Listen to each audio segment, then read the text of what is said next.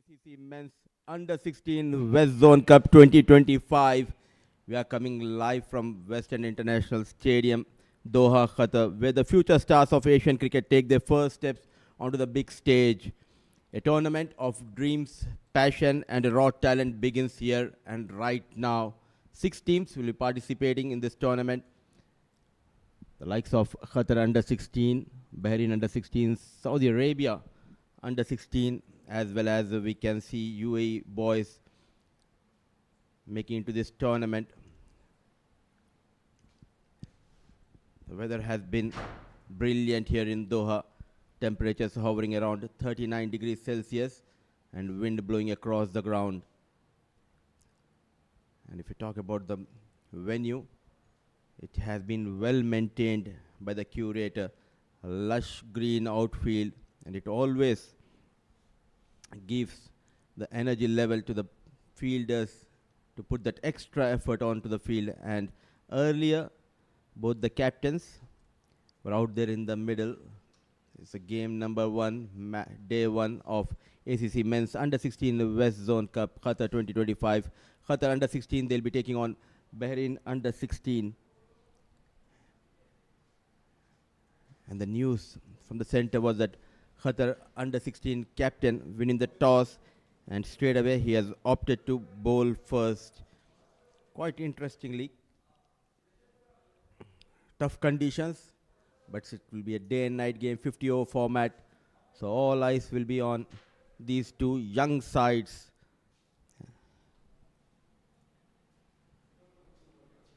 A lot of hard work has been put in by the coaches as well as the team staff. They came into this tournament well prepared. And if we talk about the playing 11 of Bahrain, it's led by Sunil Bayalan.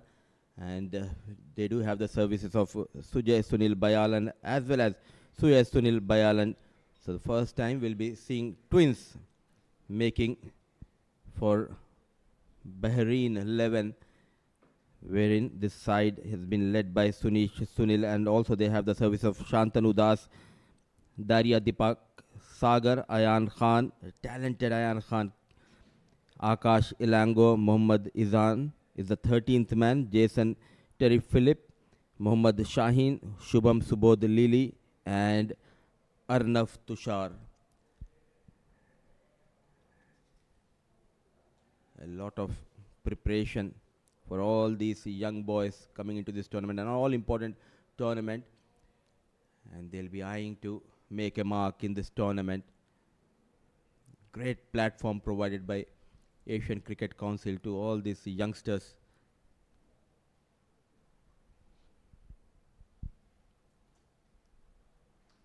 A day to remember for all these young budding cricketers as well as their parents, their head coaches.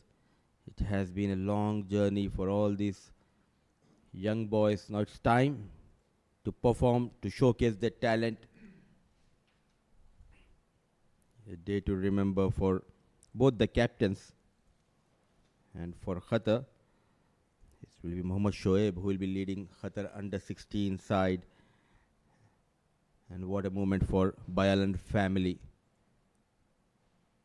3 talented boys of Bayalan family. They'll be representing Bahrain 11. The elder brother Sunil is leading Bahrain Under 16. And both the twins Sujay and Suyash makes into the 11 for Bahrain. Advantage Qatar, they know the conditions, home conditions, home advantage for Qatar Under 16. And it will be all about the early movement, the early momentum. Both the teams will be looking to take the advantage. We're in the windy conditions with the new ball. Certainly there will be movement for the fast bowlers, and they would like to exploit the early conditions. And all set, play on, says the on-field umpire. Runs in the bowler. Straight away, off the mark, Bahrain. And off the mark is the batter, Shubham Subodh. So just the right time to introduce my co-commentator. Joining me for the first set of overs is Raza Anjum, the local lad. Welcome, Raza. A lovely afternoon here at West End International Park. Good afternoon, Modi bhai. Absolutely, and surprising call, I would say, by the captain, the Qatari captain, winning the toss and deciding to bowl first, hot and humid conditions. And you look at this pitch, an absolute batting paradise. This is.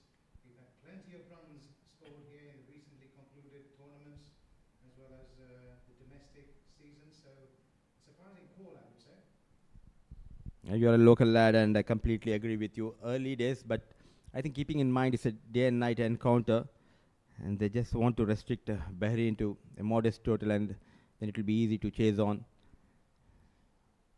The captain Mohammad Shoaib with the ball, driven hard, but not able to find the gap.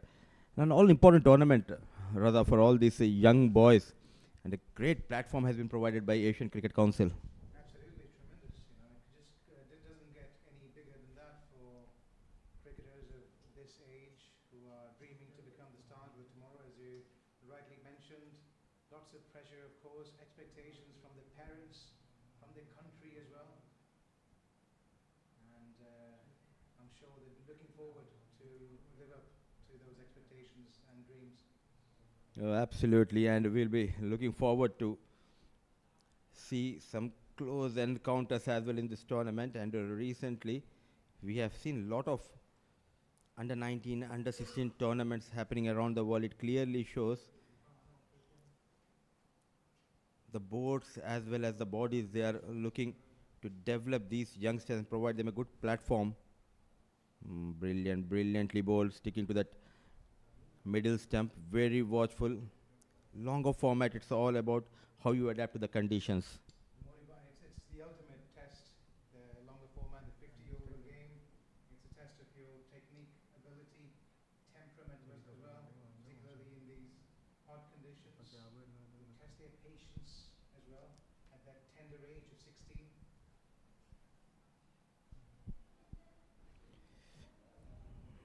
Nicely done yet again. Relentless with that suffocating line and length. With that, over number one comes to an end.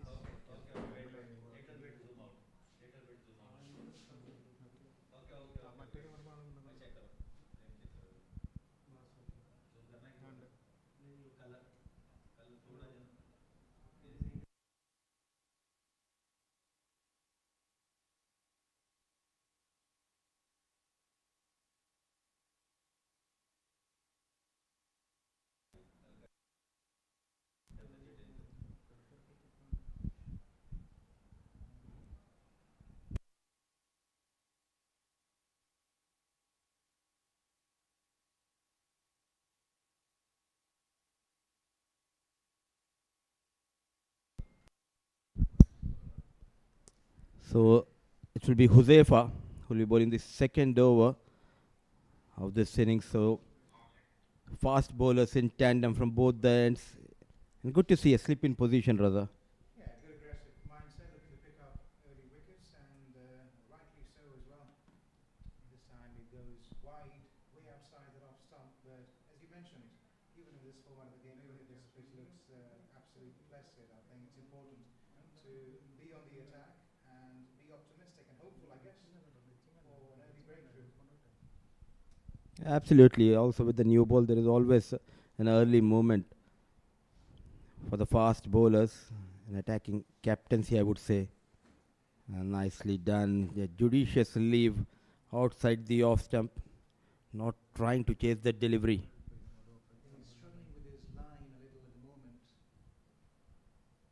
He's swaying down that off stump area.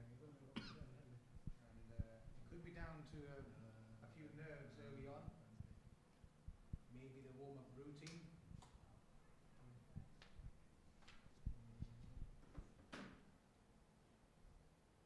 Yet again, trying to bowl to that fourth and fifth stump. This extra movement means extra runs.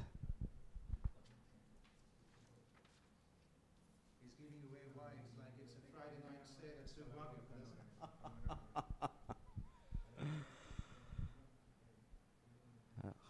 And they'll take those runs, Bahrain.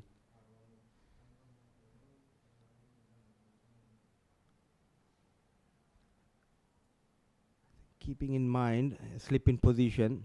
Yes, he's bowling towards that off-stick line, but for me, the surprise delivery will be the one coming back into the right-hand batter. That is where you can create a problem. I think it could well be that good old three-card trick coming in, as you rightly pointed out. And he certainly needs to get his radar right. See if he can get that movement back in. Still struggling, but this time it was well within that wide line, so it will be signalled as a legitimate ball by the umpire. So finally getting his line right. That was a much better delivery. Trying to bowl a little bit fuller. And you need to entice the batter to go for the drive, keeping in mind a slip in position. There's a big gap between wicket-keeper and the first slip. Interesting to see if they've got an extra cover position vacant, inviting the drive. He's got a bit of shade going for him, a bit of away movement.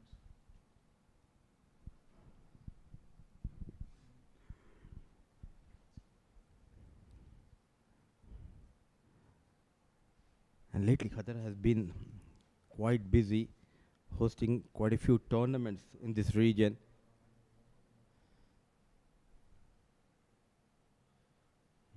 Wanted to cut hard, a bit animated. Huzaifa. So another tight over comes to an end. 2 done, 3 for none.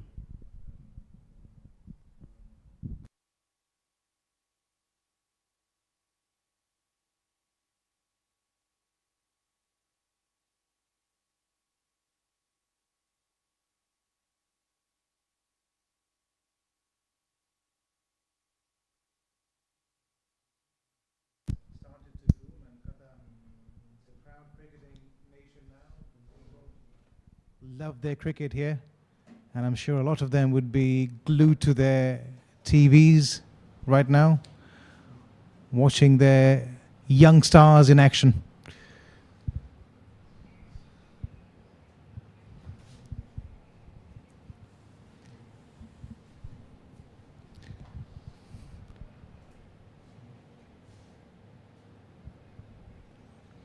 Early days in this tournament for these two sides.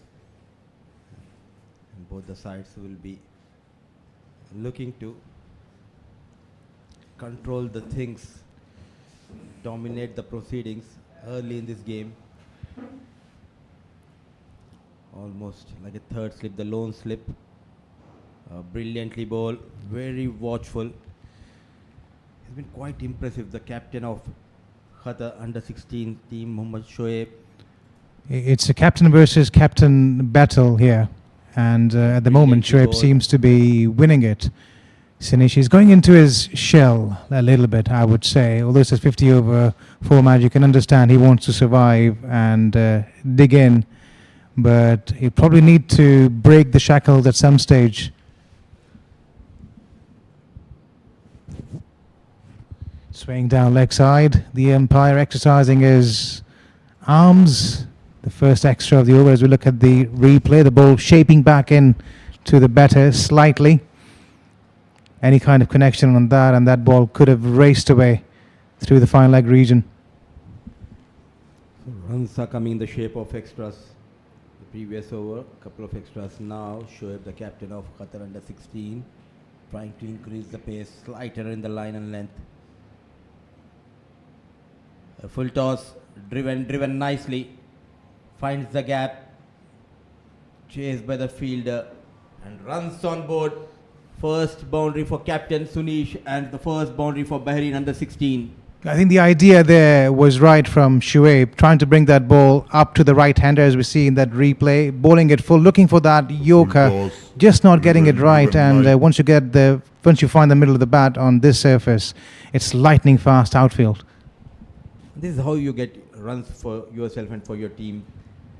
A loser delivery and rightly punished by the captain Sunish. Want to go towards that leg side. Ball just, I think, drifting down the leg. An excellent decision. Yeah, I think it was definitely going down leg side there, the umpire making the right choice. But you can see what Shuaib is trying to do here. He's trying to bowl it full up to the batter. And there is a bit of movement on display already. And he's hoping that Sunish rather, would play one down the wrong line, across the line. And, if that happens, he's definitely in business, is Shuaib. Full toss. Yet again, rightly punished by the captain of Bahrain. He is looking good. Sunish finds the boundary this time towards the leg side. He is leaking runs. In trouble is Shuaib. Yeah, I think there was an absolute gift on that occasion, a full toss. In business, and all he had to do was find a half-decent connection, which he did on that occasion, and he could watch that ball racing away. A couple of bounces into the boundary. This, I think he's trying out too many things, Shoaib, and in the process leaking runs. This is much better. He's trying to extract that extra swing. He tried to bowl those fuller deliveries and he was punished by Sunish. He looks in control. Yeah, I think on that last ball, I also noticed that if there was any lateral movement in the first two deliveries, it's gone now. And the ball is coming onto the bat really, really nicely, as we saw on that last ball as well. The batsman playing through the line. A bit timid, all right. But he's already got two boundaries in this over. And this time he was fishing after that one. The foot was not to the pitch of the ball, playing away from his body and almost an outside edge to the keeper. He lives to survive another day after three. They're 12 for none.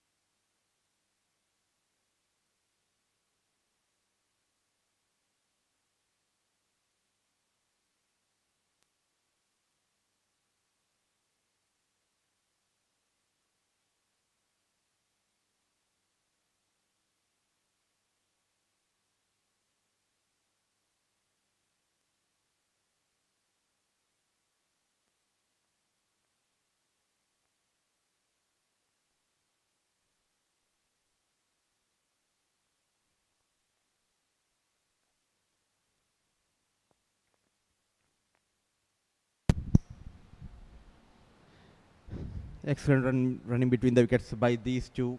Got some runs in the previous over, now looking good.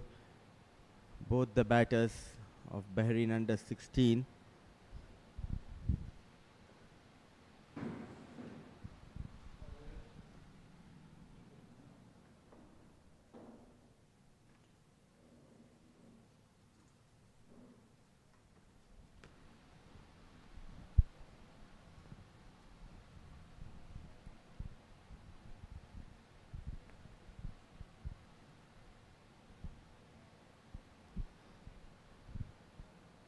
Plenty of protection towards that offside. A slip in position, catching gully, point, cover, extra cover, mid off. And three fielders towards that leg side. On the three fielders inside the 30-yard circle. It's an interesting observation, Mudassir, as I overlook from here. I don't see any fielders outside the 30-yard circle at the moment. And that tells you about the attacking mindset with which Qatar Qatar is going into this game. That too, keeping in mind two young, fast bowlers bowling in tandem. Slight error and he'll be punished with no protection to that fine leg, as well as no protection to the deep third. I think another wide, and that adds to the extras tally. It's not surprising, really. In this age group cricket, you'd find bowlers struggling with their lines and lengths, particularly early on, as we can see, but they'll only learn as they mature with age and experience.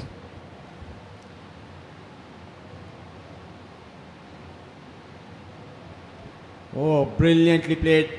Width offered, and he goes over the point fielder, dealing in boundaries. These two batters, now Bahrain under 16, they are looking in control.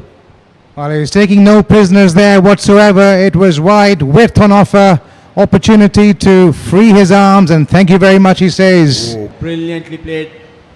First boundary of this over. And are we going to see a field change with that? No, they're still quite happy.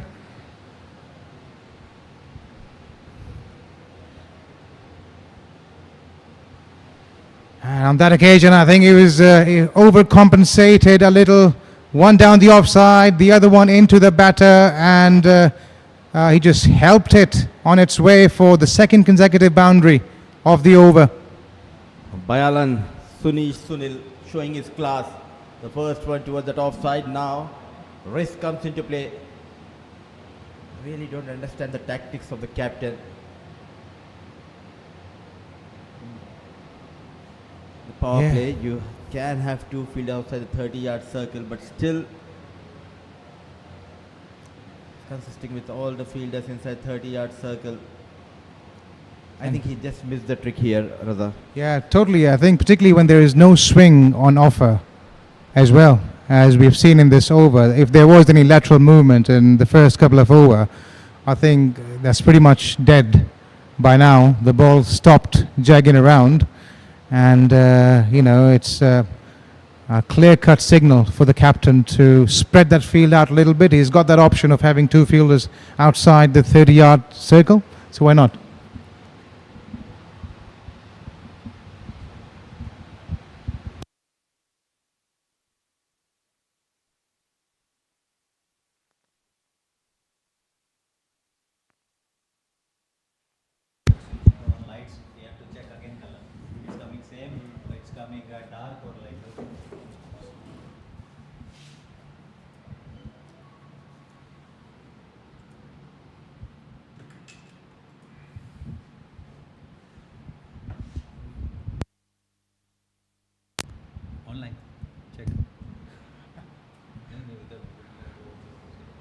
Right, so it's an interesting call now by Qatar's captain Mohammad Shoaib, introducing spin. And we'll probably see that a lot in this tournament, hot and humid conditions. Not easy for the faster bowlers to keep operating, so it could be a tactical move by the captain. There's a slip in place still, making the last minute adjustments. Would they spread out the field though in this over? Right arm leg spin, and it's an absolute half tracker to start with. The batter would be disappointed, wasn't able to put it away.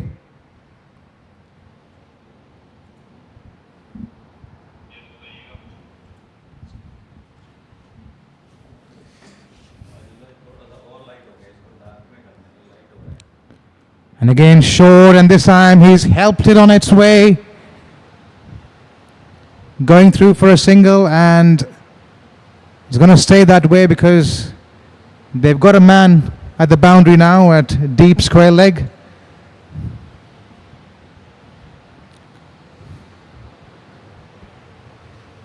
So for now we only see one fielder out of the boundary outside the 30-yard circle.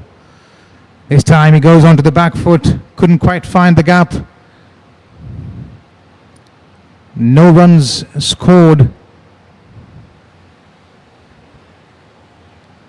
Leg spin, it's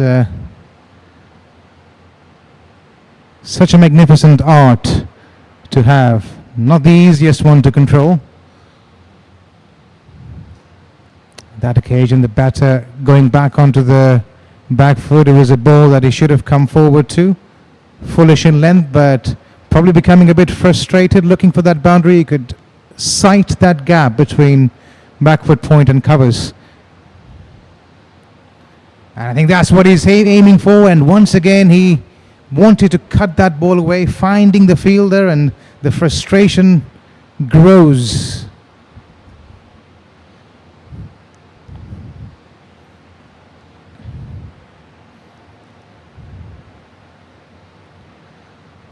It's been a decent over so far, and a bit of oohs and ahs on that occasion, a bit fuller, and a bit of spin on offer as well, beating the batsman. End of the over.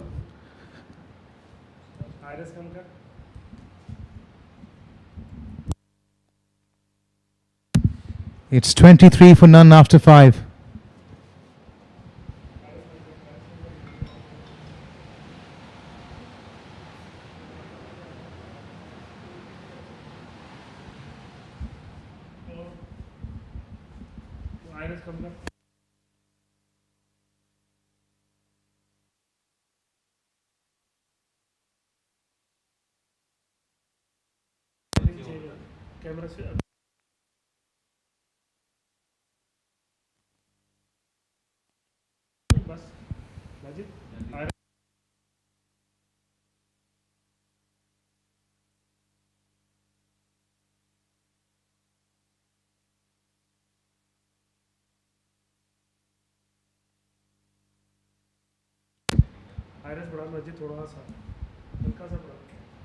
Sami bowling an excellent first over, putting the brakes on the scoring as pace continues from this end.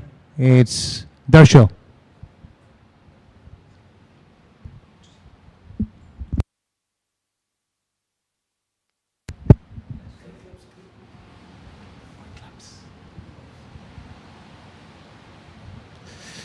Right, swing and a miss.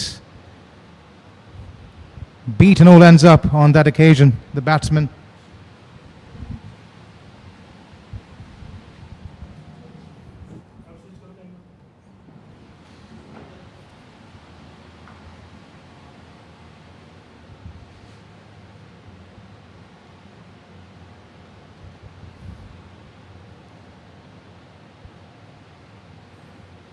Scorching hot conditions, and Qatar winning the toss, deciding to bowl first. And right up in the block hole, they've gone up in the slip cordon, asking for a cord behind. I think a little too ambitious. You think? The umpire unmoved.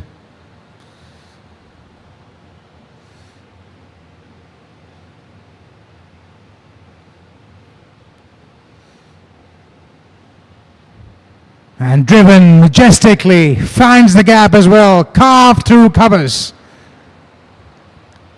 Exquisite timing. First boundary of the over.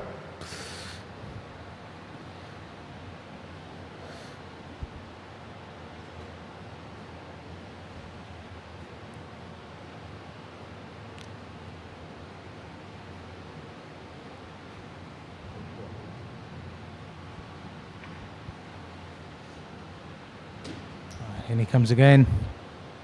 And this time it was a bit short. He's found the gap. He'd be looking for the second. Would he? He's not running the first one hard, but he'll come back. Nope. He doesn't really have to. He just had enough connection for that ball to roll away to the fence. So consecutive boundaries, and he hasn't really had to do much as well. Both shots, pure timing and elegance. Both the batters began with a purpose, getting those runs. It's not about surviving, we're also making sure to score those runs. Whatever opportunity provided by these fast bowlers, they are making full use of it, dealing in boundaries. It's Bayalan and his partner Arnav Tushar. Down leg side this time, couldn't quite pierce the field. The idea was right. He's banking on timing. End of the over, 2 boundaries off it.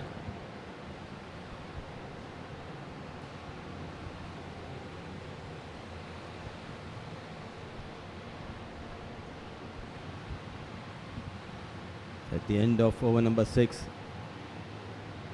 Bahrain under 16, they are looking good. 31 for no loss.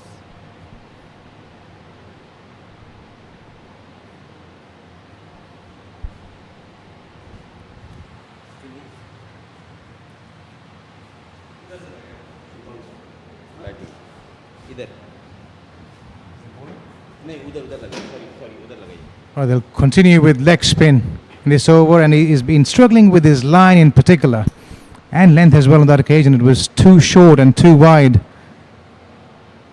We saw in the previous over the batters trying to thread that gap between deep backward point and covers.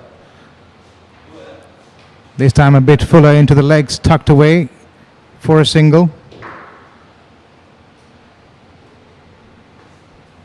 Such a luxury to have a decent leg spinner in your ranks. First over, he just gave away 1 run.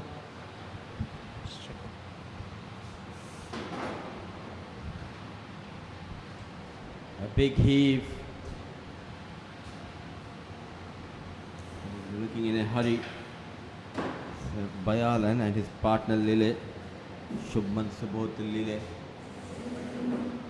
Confident start for Bahrain under 16 side. You need to strike back. Just cannot wait for the batters to make a mistake. You need to do something special with the ball. No turn, but still there is slip in position. Yes. Getting onto the pads. I think the batters at the moment are quite happy, just waiting for the bad ball. They're not really trying to go after the bowling. And if it's there to be hit, they are ready to chance their arms.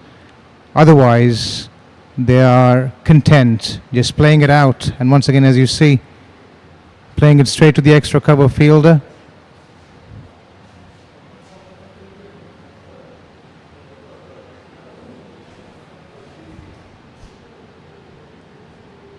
Still an attacking field setup given by the captain to the leggy. Much better. Nicely bowled and equally well played. Just waiting for those looseness. The story so far has been about these two batters dominating the proceedings out there in the middle for Bahrain under 16. So a tight over. An extra has been leaked. 7 gone, 34 for none.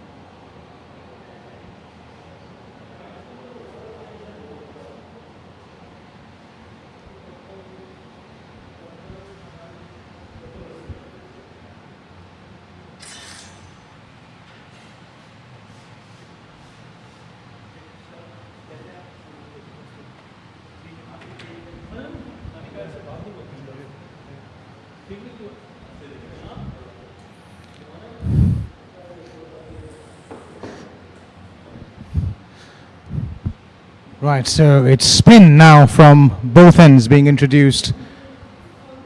And I think the Qatari captain has realized there is a bit of assistance out there for the spinners, as we saw in the previous over.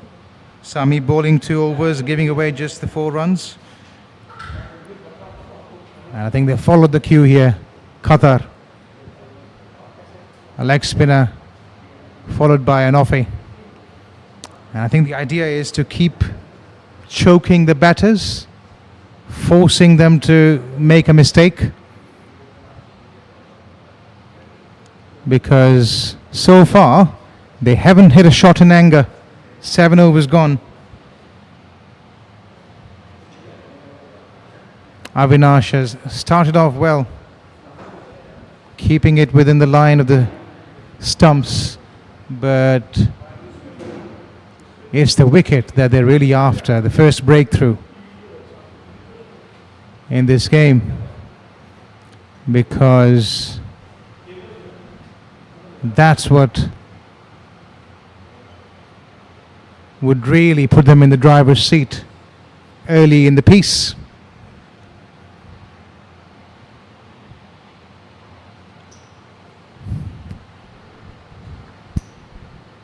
Otherwise, the conditions the way they are, it would be mighty hard to pick up wickets in the middle. If these batters get their eye in, they've already played out the faster bowlers.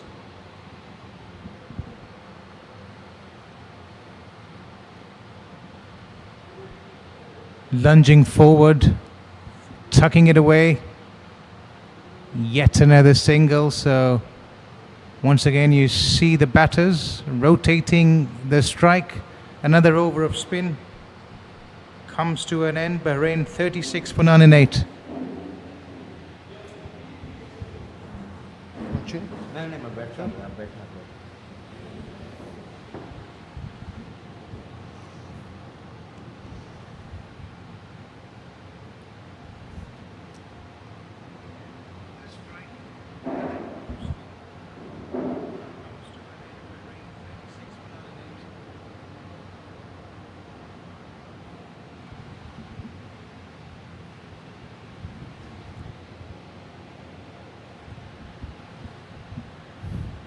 Right, so it's the spin examination that continues for Bahrain. And so far they've done quite well. Sunish 18 of 22. Shubham 12. He's played out quite a few balls, 26. So he's got to up the ante a little bit. And that time the batsman once again quite happy to use the pace, helping it on its way. That's been the name of the game. The trend so far in this innings, anything wide or anything off the mark, the batters are quite happy to use the pace to tuck it around for boundaries. Shubman, a much needed boundary for him, breaking the shackles.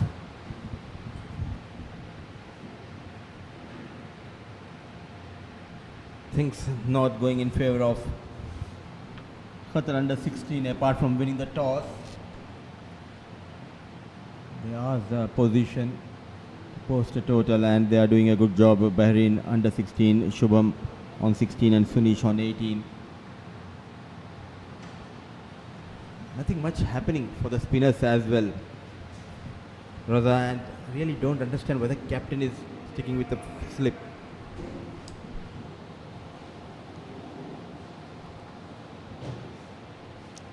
Yeah, very true at the moment, I think. And you look at the batters, they want to hit the ball square of the wicket on either side. So it might be a good idea to place extra fielders, square either side perhaps, and force them to play in front of wicket, because they haven't particularly looked strong while trying to hit the balls in the extra cover region, the mid-wicket region. We haven't really seen any shots, any boundaries, except for one, I think, early on in those regions.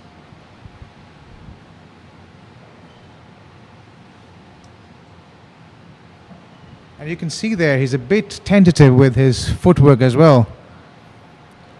His front foot is in the air when he makes that connection with the ball. So it's very difficult if you're in that position to play the ball straight either side of the pitch.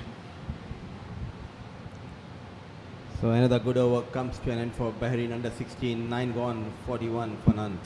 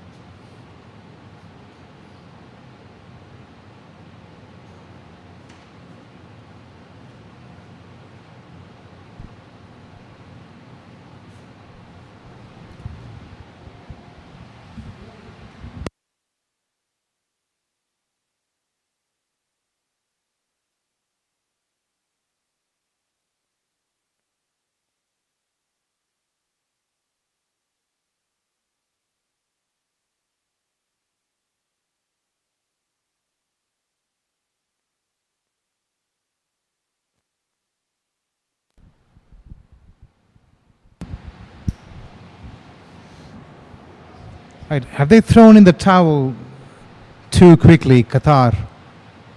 Opting to go with spin already. That's a better length, I think, forcing the batter to come forward, bringing him out of his comfort zone. And almost a wicket as well.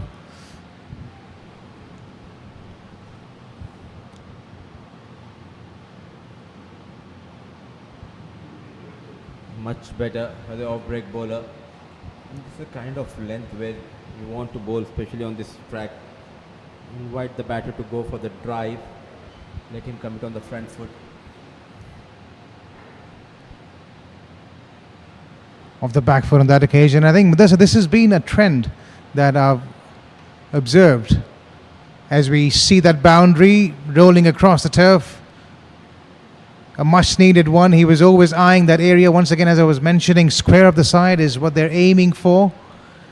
And I noticed this trend since morning with a few of the batters quite happy to go back on that back foot, playing with a strongish bottom hand and hoping for that ball to be a bit short. See, right there, it's not a ball you should be going back to. That's pitched up to the batter and should be played either in the V or through extra cover. Trying out too many things, and the fielders also not helping the cause of the bowlers. A bit sluggish couple of deliveries ago, the fielder at point. Nicely managed onto the back foot. Quick run has been taken. It's not only about getting those boundaries, but it's also about the communication between these two. So another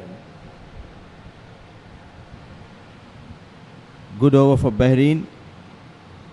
46 for none at the end of over number 10.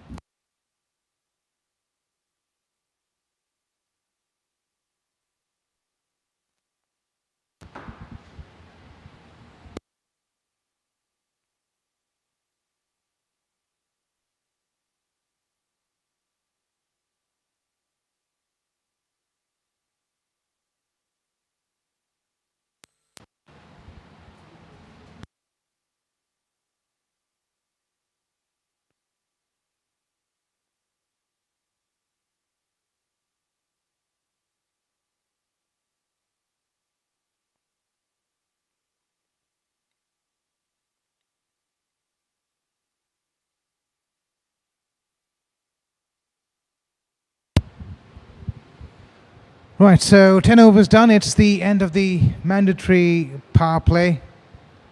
The first power play from overs 1 to 10.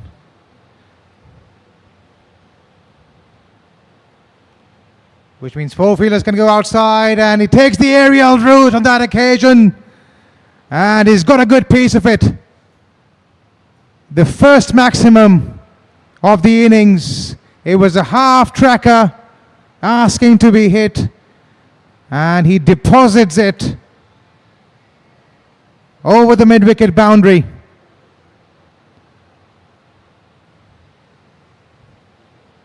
And as we see a field change taking place immediately after the ball.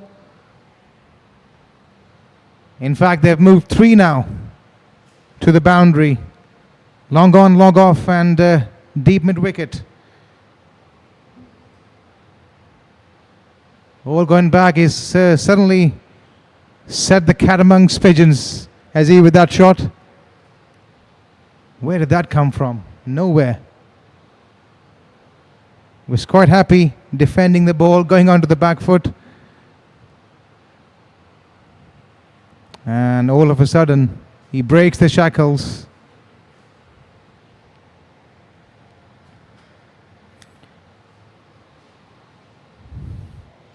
Amazing what intent can do, as we saw on that occasion.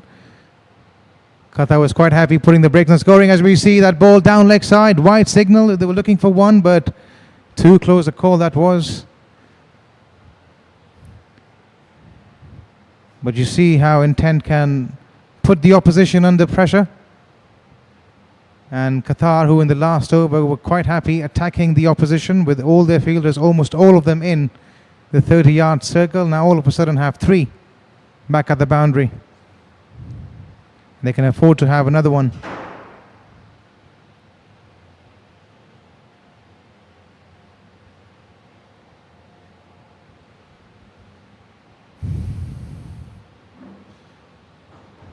Short, but didn't find the gap, and I think he'd probably be livid with himself, who was there to be hit, had ample time, couldn't find the gap.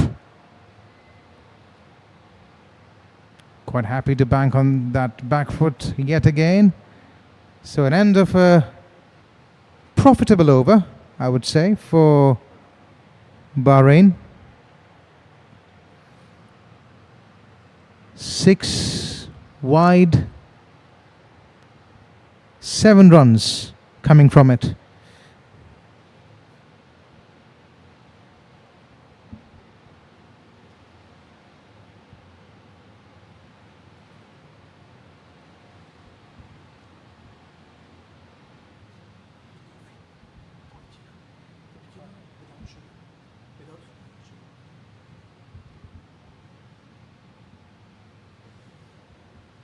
Right, so completion of 11 overs, the run rate hovering around 4.82 to be precise, 53 for none are Bahrain, and they're off to a reasonable start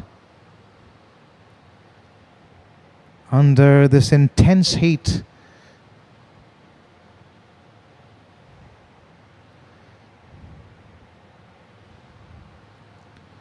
Start of the new over, and milking the ball away on that occasion. Shubham moves on to 17.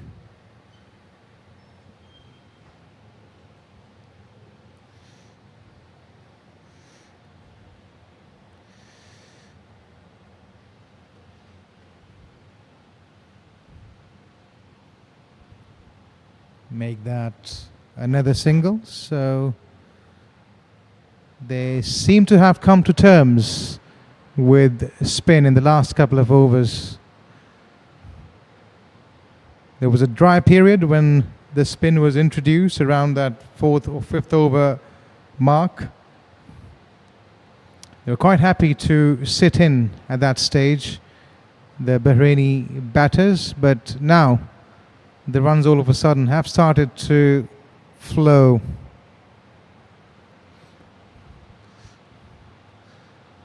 Oh, beaten on that occasion. Lucky to miss that outside edge. Could have been the first wicket for Qatar. Avinash almost making the breakthrough.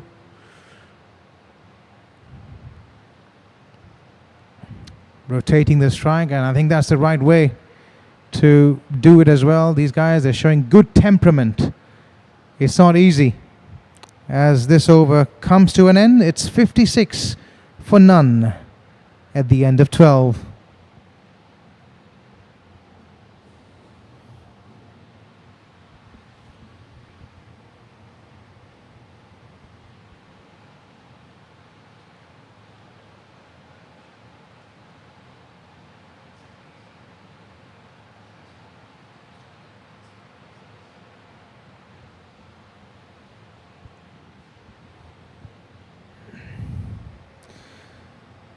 Bahrain versus Qatar, the second game of the ACC Men's Under 16 West Zone Cup 2025, being played at the West End International Cricket Ground in Doha, Qatar, the West End International Cricket Stadium.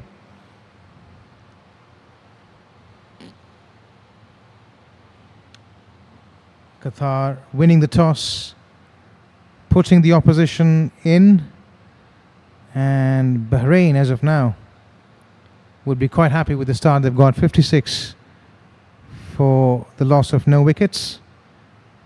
Shubman is out there, he's on 18 of 37. Sunish, 30 of 35, batting at a better strike rate as another bowling change has been made. Joel comes into ball. Starts off with the dot. Although he hasn't scored many runs, Shubham, but he's stood there like a pillar, weathering the early storm.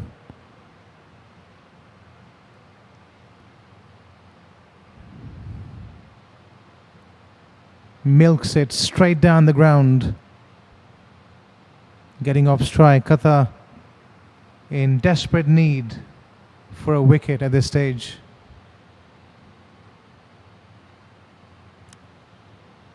He can be quite tricky, Joel. Right arm leg spin, but at the moment he's bowling it too short. He's got protection at the boundary. He has the knack for picking up wickets. Has the ability to bowl the wrong one as well as the conventional leg spinner. Needs some time to settle in. There's something out of the ordinary that Qatar needs to do here. This is already the 13th over and no wicket has fallen.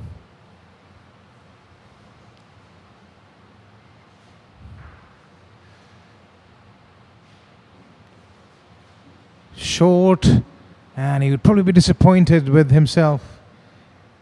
Shubman, it was a half tracker, could have hit it anywhere he liked, hits it straight to the fielder.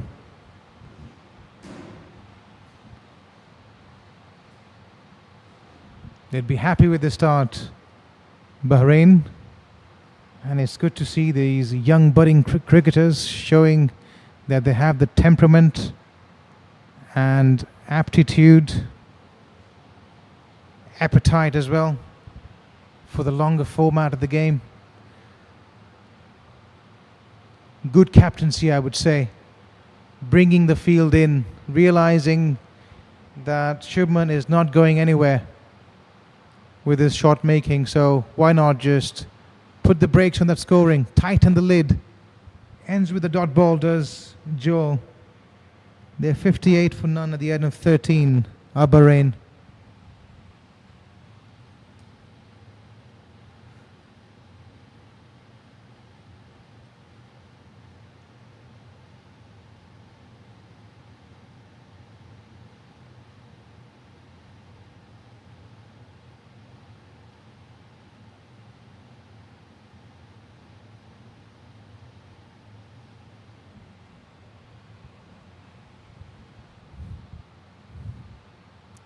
Well, we saw in the last over how the Bahraini captain realized Shubman was not really taking on the bowling, so he changed the field. That was a really good observation, a smart one from the captain. And I think those are the kind of cues you've got to pick up as a fielding captain. He's back on strike now, and I think they're quite happy to resort to... No, for a moment I thought they would bring the field back in, but they've got a deep mid-wicket in place. No, he's coming in now, so a change of mind last second. The right thing to do against Shubman. And you see there, he looks a bit anxious, trying to hit that ball a little harder than what he's done through this innings. So a good piece of captaincy there by the captain. He's played it in the air. This is an opportunity, and it's been missed. The trap was set, a false stroke induced as well, only for the fielder misjudging it.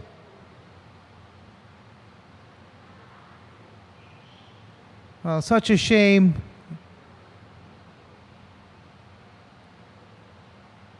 They trapped the batsman perfectly well. Had his number, only for that dropped catch, ruining the expectations.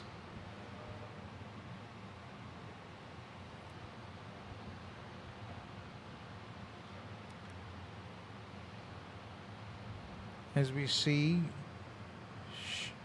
Shubham as Sunish rather, as he comes back on strike, the field spreads out a little, deep mid wicket and long on in place. Chipped away for another single. It'll be interesting to see what happens now. In fact, that was the last ball of the over, was it? Yes. So Sunish would retain strike at the end of 14. Bahrain 61 for none.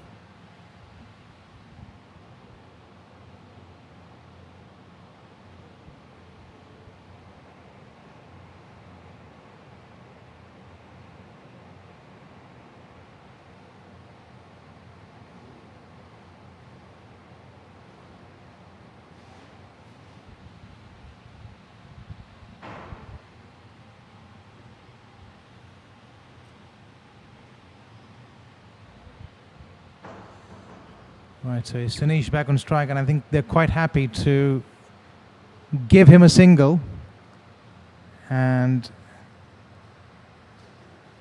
bring Shubham back on strike, who has gone into his shell. 20 of 44 balls played, is getting frustrated, lobbed a catch in the last over, missed by the fielder.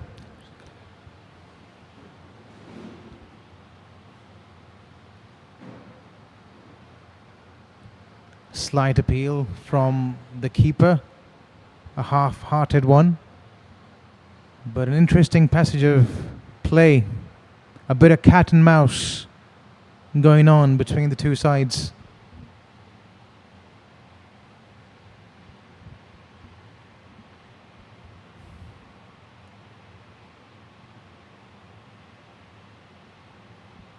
Half tracker, he's got protection though at the boundary, keeping it down to a single. So this is a contest now that I would like to see.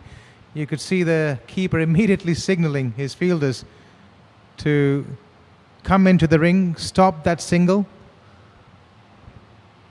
And I think that's their best chance of picking up a wicket at this stage. Attack from this end. Or if they can't pick up a wicket, then keep choking the batters. Another dot ball.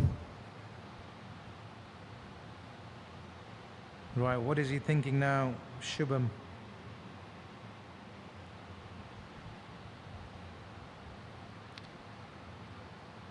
He's got a lot of options outside the 30-yard circle.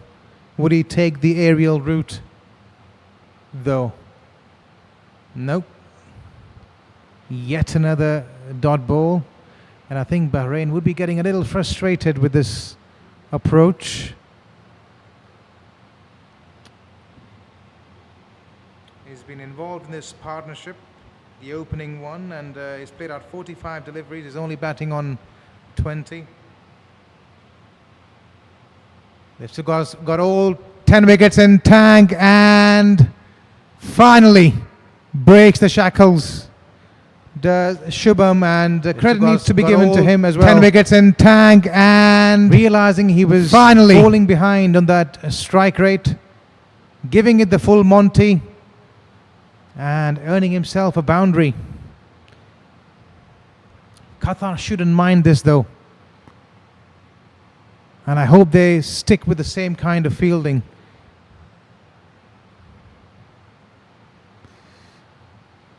Which they have, but wrong line by Joel, and a bit of a misfield, a bit of a fumble, I think, from the fielder. The ball running away to the boundary running away for the second boundary of the over. Missing his mark, but wrong line by Joel, and a bit of a misfield. That brings the end to this over. 70 are Bahrain at the end of 15.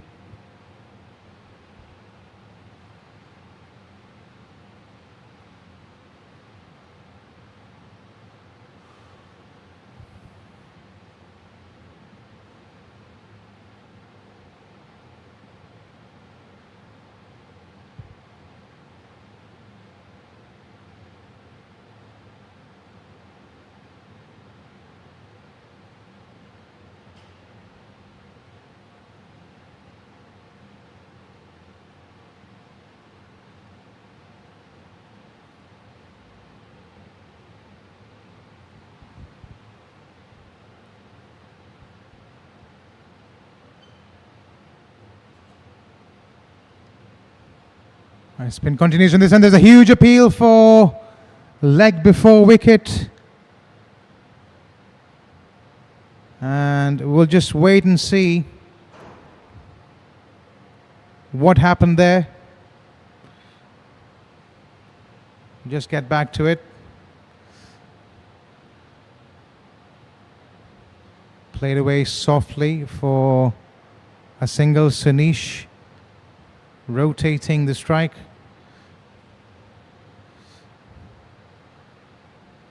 And that first ball was quite a close call. Probably got his pad outside that off stump, so a bit of doubt. And whenever that happens, it goes in the favour of the batters.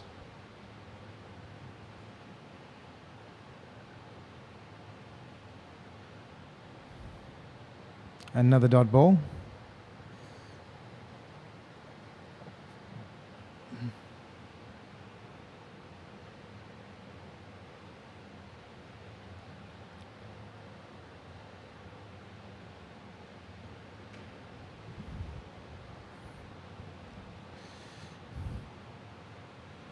And this time he picks his spot. Up and over he goes. Nobody patrolling the boundary at that deep square leg region. So once you get it over the ring, it will always race away. This outfield is faster than a Ferrari on a Doha highway.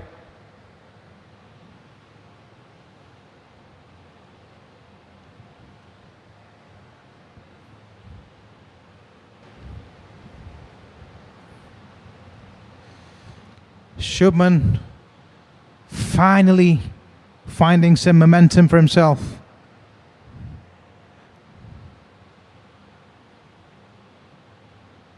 And good piece of cricket. He just got the boundary. Doesn't need to do anything silly now. As we look at the field, they've got a deep square leg in place now. Long on. And as we see from here, there's a mid-wicket as well, deep mid-wicket. So the only three fielders outside the 30-yard circle are on the onside. And a good shot down that occasion. Very, very good shot. We haven't really seen a lot of that from him through this innings. But that time he was prepared to give it the full Monty, full swing of the bat. Good shot down that occasion. Very, very good shot. And that's the way to go. We haven't really seen a lot of have his eye in now and is batting with a lot more freedom. At the end of 16, Bahrain well and truly in the driver's seat. 79 they are. And they've got all 10 wickets in the tank.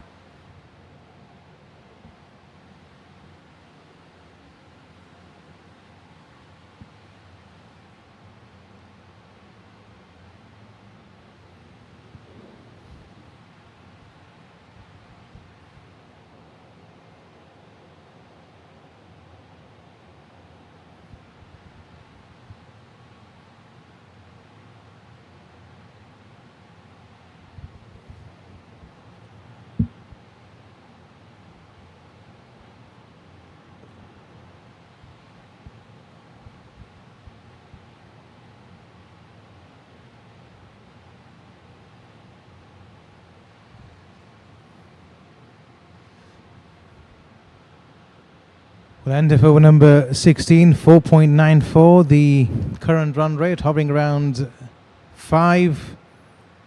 Qatar looking for their first breakthrough. And that was served up nicely, carved through covers. The runs are beginning to flow here. They're coming quick and fast. There was a boundary of the last ball of the last over. And that was served up nicely, carved through covers. The runs the momentum well and truly with Bahrain. Ominous signs for Qatar. What can they do to break this partnership? Haven't had a lot to smile about.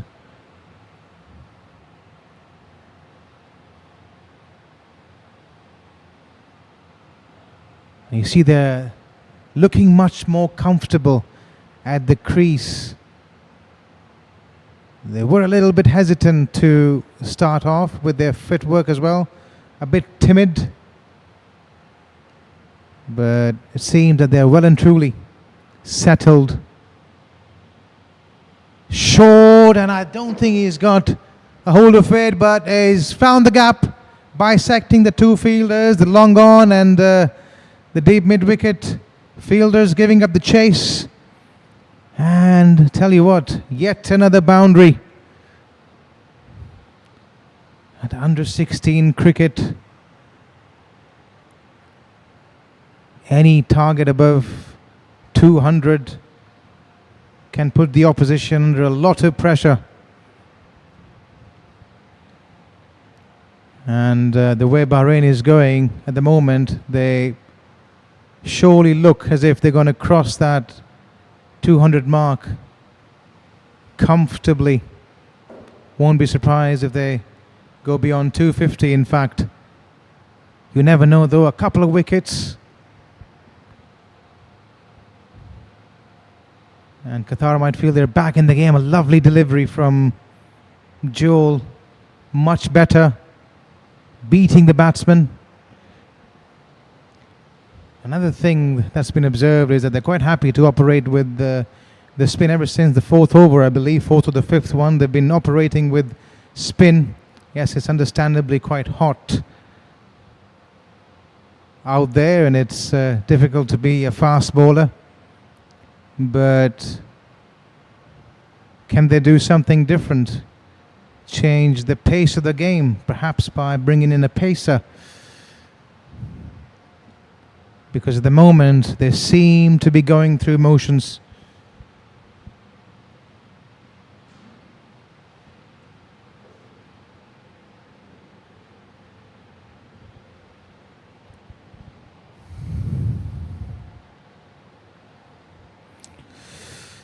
Right, end of another over, the 17, the run rate climbing up to 5.17.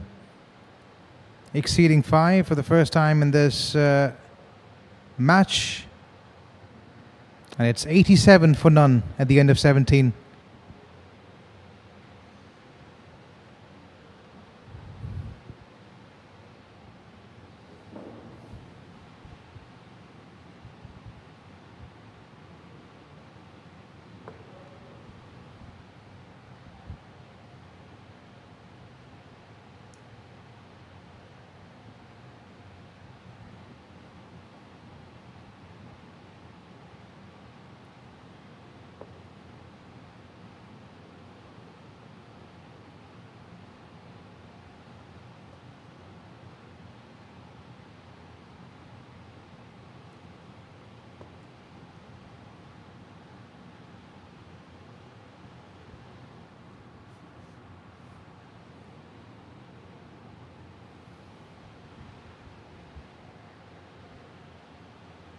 Right, they're quite happy to continue with a spin down the leg side. On that occasion, the ball running away to the boundary. Will it be stopped? We'll have to wait and see. The umpires conversing with each other. And yeah, it's been signalled as 4 wides by the straight umpire. The fielder was in contact with that boundary rope.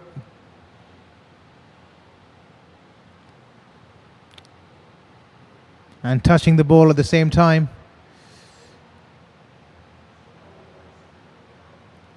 So more freebies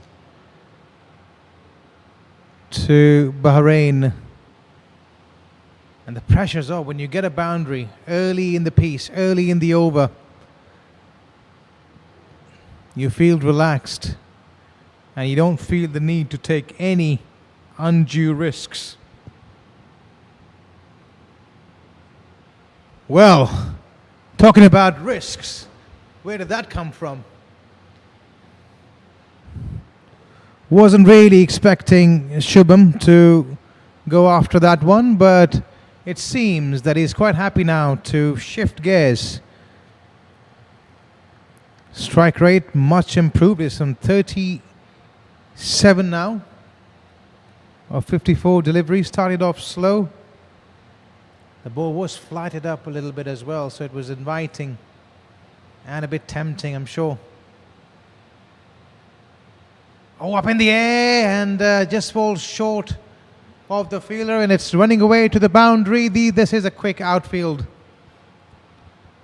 And yeah, I think it's crossed that boundary rope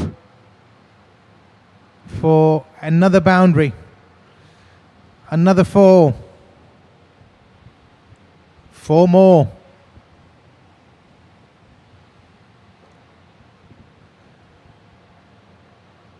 And talking about fours from Doha to Al Khor. They're all glued to their TV sets and hoping that someone could provide Qatar with a breakthrough.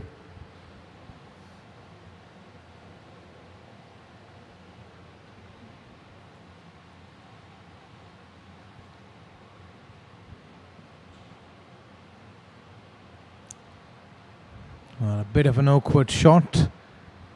A lot of bottom hand coming into play.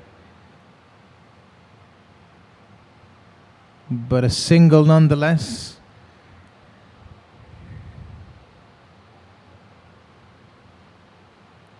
Well, looking from the commentary box out here, what's good to see is the Qatari fielders are still pretty much in it. They're still geeing everyone on as that over comes to an end, with Bahrain too shy of 100 and at the end of 18, 98 for none there. And it's time for a drinks break.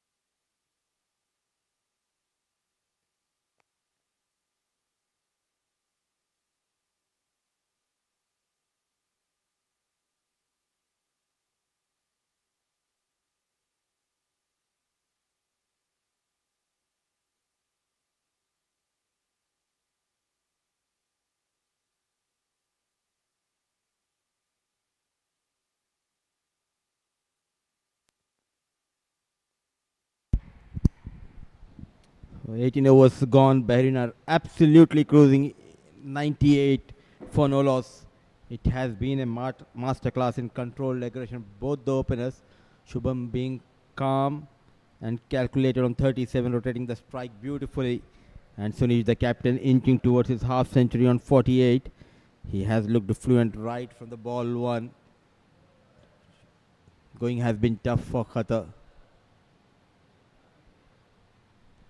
What a brilliant partnership between these two talented right-hand batters for Bahrain under 16 side.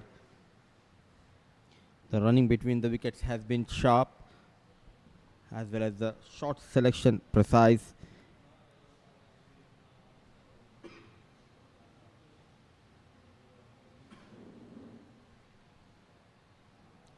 Quicker, nicely bowled. Quite interestingly, slip in position. So the captain of Qatar under 16, Mohammad Shoaib, going with that lone slip.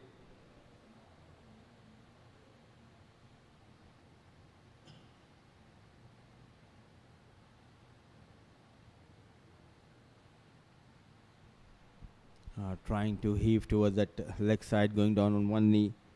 And this is the kind of platform that sets up a big finish in control, in command, wherein the Qatar's bowler are searching for answers. But right now, Bahrain batters hold the cards. Day 1, match number 1 of ACC Men's Under 19 West Zone Cup Qatar 2025.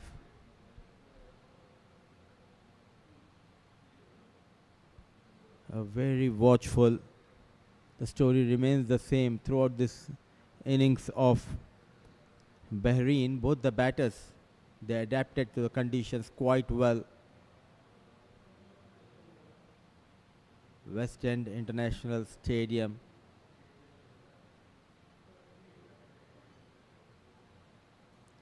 Onto the back foot, wanted to cut hard. Misses the line completely. Some bounce for the bowler.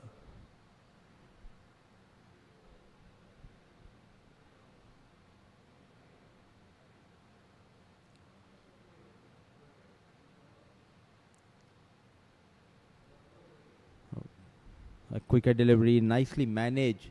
He looks to be in control whenever he plays on the front foot. So another over gone here.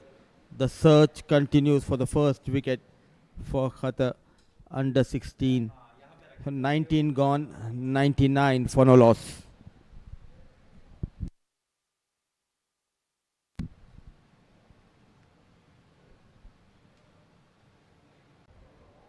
On 99, 19 overs gone, 10 wickets intact. All eyes will be on the man on strike, the captain of Bahrain under 16 team, Sunil Bayalan, making a name for himself. Just one run away from a magnificent 50.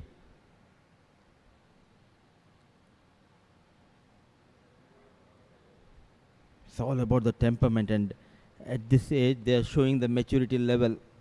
It's quite incredible to watch these young batters applying themselves.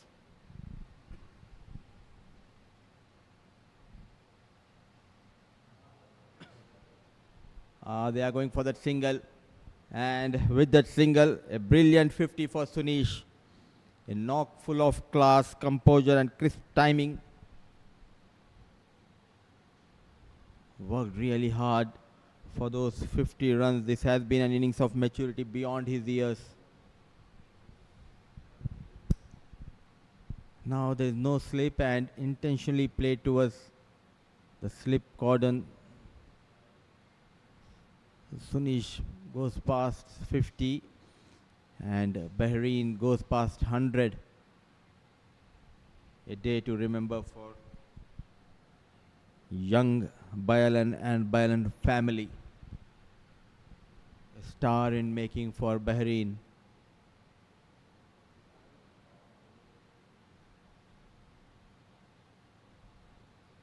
It clearly shows the amount of hard work has been put in by the players, the coaches. They came into this tournament well prepared, and now they're showcasing their talent and temperament at the big stage. Oh, what a hit! Goes down on one knee, and good connection goes toward that backward deep square leg region. He continues to find those boundaries at will. He continues to punish the bowlers. He played with lot of authority. Captain Sunil showing his class here at West End International Stadium. Oh my boy, this is such a rare talent we have witnessed early days in this tournament, and what a start for Sunil and for Bahrain under 16 team. Rock solid on the back foot. A technically very sound player, and he knows how to get his runs. So with that single, another over comes to an end. 20 gone, it's 105 for no loss.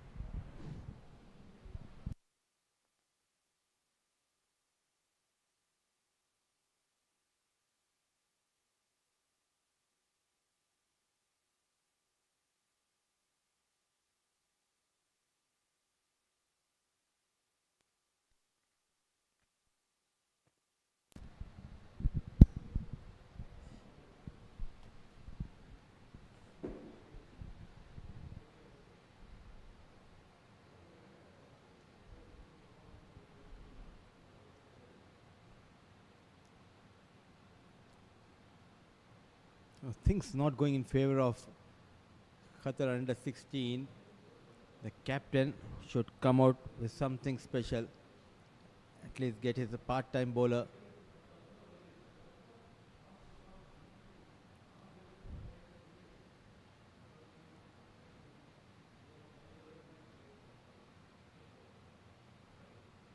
This has been a partnership where one batter has been calm, the other showed his aggression at the crease. Sunil Bayalan, the young captain of Bahrain under 16 side, he is having a gala of a time out there in the middle, and he's getting that support from his partner Shubham Subodh Lille. Driven, it was in the air, but just out of the reach of the fielder at short covers.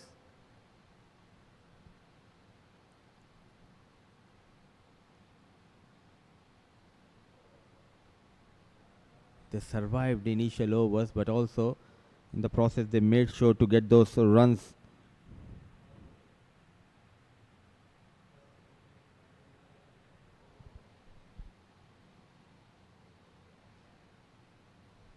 So pleasing to the eyes. Quickly shifted his weight on the back foot and using those wrists. A very strong leg side player. Also, he knows how to find those gaps towards that offside.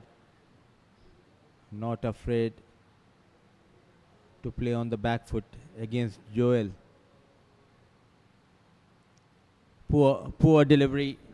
Is there a chance?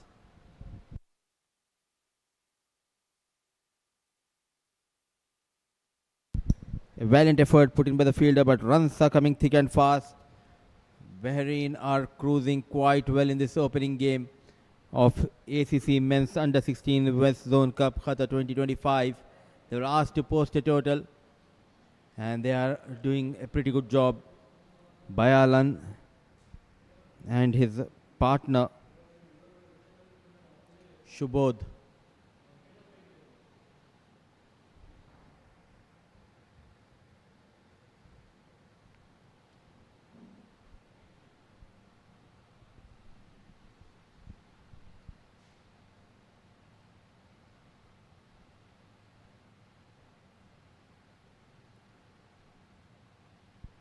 Quicker delivery, loud appeal. They were interested, but what matters is that finger not going up. So another good over for Bahrain. The trouble continues for Qatar. So 21 overs gone. It's 114 for no loss.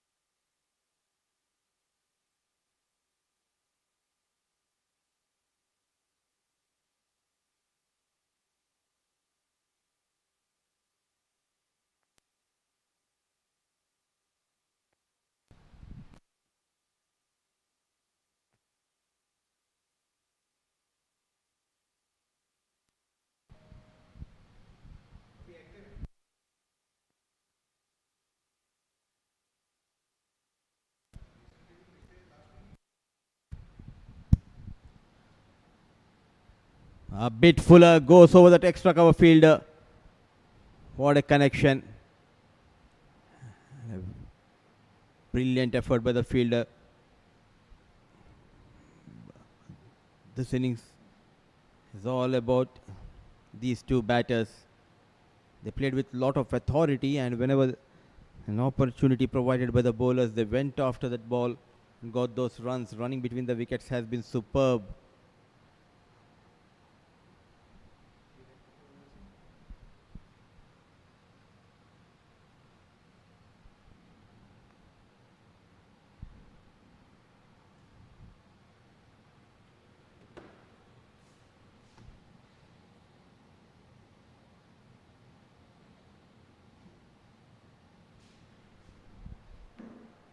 Zahir into his third over.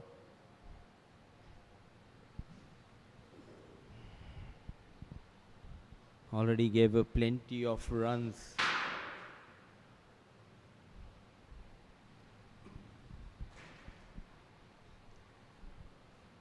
So far, 16 fours in this innings of Bahrain, and they have got a maximum from the blade of Sunil Bayalan.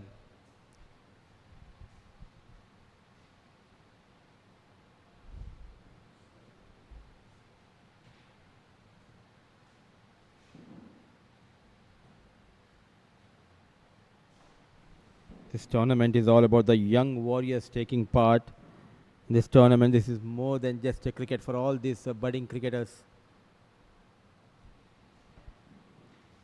This is just the beginning of their journey, their dream in motion. And always a pride and a proud moment wearing the national color jersey. And they'll remember every run, every wicket, every catch taken in this tournament. It's a stepping stone for all these young boys.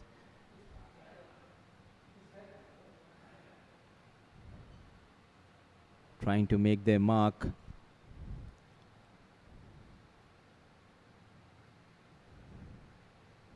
What a start for Bahrain in this tournament. Two young batters, Shubham Subodh and Sunil Bayalan, are cruising quite well, and they are taking Bahrain towards a mammoth total, 10 wickets intact. 22 overs gone. It's 122 for no loss.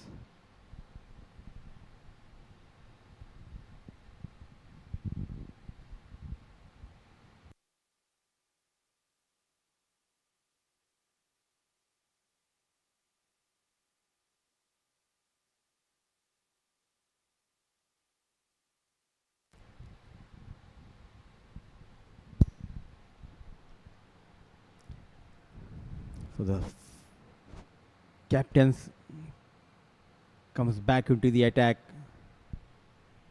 A tough day for Mohammad Shoaib and his teammates. The search for the first wicket still continues here at Western Park International Stadium.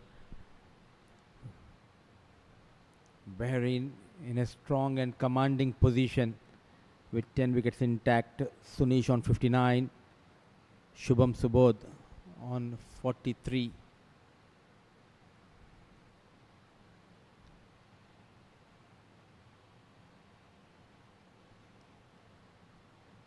And this is how you groom the youngsters. And thanks to Asian Cricket Council for providing such a beautiful platform. It always helps them in their journey towards the stardom.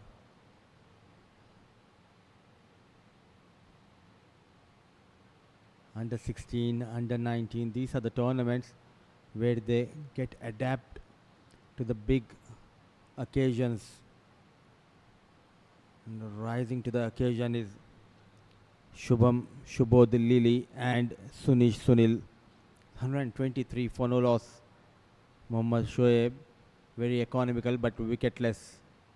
Nothing much happening for the bowlers. No movement, though there is a breeze blowing across the ground, but nothing much is happening for the bowlers.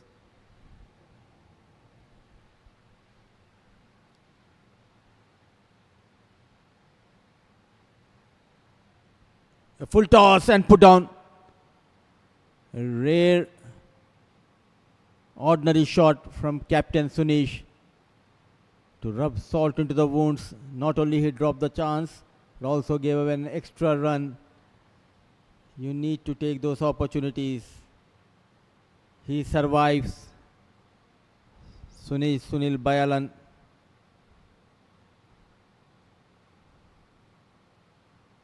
It was hit hard towards the point fielder. An easy chance gone begging, I feel, for Captain Mohammad Shoaib.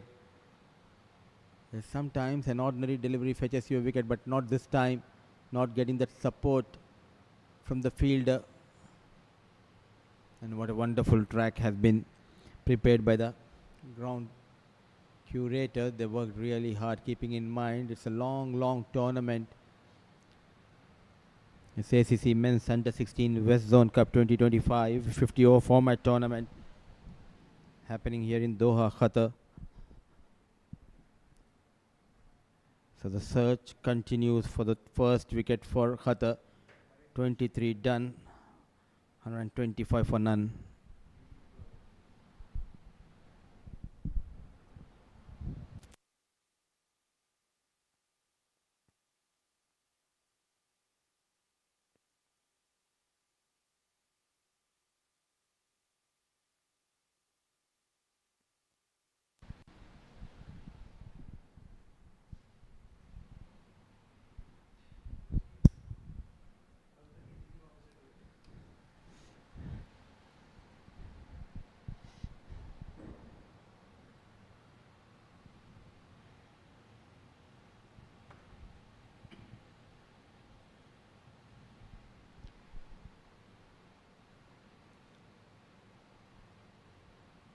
Extras, plenty of extras.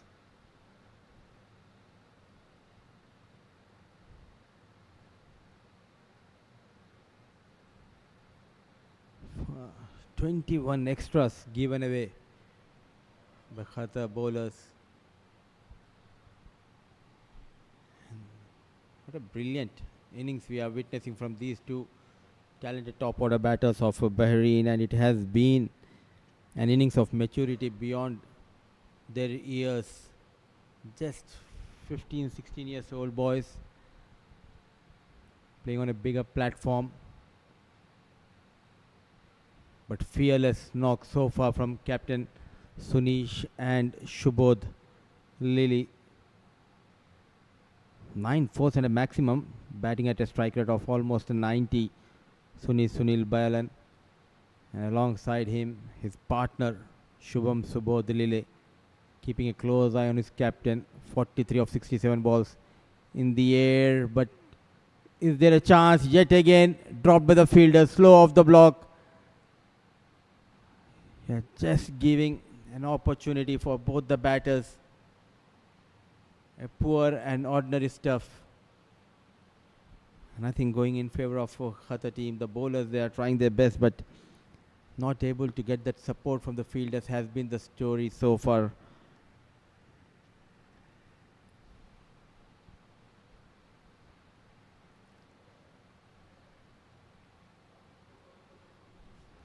Especially one thing which you can control is the fielding. We always says that control the controllable, and these are the chances you need to take. And fielding is one aspect where you can turn the match in your side by creating a run out, by taking a breathtaking catch.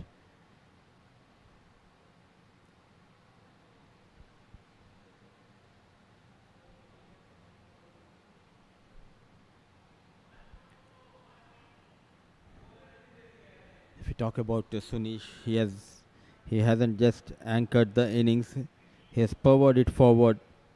And what a start to the youngster for this tournament.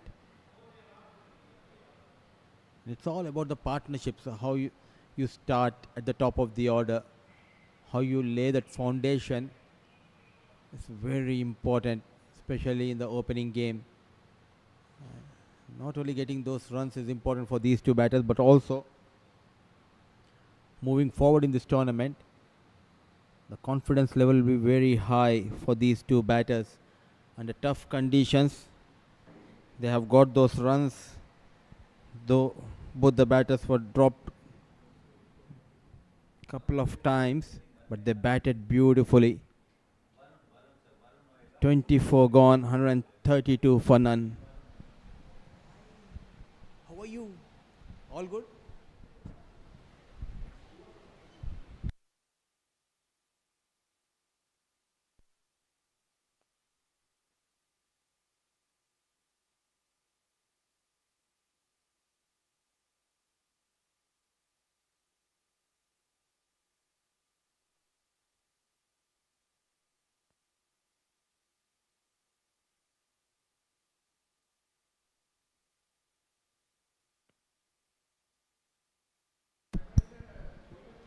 Flick of the wrist. Run swarm matters.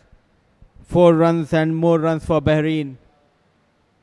Dictating the terms is Shubham Subodh Lily, inching closer to his personal milestone. Lily with that flick of the wrist towards that fine leg region. He moves to 49. Another batter inching closer to that 50 mark.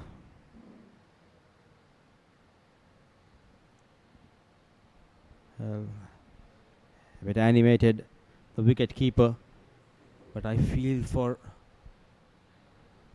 Mohammad Shoaib. He bowled quite well, but things not going in favor of Qatar.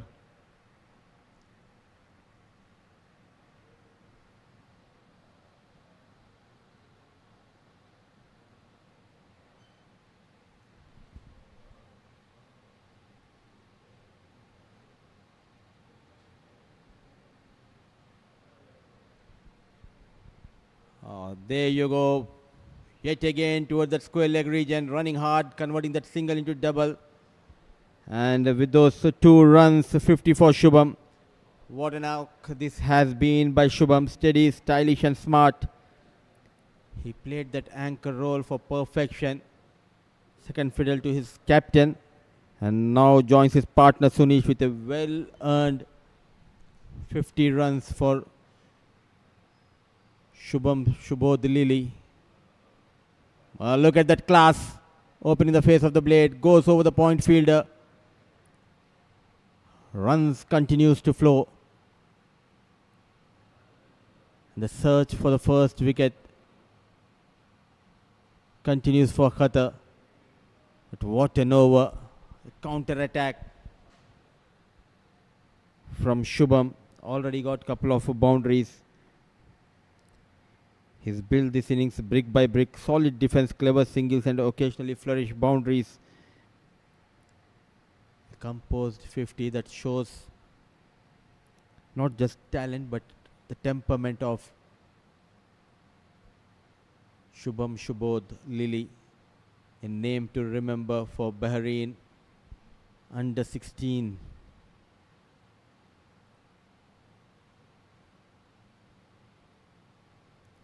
Trying to play a bit fine.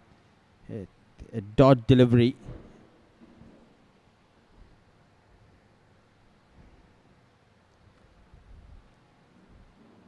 It's good to see parents also coming here to support their kids, and this is the stage and this is the age where you want that support from your families, from your closed ones. It's always important that parents plays a key role in grooming all these young budding cricketers. So runs in this over. Lily joins the party. He goes beyond 50. Half of the overs done in the first innings is 142 for no loss.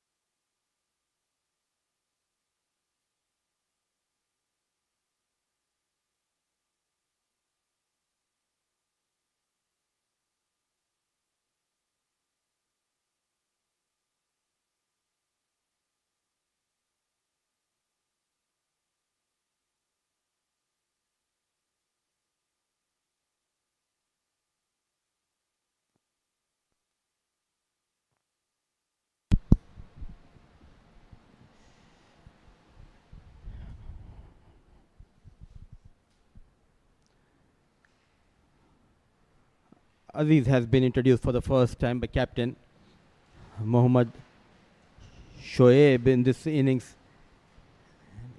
It has been an innings where the two batters, they enjoyed their presence out there in the middle, and yet again they were held by the fielders of Qatar. Couple of chances put down, one of Sunish and one of his partner Lily. No. Lily on 55, Bayalan on 66.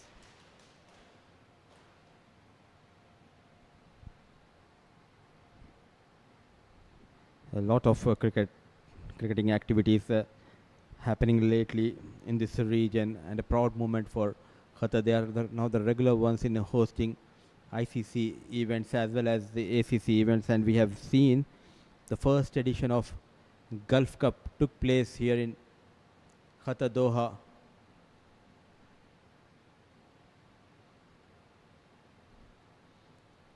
So, it's an encouraging sign for the cricketers here in Qatar. A brilliant facility and excellent venue, the West End Park International Stadium. A lot of credit should be given, in fact, to Qatar Cricket Association.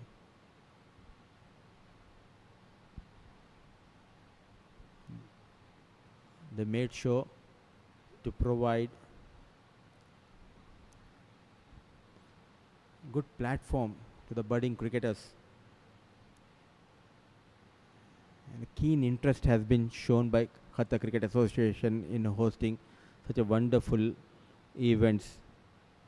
We have seen the senior level Gulf Cricket Championship happened for the first time here in Doha 2023, and Oman were the champions of the tournament. After that, it followed with a couple of ICC events. Now Asian Cricket Council giving them another tournament, ACC Men's Under 16 West Zone Cup Qatar 2025, a proud moment for all the Qatar cricket fans.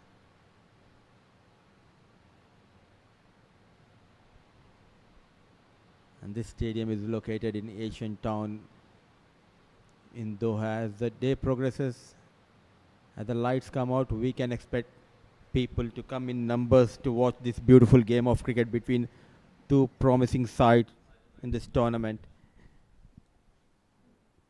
It's 26 gone, 146 for no loss.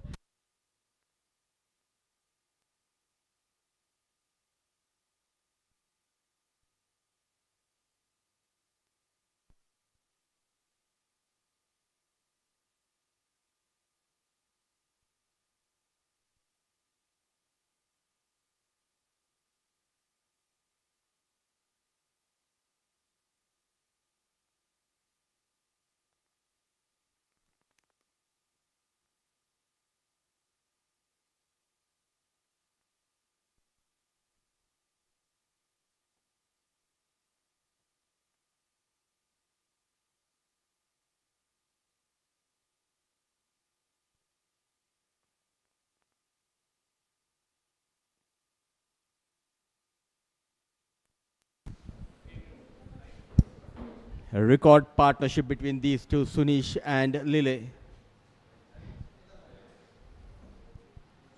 Not only about those getting those runs, boundaries, but it has been a partnership where we have seen an extraordinary running between the wickets by these two. The going has been tough for Qatar boys. They tried their best. The bowlers created those opportunities, but not getting the support from the fielders has been the story so far. For the next couple of weeks, it's a festival time here in Doha, Qatar. 6 teams participating in this tournament.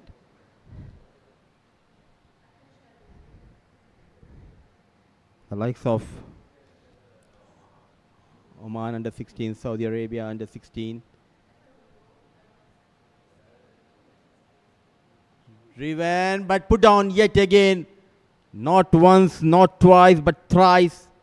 Leaving dangerous is Lily. Sluggish in the field. The basics are not right for the fielders. A rare, ordinary shot played in the air by Lily. And yet again the story remains the same here at Western International Stadium. They survive. The partnership continues to excel for Bahrain under 16. Onto the back foot, pulled nicely. 1 bounce, 2 bounce, fielder station.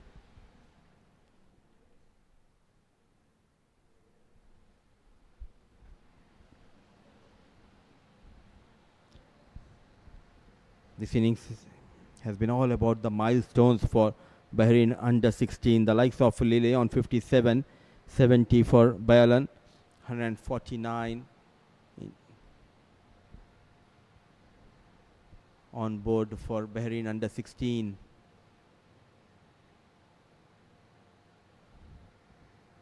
They really need to do a lot of hard work, especially if you talk about the fielding standards of Qatari boys. They were a bit ordinary in the field. 3 chances.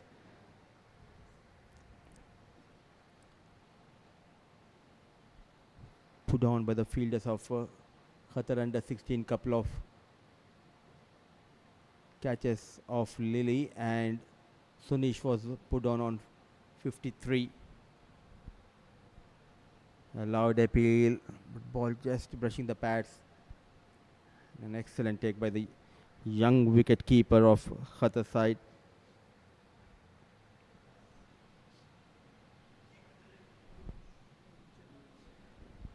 A young boy Chirag, who has got plenty of runs in the domestic circuit.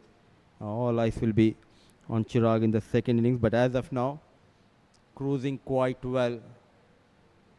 It's the Bahrain under 16 team, thanks to their captain Sunil Bayalan and Shubham Shubodh Lili.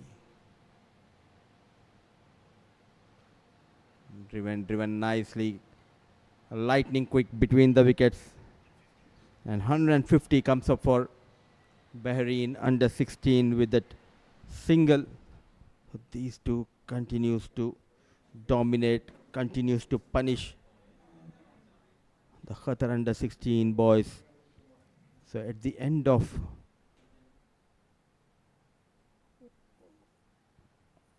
another over, it's 150 for no loss.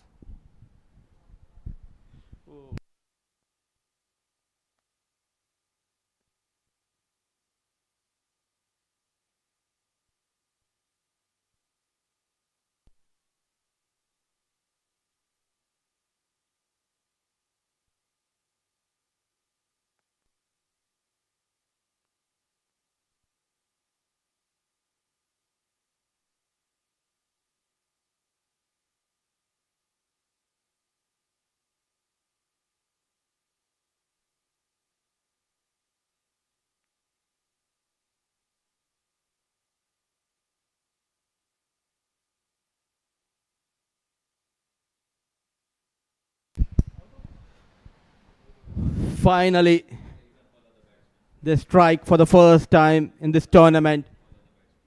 The young Darshil gets better of Shubham Shubodh Lili. They waited and waited to get this first wicket. At last, the partnership has been broken. The score of 150, Bahrain under 16. They have lost Lili. But what a knock by the youngster. What a day, what a start to Lili. A brilliant 58. Really worked hard getting those runs. Completely misses the line. A full toss, trying to play across the line towards that leg side. And Darshil gets better off Lili. It's 150 for the loss of one.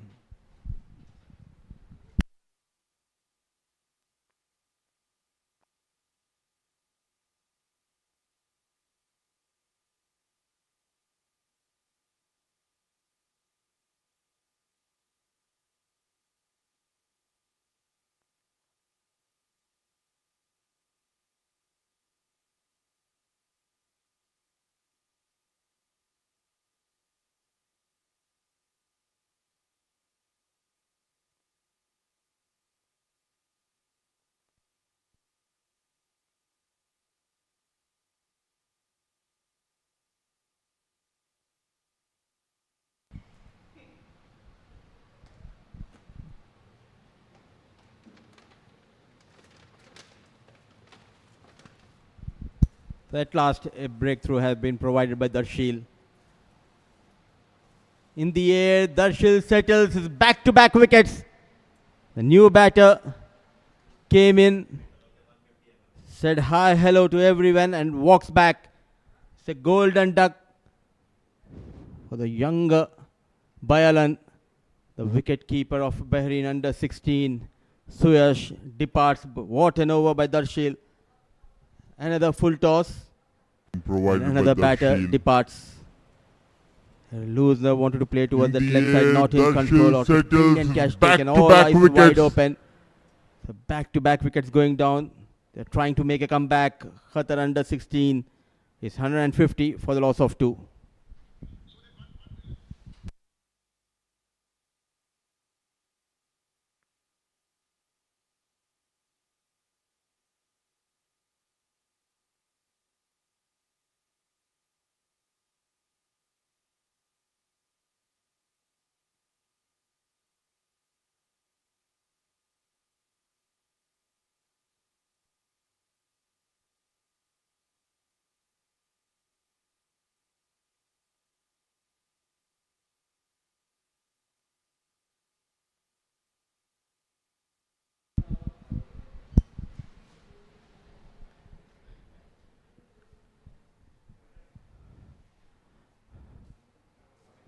The pendulum slightly shifting in favor of bowling side.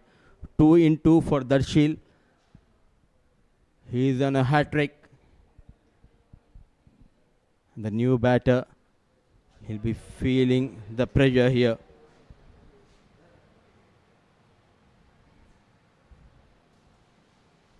A solid defense. 2 ordinary shots led to the fall of those 2 wickets. First it was Lilly who missed a full toss trying to play across the line. He was clean bowled by Darshil. Next, it was the time for young Sunil Bayalan. A golden duck, another batter trying to play towards that leg side, top edge. A well-judged catch taken by the bowler himself. Now trying to bring his side back into this game is Darshil. You can see the hunger in his eyes. Bowling with a lot of determination. What an over. At last, something to cheer for. Qatar U16. It has been an over where 2 wickets went down. Darshil looking dangerous. Smooth run up. Long hop. Oh, was there an edge? The keeper tried his best. Lucky escape. Runs on board off the mark, but not in a convincing way, but he takes those 4 runs from 150 for 2s. The score moves to 154. Ayan Khan gets off the mark with a cheeky boundary.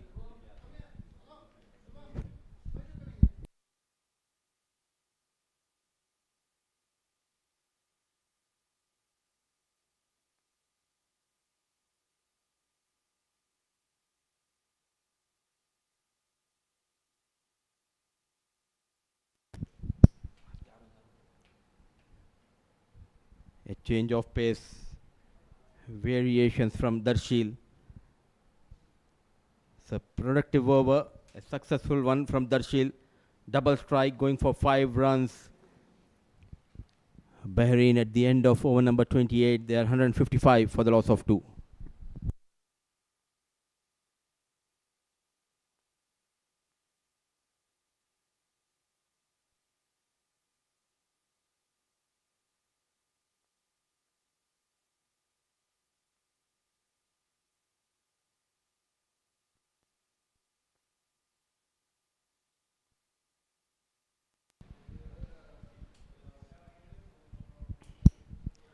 Some relief for Qatar U16. The opener Lily is back in the hut.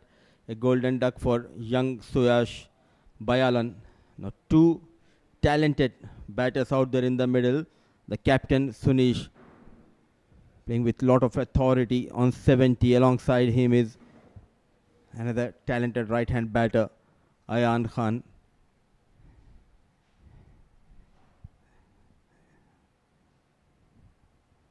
A loosener and driven nicely for a single. 2 wickets going down, 156 on board. And joining me in the comm box is Raza. Now things are looking good for Qatar. Delighted the way Darshil bowled the previous over? I think absolutely, a bit of rubber green finally going Qatar's way. They were struggling with that first partnership, the opening partnership, and it seemed as if they were running away with the show, but finally some respite for Qatar. A couple of quick wickets, and that happens so often in this format of the game. 1 brings 2, and they'll definitely be looking for that 3rd one very soon.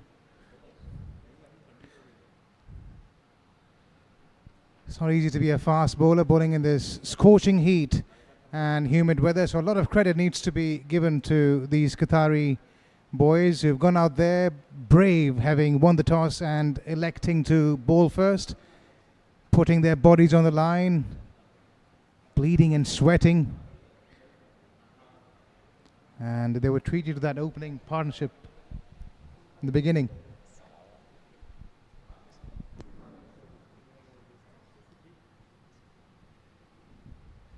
Right, beautifully played late, watching that ball right onto his bat. waiting till the very last moment and late cutting it towards that third man region. He won't get a boundary, but a delightful stroke. Looks to be a technically solid batsman.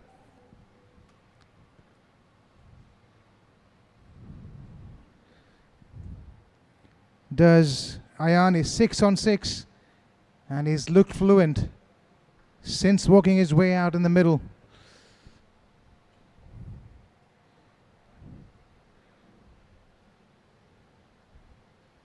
Played with soft hands. He was hoping for a single, but went straight into the hands of the fielder.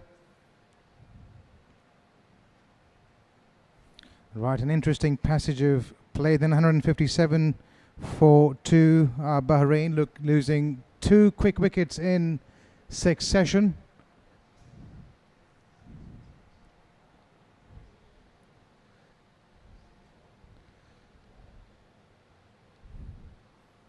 Played away for another single. Sunish, he's well set, he's got his eye in.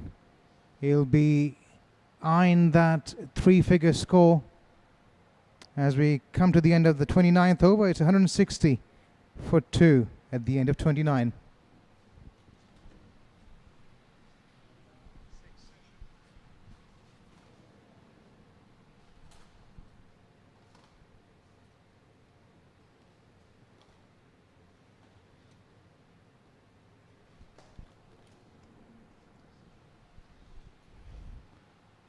How well has Sunish played this afternoon? Temperament, technique, talent, ticking all 3 boxes today rather. And I think he's quite happy, just milking it around, finds the gap on that occasion, and this is a lightning fast outfield. All you have to do is find the gap and then you don't need to run for those. Clever cricket, minimum of risk, maximum result.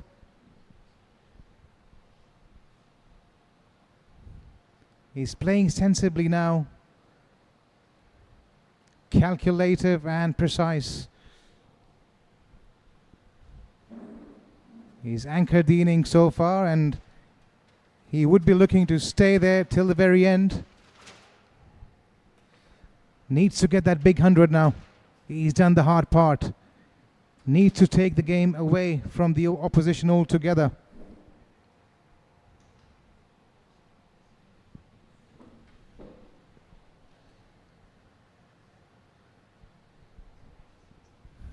So good to see that temperament as well at the tender age of 16.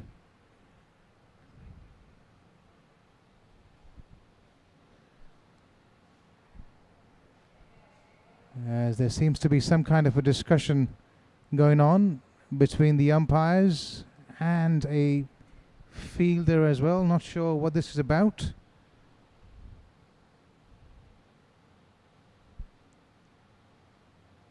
A bit of a breather as well for the players as we're near the evening time in Qatar. Things are cooling down a little bit.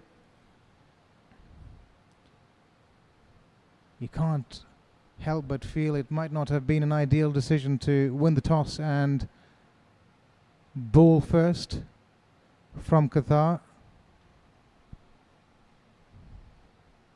It certainly doesn't look that way by the look of things.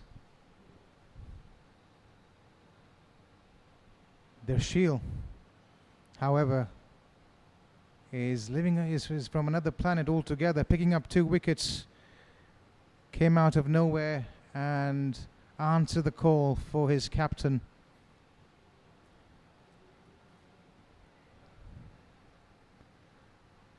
Just keep an eye on that run rate. It's 5.62.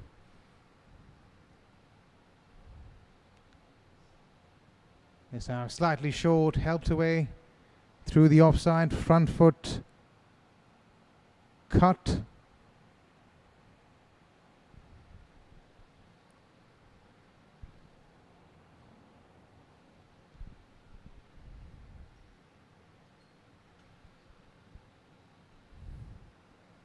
Last 20 overs, almost last 20 overs to go after this one. And with 8 wickets in hand, they'll be eyeing a score well in excess of 250, maybe 300. And for that to happen, I think Sanish needs to stay out there. Having said that, Ayan hasn't looked bad at all. Looks to be the part. Right up in the block hole. Jammed down on it. Last second did Ayan.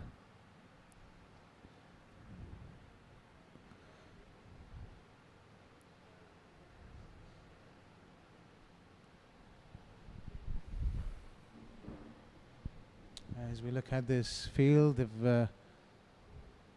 we'll get back to it after this ball.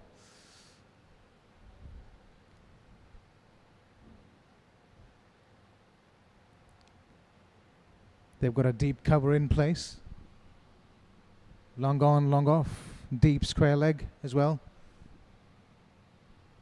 The forefield is outside the 30-yard circle, so they're quite content protecting those boundaries in front of the wicket.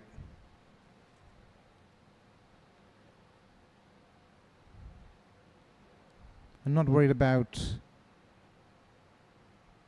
the ball going fine on either side. A bit of sloppy piece of work there, allowing the batsman to going through for the second courtesy overthrows. Wasn't really required at that stage.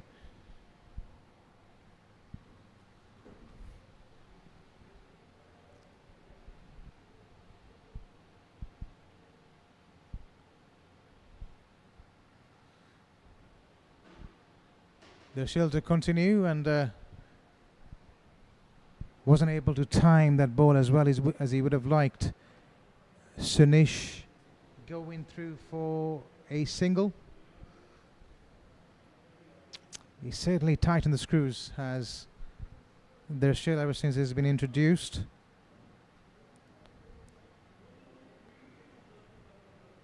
This over though has been slightly expensive. Oh, he wanted to give that a full Monty. Full swing of the bat. No connection, just a thin air in the end. The end of the 30th then. 171, and they've still got 8 wickets in the tank.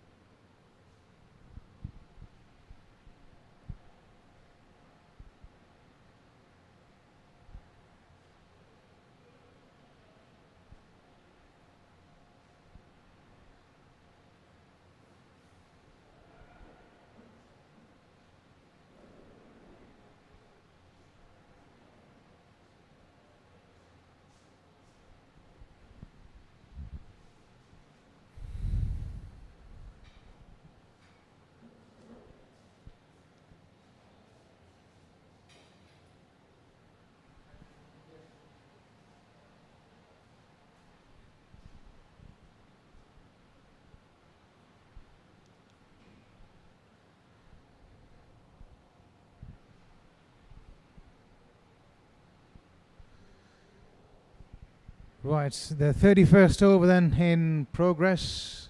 Qatar resorting to pace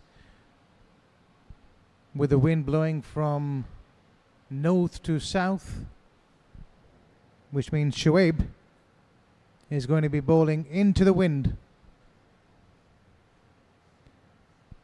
Ayan has looked the part ever since he's made his way out in the middle.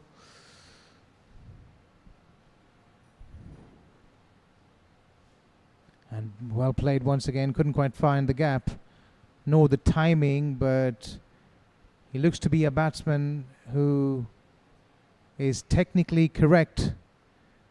Plays with a straight bat, high elbow.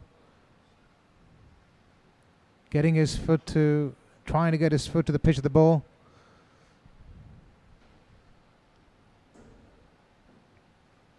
A little short, and he's lap swept it, but right into the hands of the fielder, who gleefully accepts it. Not the way you want to get out, a soft dismissal. It was a good looking shot. Unfortunately though, couldn't quite find the gap. A metre or two on either side, and it was a sure boundary. He's kicking himself as he walks back. Was looking $1 million, wasn't he? Having to go back just at the wrong time. Qatar picking up another wicket.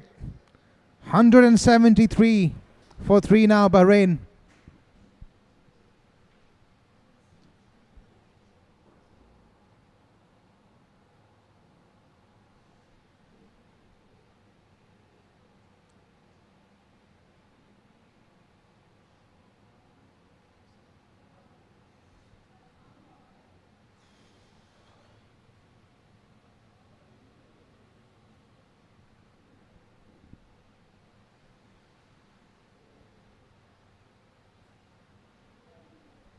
He probably looked their best player by far. Played some delightful strokes, but picked the fielder to perfection on that occasion. And what a sad end to what was looking like a really good innings. And the bowler's going up once again. Was there an edge?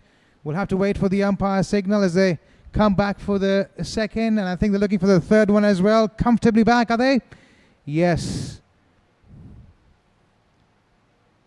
The umpire doesn't seem to hasn't really signaled like a bye or a leg bye, which means there was a faint tickle. Going up once again. Was there an edge? As that ball went past the bat.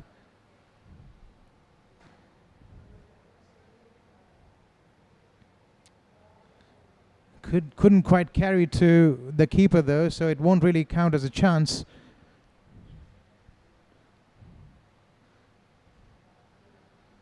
Looking to drive that one. He's found the gap. Not the most convincing of shots. It doesn't really matter. Goes between those fielders, third man and backward point. Earns himself a boundary, streakish all right.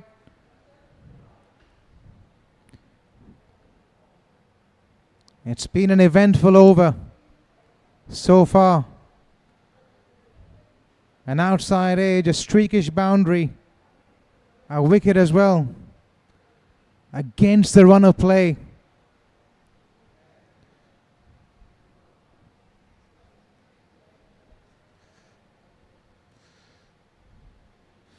Short ball, and it didn't really come on, did it?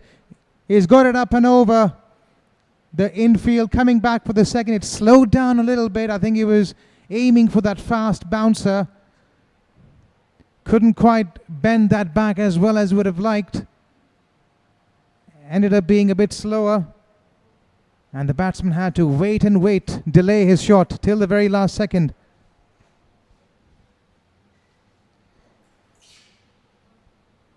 Good looking stroke. Straight to the fielder. Every ball has been an event in this over as we come to the end of the 31st. Bahrain 180 for 3. And this is an interesting passage of play as Qatar is clawing their way back into the game.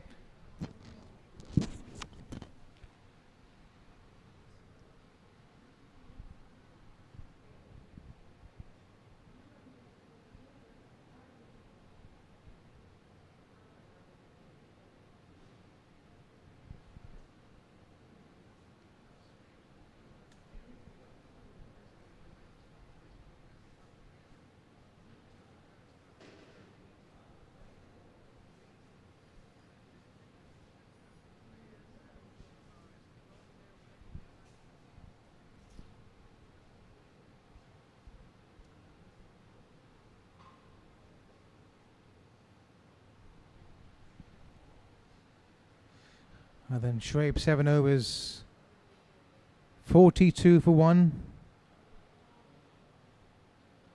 Picking up an important wicket in the last over.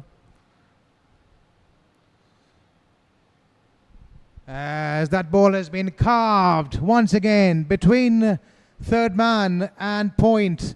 It's been a profitable region that.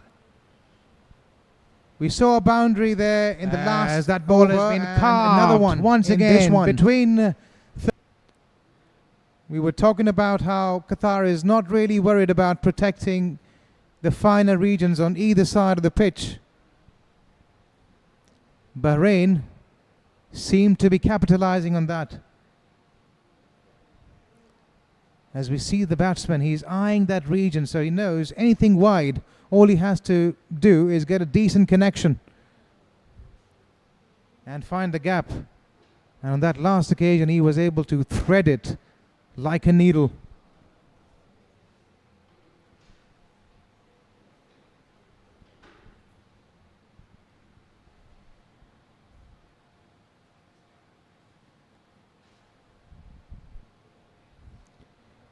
You just cannot afford to bowl short and give width to the batter with the kind of field you've got at the moment.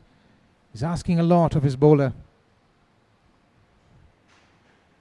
Is the captain, and that's the kind of line he needs to be bowling. It's not easy. It's easier said than done. These guys are only youngsters, under 16 as they call them. I just wonder, but he's picked up wickets at the same time. But he's picked up wickets at the same time.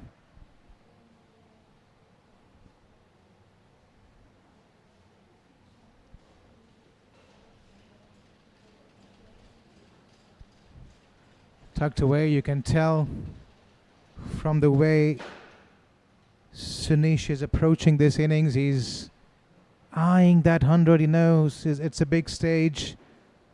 And he's got himself so close to that 3-figure mark. So he's within his rights really to play the waiting game. And as we see, full toss, width as well.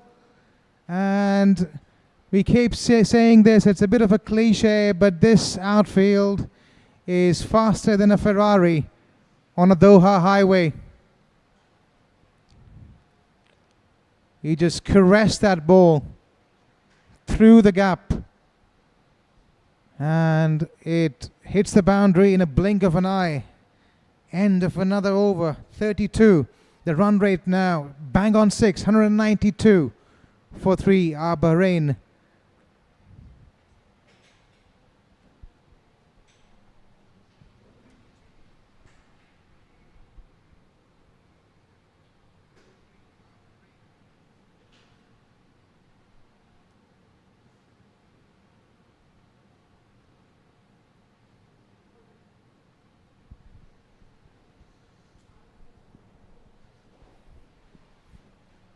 Right, so we wonder, in the last few overs, they've scored a few boundaries in that point region.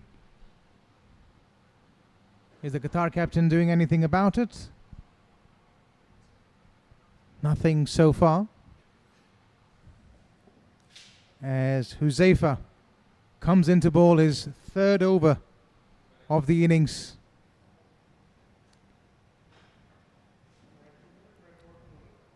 Qatar desperately in need of a wicket at this stage, and Sunish is really the man, the scalp they're after at the moment. Played away for a single, a quick call, but it was played with soft hands, enough time, ample time really to cross over for a single. Sujay doing the right thing, getting the man in form back on strike, and Sunish was quick off his blocks. Nice and early call. Good piece of cricket. Any youngsters watching? That's how you run between wickets. A touch short. Pulled away. Another single. He knows he's nearing that 3-figure mark. almost into those nervous 90s. It's under 16, remember. Not often you get to that score in excess of 90. I'm sure he's got a few butterflies in his stomach right now. I'm looking for another single. Turned away. Calm down, young man. You've still got 18 overs, almost 18 overs to play, 17.2 to be precise. Enough time to get to your landmark. And he doesn't seem to be in any rush as well, to his credit, to be honest. Stayed grounded. Short and through point. No real timing on that occasion. I think with Sujay still fresh at the crease and not really looking to belt the bowling, it might really be a good idea to have that third man in place, or maybe deep point out of the boundary. He's finding it hard to play the ball in front of wicket.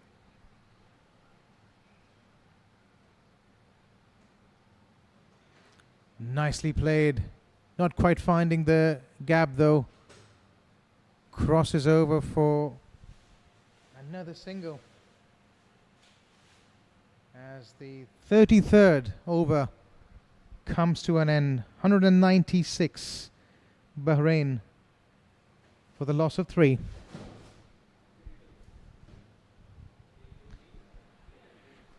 And it's also time for drinks. The much needed hydration break.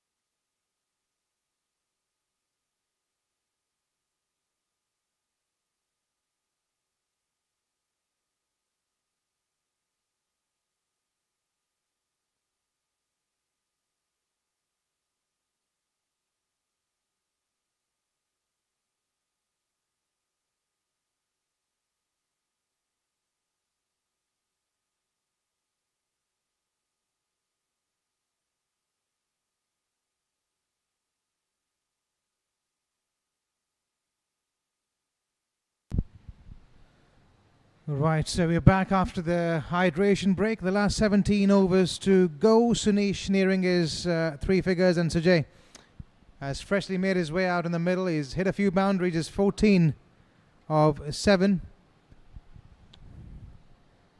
As spin has been introduced by Qatar. I mean, they've had that discussion, I think, during the break, and they've decided to go back to the spinning options, I guess.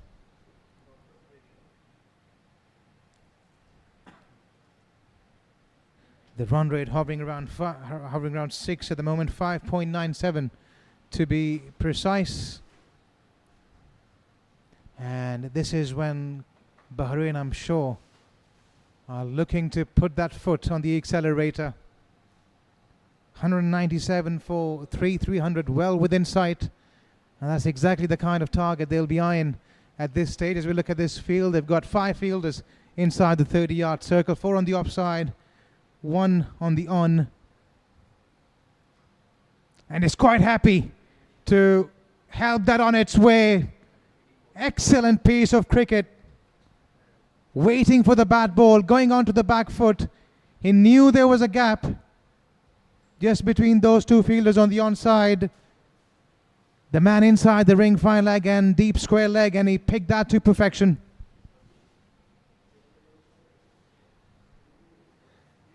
This is mature piece of batting at the age of 16. Now he's forced the fielder to go exactly in the region where he hit that 4. There's a large gap as a result between that fielder and deep mid wicket. Nicely played away, milking it away for another single. He's got that boundary. He's into his 90s now.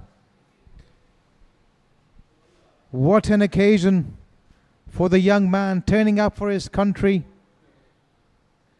Under 16, first game of the tournament, and he's almost got himself on board as the first centurion of the tournament.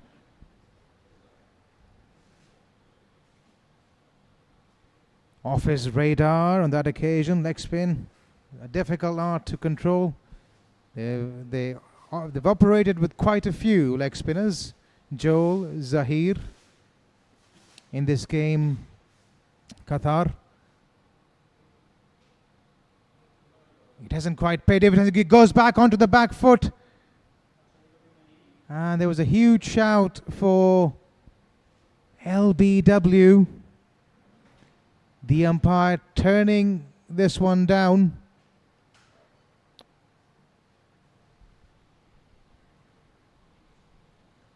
Hasn't looked to bludgeon the ball. As Sunish quite happy to let that one go through to the keeper. Isn't a wide.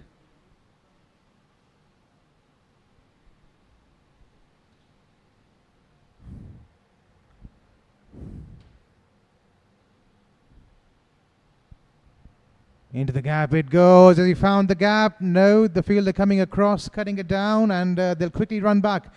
The throws at Sunish's end, and rightly so. They desperately want him out of here. But he's comfortably in the end. Moving on to 95 now. 5 shy of that magical 3-figure mark. Bahrain well and truly in the driver's seat with a run rate in excess of 6, 206 for 3 they are at the end of 34.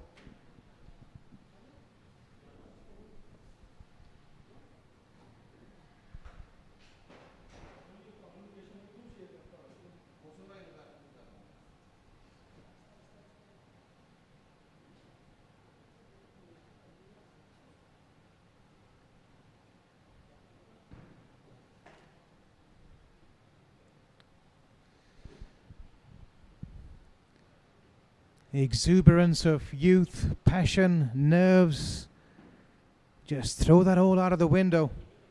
Sunish has got his eye in, and he's played like a seasoned batter. Extremely calculative and precise in his approach.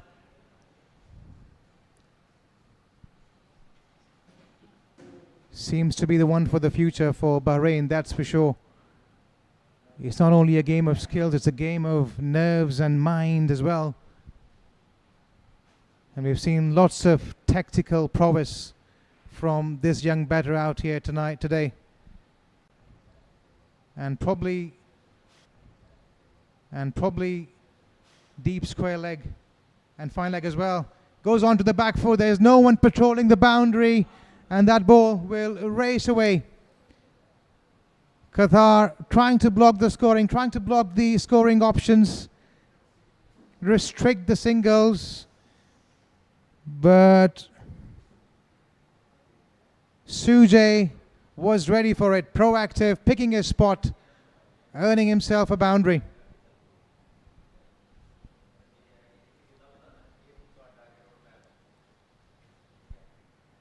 Smart piece of cricket.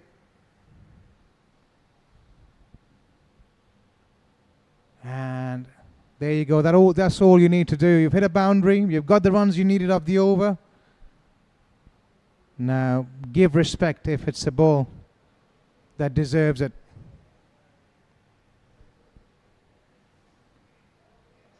And he goes back on the back foot, almost finding the gap.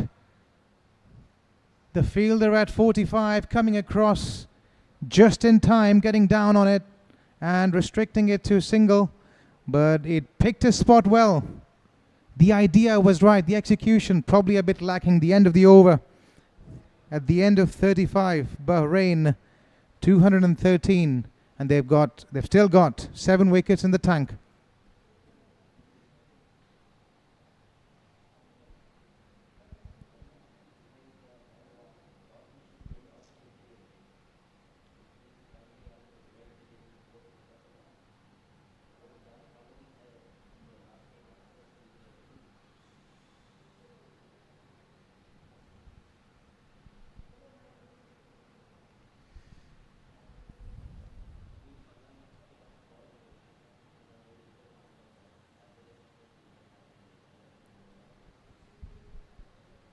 They've been quite one-dimensional with their strategy, Qatar.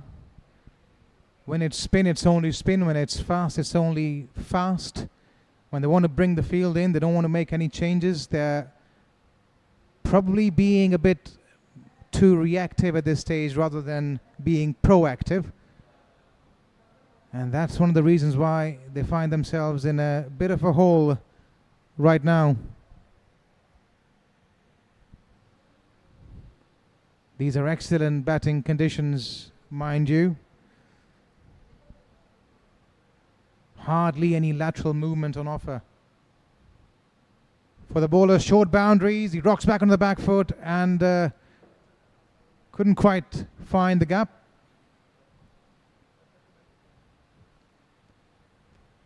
But the strike turns over and it goes back to the man who is nearing his century, 4 shy.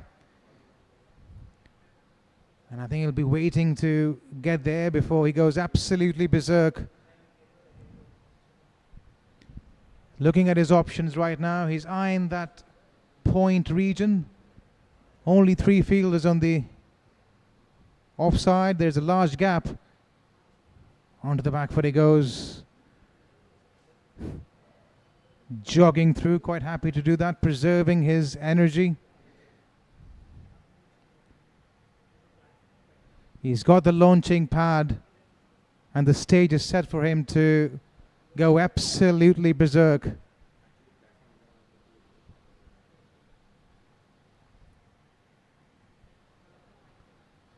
He's quite happy to go back on the back foot. A big appeal for LBW and almost an opportunity for stumping as well. It's all happening. Every ball is an event. The longer format of the game. But we've had periods of great enthusiasm and excitement.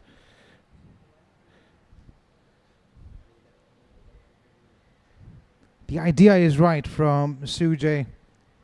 There is no one patrolling that boundary on the onside. So once again, he just wanted that length. He was looking for that short delivery. Wasn't quite there, but a good adjustment in the end. Sensible piece of batting. Just bringing his bat down on it at the right time. and not being one-dimensional. Yet another dot ball. Sami is into his 5th over. End of his 5th over, in fact. Bahrain 215 for the loss of 3.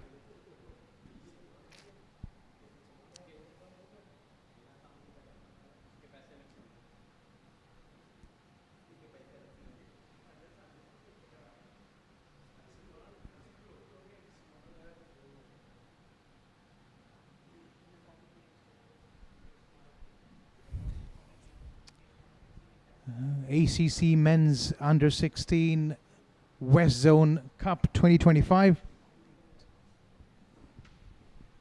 Live from the West End International Cricket Stadium in Doha, Qatar. What a spectacle are we witnessing here. The first game between these two sides. Qatar, the home side, featuring in it, winning the toss, bowling first.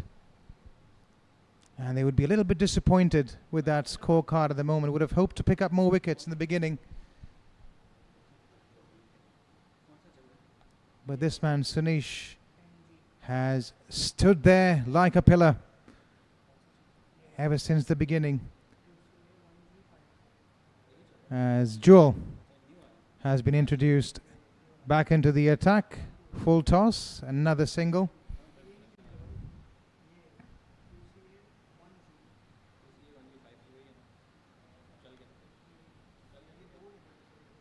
Jewel into his 6th over, is given away 29 runs.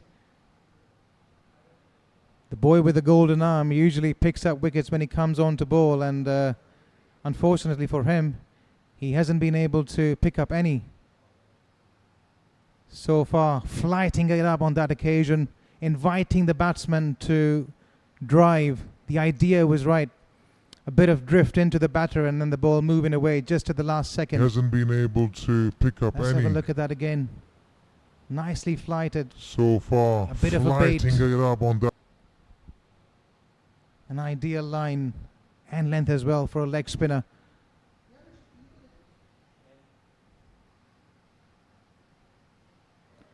A bit too short, but it was slower in pace as well. He bisected the bat, the field on that occasion did Sujay, but didn't quite have the legs on it and the power. Right, Sunish is back on strike, 98. Expectations build as he nears his 100. Another flighted delivery, looking for a single, shy at the stumps, and that's not required from Qatar at this stage. Gifting away runs.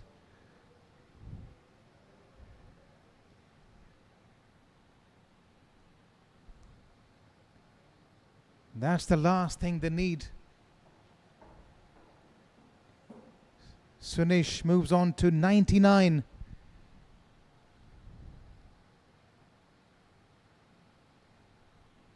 Short and trying to help it on its way. Couldn't quite find the gap. Yet another batter we see in this tournament who is happy to look to play that ball fine.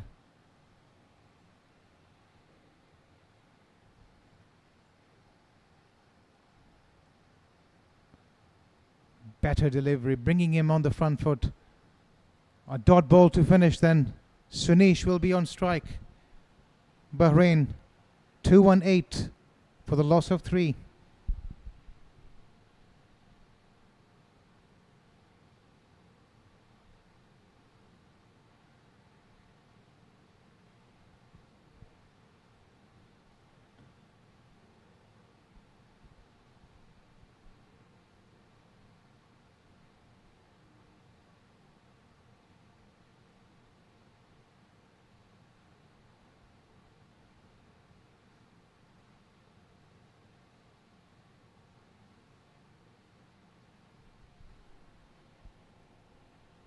Right, Sami to continue in his 6th over. Sunish on strike, 99 years. Here we go. Goes through for a single. And he can raise his bat in pride and glory. What an innings from the young man. I'm not sure if he knows it at the moment. He's not raising his bat, which is a real shame. 100 of 111 deliveries.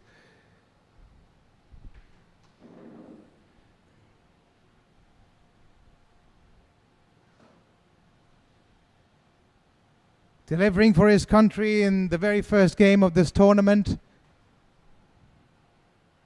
Has looked the part all throughout. Calm as a cucumber. Temperament, technique, talent, execution, precision, and temperament. He's ticked all the boxes in this inning here today.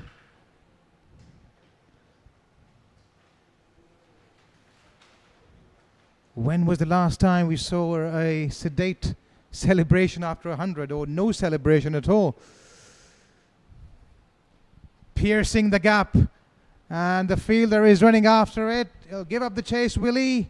I think he was in contact with that boundary rope as he touched the ball. We'll have to wait for the umpire's signal. Was probably just fine.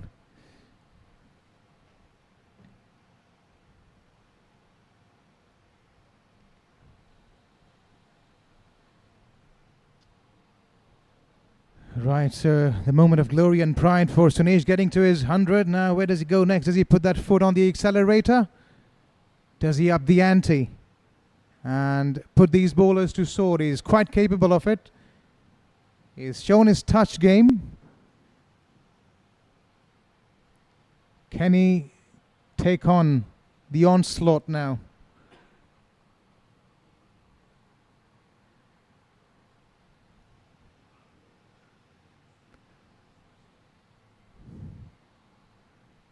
Sami into his 6th over, the 38th over coming to an end with 2 balls to go. 2-2-2, the double Nelson on the board.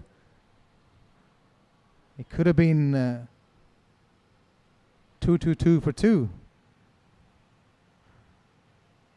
Mega Nelson.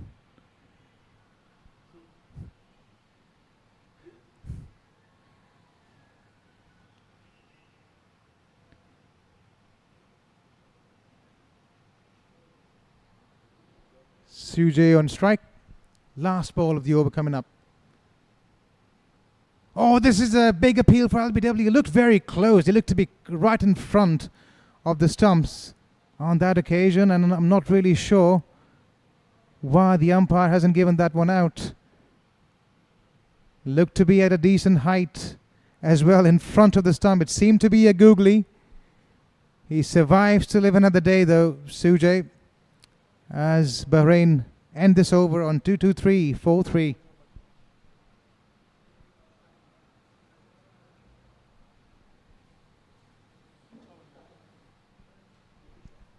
As the sun setting down on this beautiful looking stadium in Qatar, the temperature easing out, cool breeze blowing across the ground. The spectators have started to come in now, all ready to witness Qatar's reply later in the pot. In about 10 overs time, this is an absolute batting paradise, remember, so it does look like a big score at this stage, but Qatar has the might and potential in their batting lineup to chase it down.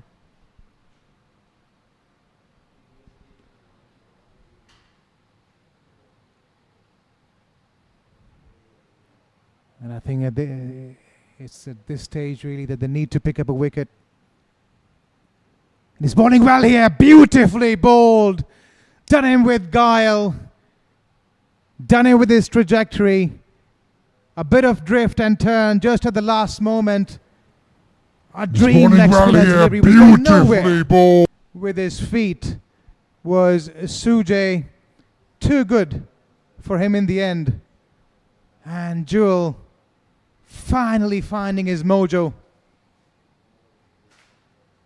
Picking up a wicket just at the right time.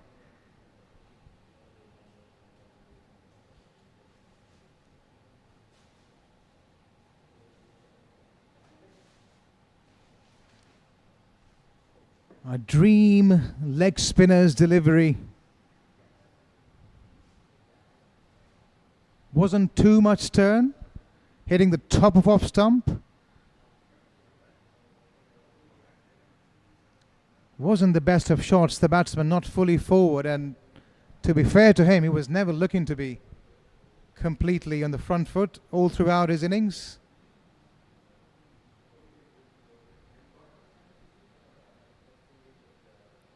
But a decent knock has to be said. 25 he scored. Shaheen has now made his way out in the middle.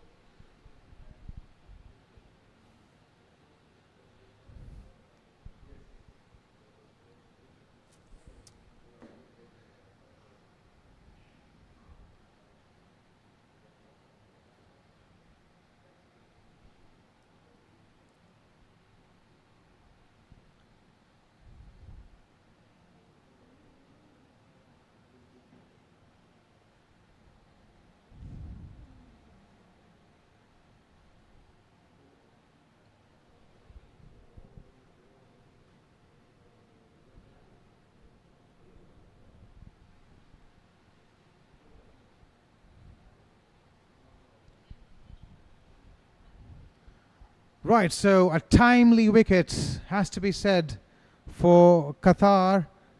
Jewel finding his mojo, finally picking up a wicket into his 7th over. A new batter in, and Bahrain all of a sudden find themselves in a position from where they have to rebuild. Thankfully for them, Sunish is still out there, and he scored a mammoth 100. We look He's at that bowling ball well again. here. Look at that Beautifully over bowled. and over again. That's the one for the archives. And the one that Joel would look back and cherish in the coming few years.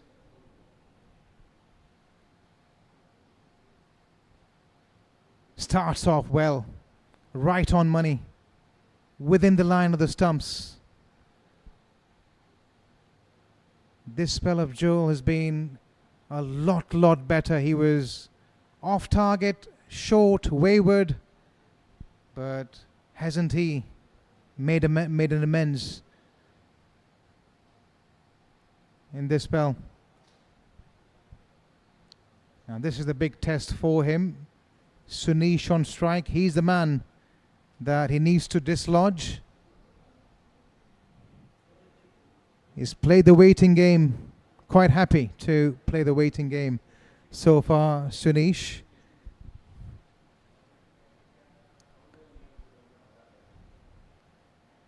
We'll soon find him shifting gears. Still quite happy to knock the ball around. Another single. Oh, he's raising his bat finally. Finally he is. Yeah, you've absolutely deserved it, young man.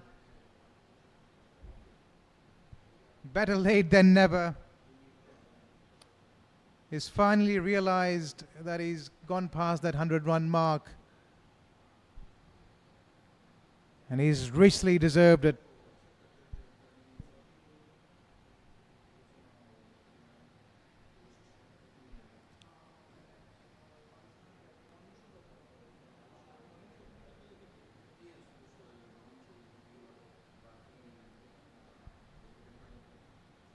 Yep, that's the area. That's where he needs to be, Joel. New batsman in.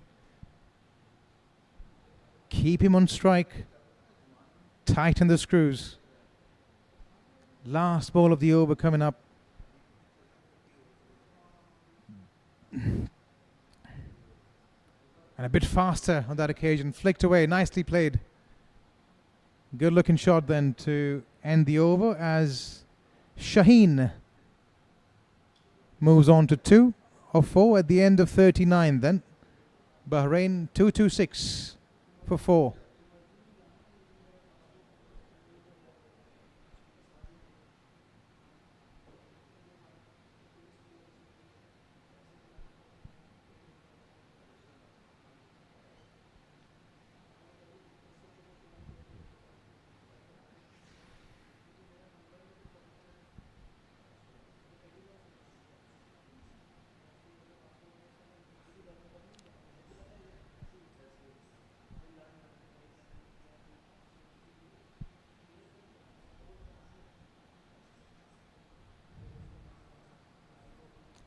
The floodlights are coming on.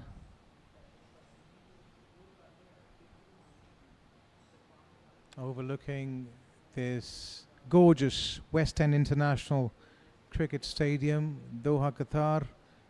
Lush green outfield, lightning fast outfield,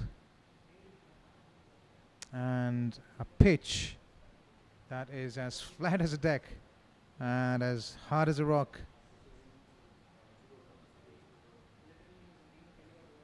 And the 40th over now in play, the run rate hovering around the 6 mark. The second game of a double header in this ACC West Zone Cup. Oman cruising to victory in the first game against Saudi Arabia this morning.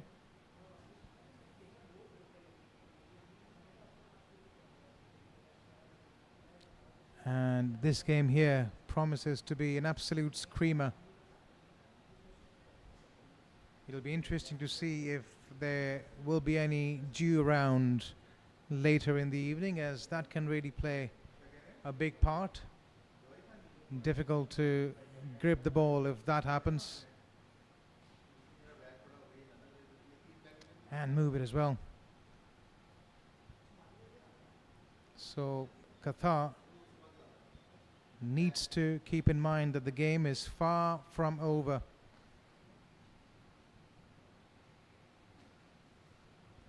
They need to believe and keep believing. The last 2 balls coming up. A half tracker, an absolute gift. And he would be livid with himself, kicking himself, missing out on that ball. Could have hit it anywhere, hits it nowhere.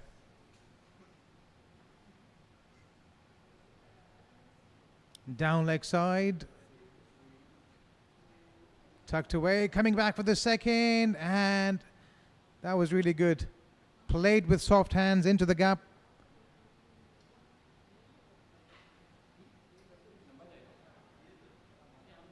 He was off the mark quickly.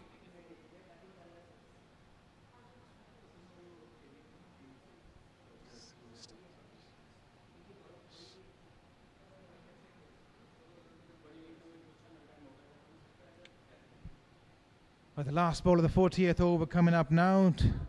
Sunish is on strike. Is he looking to accelerate? Shift into the next gear, is he? Let's see. Driven away. And he's found the gap. There is no one patrolling that boundary. A deep extra cover. Elegantly played. Picks his spot. And absolutely creams that ball all along the carpet to end over number 40. 236 for 4 now.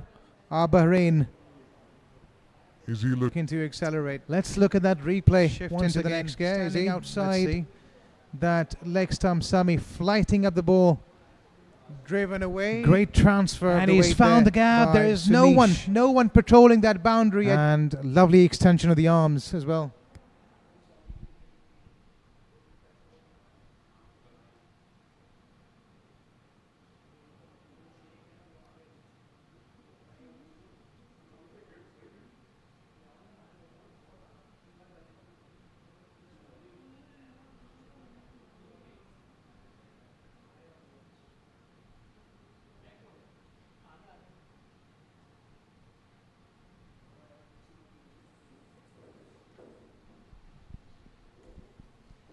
Right, as we look at that scorecard, dominated by one man, Sunil 180 has got off 115. He was well supported by his partner, the opening partner, Subham, scoring a 50-58 of 78 deliveries.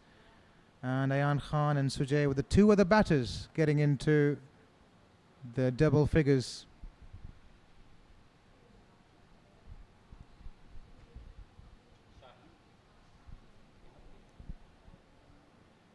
Joel to continue into his 8th over.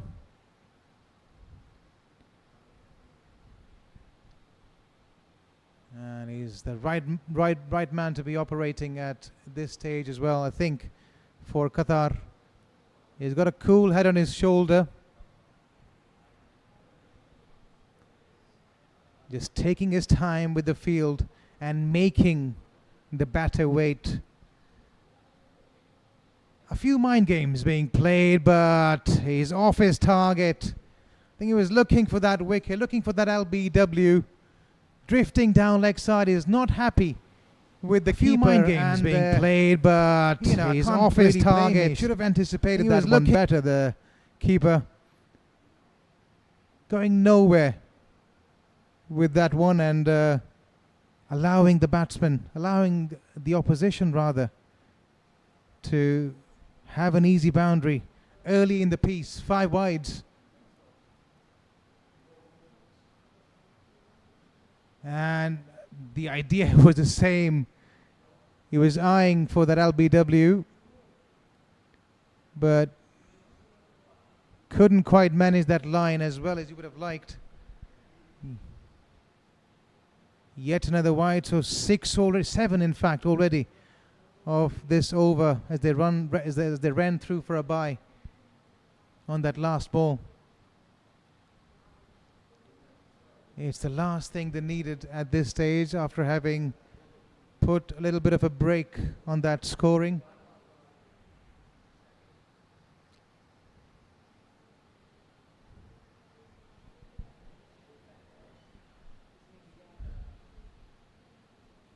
Flighted up and played to the man at deep cover. And sloppy work once again. What are you doing, Qatar? Easy runs being given away. Yet another overthrow. We saw that on a couple of occasions early as well. Joel's not happy. It's hot and humid out there, so understandably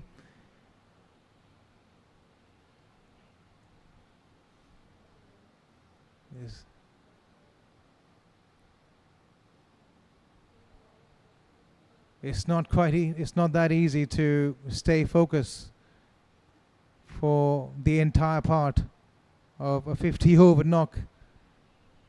And these guys are still very young, tender age of 16.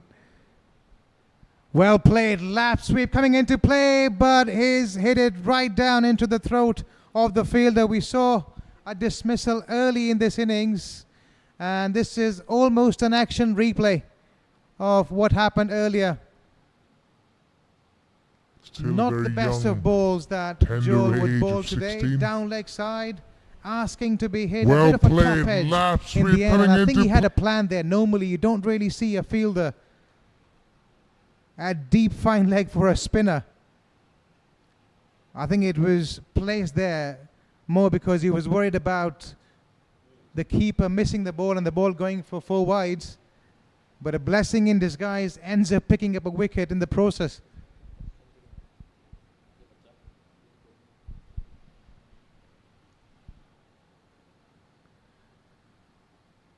Well, Qatar wouldn't mind that though. They're in desperate need of wickets. It doesn't really matter how they come.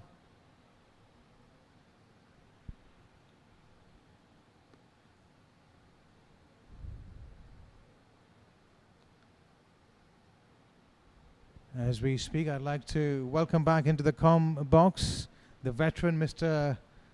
Mudassir. So, Qatar crawling their way back into this game. Thank you, Raza, for such a kind words. Still young, but calling me veteran. I like that. 245 for the loss of 5. The Centurion is back in the hut. Joel strikes for the second time, gone for plenty of runs, but what matters that big wicket of the captain of Bahrain. What an incredible knock we have witnessed from the blade of Sunil Bayalan.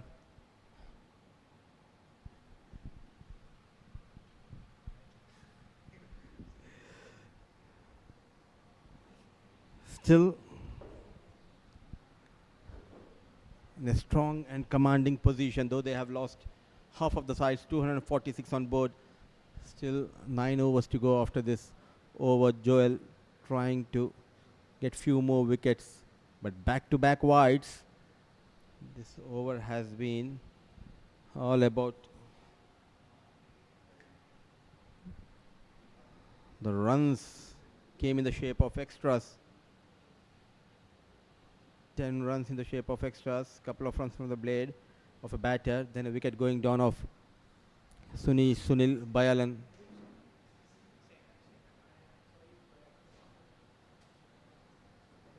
Shantanu is a new batter joining Shaheen.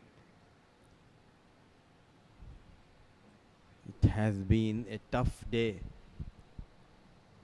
for Qatar under-16 boys.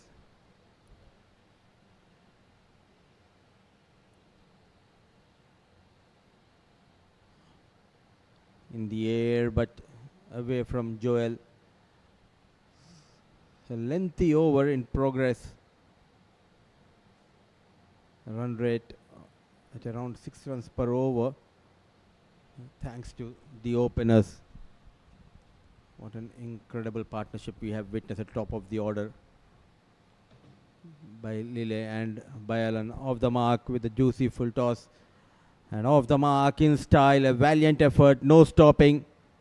Shantanu gets 4 runs and more runs for Bahrain. A loosener, plenty of runs. Off the mark with the juicy full toss. Leagued by Joel, going for 16 and a wicket to his name.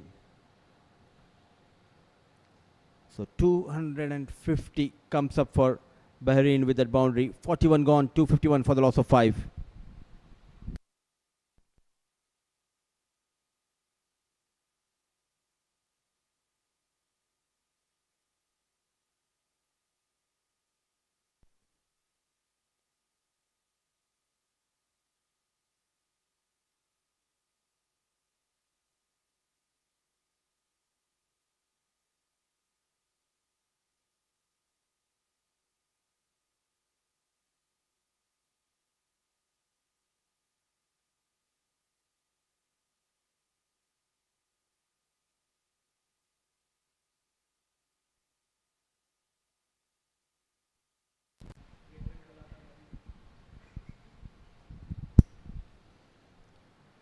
Sami very economical but wicketless. Ball just stopping and coming onto the blade of the batter. Very watchful on the back foot. So now the battle is between these two sides. Bahrain, will they be able to go beyond 300? Qatar, can they keep Bahrain under 300? Slow in the air. But these two making sure to take those singles and rotating the strike. This tournament is all about the young budding cricketers, the future stars.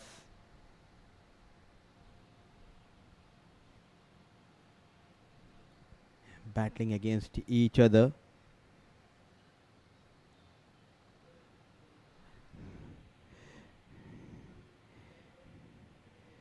Every run is a step forward towards that greatness for all these under-16 boys. Not only the runs, but every wicket and every catch taken by them will be remembered for ages. And thanks to Asian Cricket Council for providing them with this beautiful platform. A full toss, nicely managed. Easy picking for young Shaheen. He goes towards the fine leg region. No stopping. Runs continues to flow from the blade of Shaheen and Shantanu. 6 runs from that over of Sami. One more delivery left in this over. 257 for the loss of 5. Shaheen moves to 8. Shantanu on 5. Trying to provide that impetus late in the innings. These two young legs for Bahrain under 16.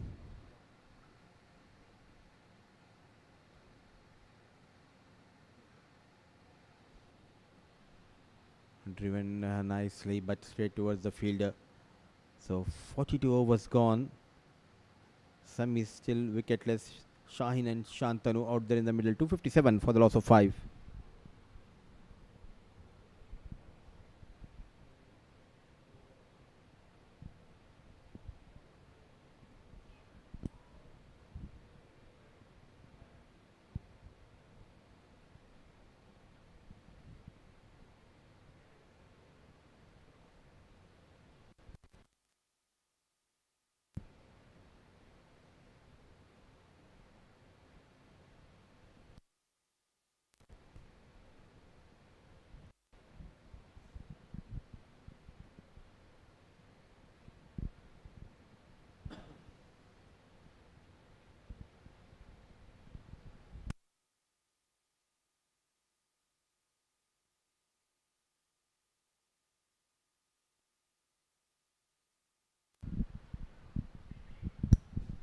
Plenty of bowlers used by the captain of Qatar throughout this innings. So what has impressed me a lot is running between the wickets by the young batters of Bahrain under 16. What a start to ACC Men's Under 16 West Zone Cup 2025, where the future stars of Asian cricket take their steps onto the big stage.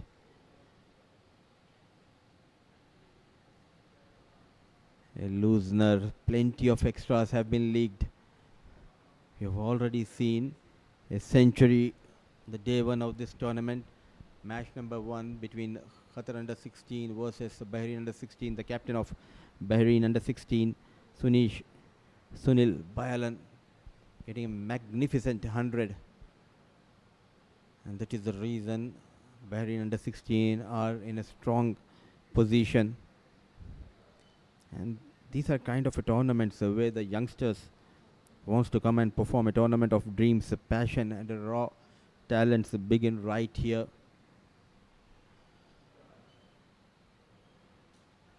Brilliant, excellent. They're not trying to go hard. They knows the importance of each and every run. And that is how you get runs in the longer format. It's an art to take the singles, and these two look artist when it comes to take the singles. Shantanu and Shaheen.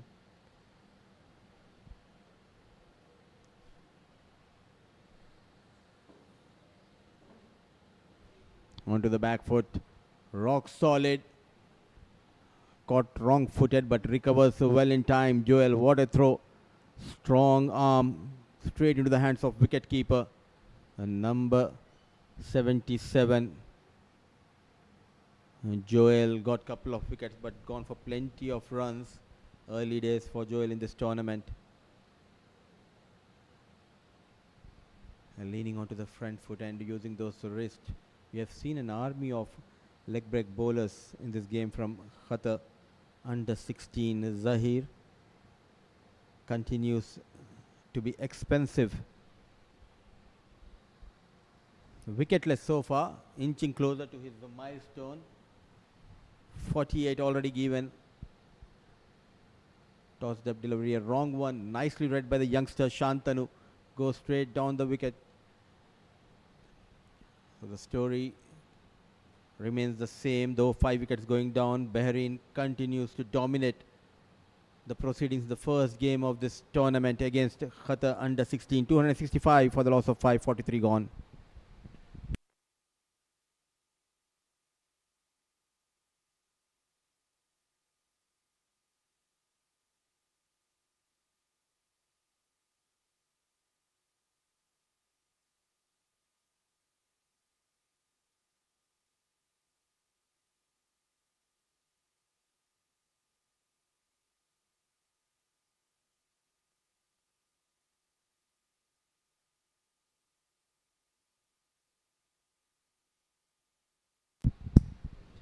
Forty-three overs gone, 265 for the loss of 5.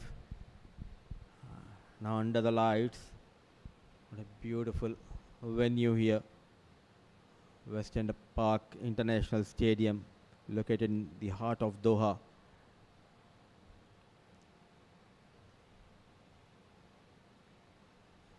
The outfield is lush and green. It's a batting paradise on day one of this tournament where we have seen the top order batter Sunil Bayalan scripted a history by scoring a sensational 100 and got the support from Shubham Subodh Lily, who also got an excellent 50 on the opening day of this tournament, lightening up the mood. The future looks bright for Bahrain.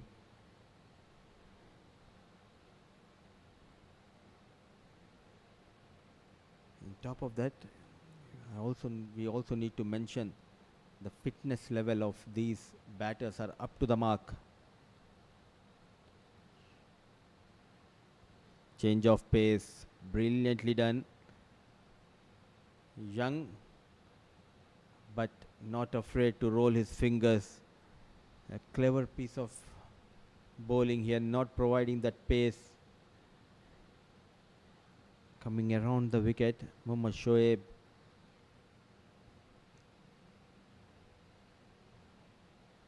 Smooth run up, good wrist position. Another one, cunning, slower delivery, very watchful. Tap and run is the mantra as of now for Shaheen and Shantanu. They'll be eyeing to go beyond 300 mark. Still, there's a strong wind blowing here at West End International Stadium. What a proud moment for all these boys playing at this venue under the lights, representing their respective countries.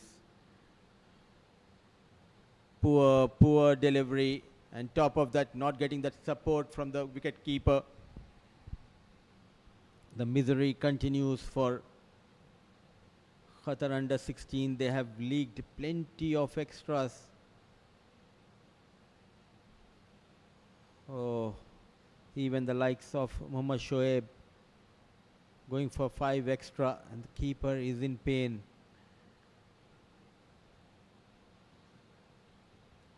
And straight away the on-field umpire Vinod Babu walking up to the wicket keeper, and he wants to make sure everything is fine.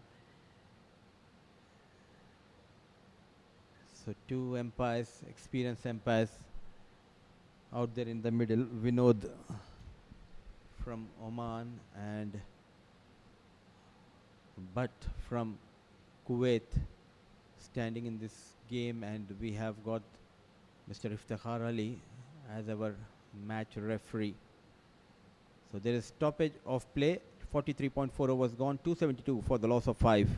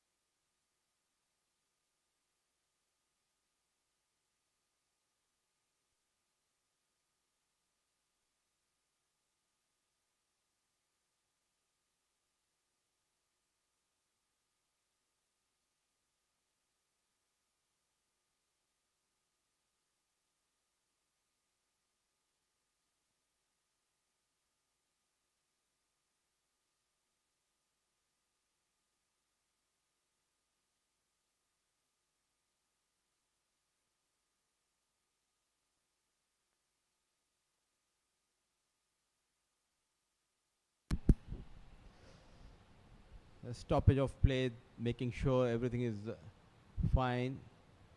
Chirag standing behind the wicket for Qatar. And Bahrain, they were asked to post a total, and they are in a strong position thanks to the top two batters. Lille got brilliant 58 and 110 for Sunil Bayalan, the captain of Bahrain under 16 team, and plenty of bowlers used by the captain of Qatar under 16 team. Couple of wickets for Darshil Sriram, and Darshil was the one who provided that early breakthrough. In fact, the first breakthrough for Qatar. He got rid of Lille. Then on the very next ball, he got better of Suyash Sunil for a golden duck, and 2 wickets for the leg break bowler Joel going for 49. Shoaib, a wicket to his name. The other bowlers tried their best. Sami Hassoun, he bowled brilliantly, going for 37 runs in 8 overs, wicketless. The problem has been the fielding for Qatar. They have put down plenty of chances. The bowling has been a bit wayward, going for plenty of extras.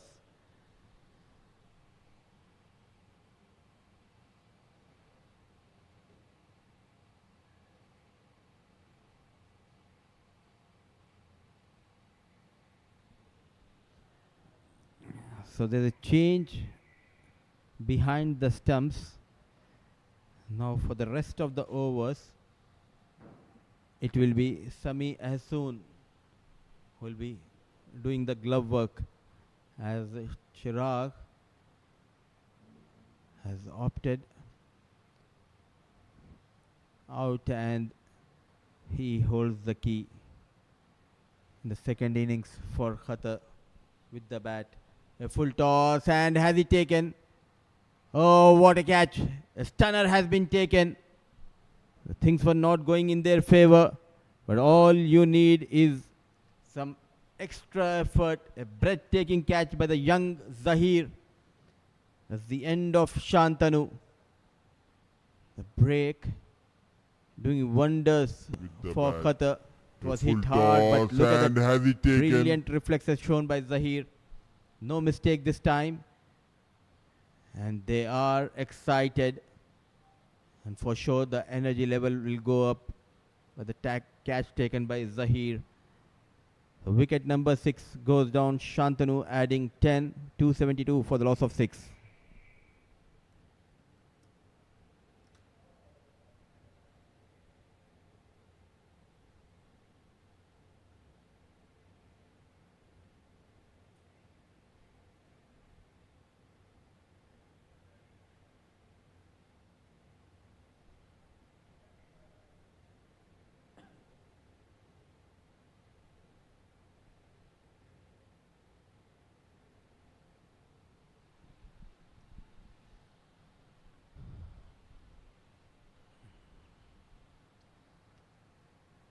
All they need is few good overs to finish this innings, Qatar. A loud appeal, the in-cutter coming from Shoaib. He strikes for the second time. The finger goes up. Straight away, Vinod Babu agrees with Mohammad Shoaib. Change of pace. This lad is something special, coming around the wicket, increasing the pace. A loud appeal, Sharply the coming into the right-hander, misses the line completely. A duck for a new batter. And they are striking at the right time. Bahrain losing their 7th wicket here.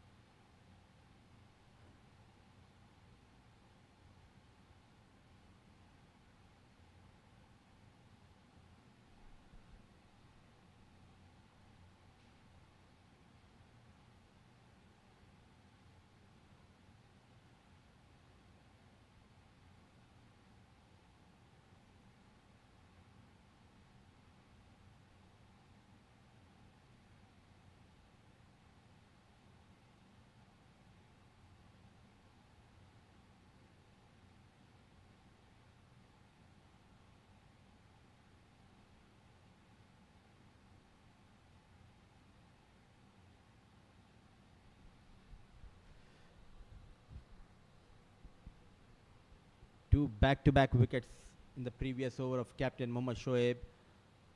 Now Bahrain 272 for the loss of 7. Dhairya was back in the hut. So 44 overs, 272 for the loss of 7. Bahrain were cruising, but now it's 272 for 7, and suddenly the plot has twisted here. What an effort, never afraid to throw themselves, and this is the kind of energy you want in the field. Captain setting up the standards in the field, a full length dive. Qatar from now here has stormed back into the contest with a burst of energy and discipline. And thanks to Zahir for that brilliant take in the previous over, then that incoming delivery from captain Mohammad Shoaib forced Dhairya back foot, and he was back in the hut. A loosener, a full toss played over the extra cover, some work for the fielder, running hard, couple of runs on offer.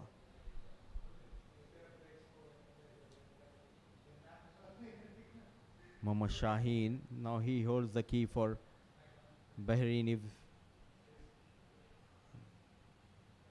they need to go beyond the 300, he needs to play the full quota of 50. The promising talent we have witnessed from both the sides. Yes, the Qatar bowlers went for plenty of runs, but learning the trade of this beautiful game is just the beginning for all these young budding cricketers. But one thing, the Qatar bowlers need to work on the extra column. They have given away plenty of extras.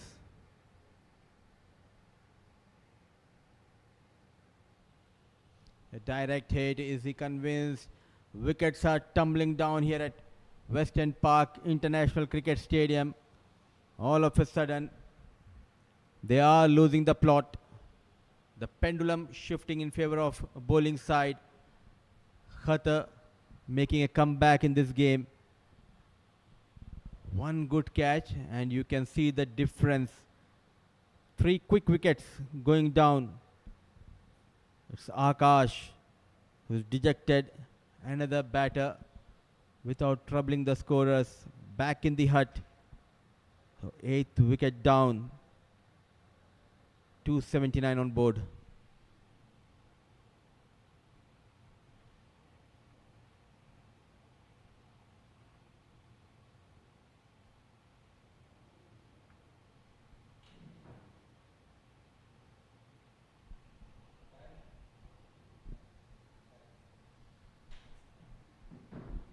Jason Terry Phillip has arrived in the middle.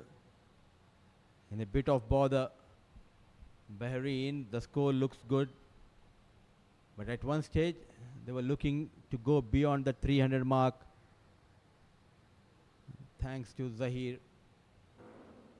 for that breathtaking catch in the previous over to get rid of the batter. Now 3 quick wickets going down, but the problem has been the extra columns. 48 extras given away by the bowling unit of Qatar.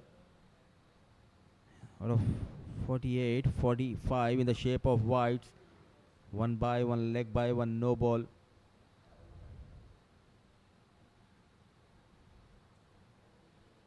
Shantanu Das is also back in the hut, so is the Dhairya and Akash Elango.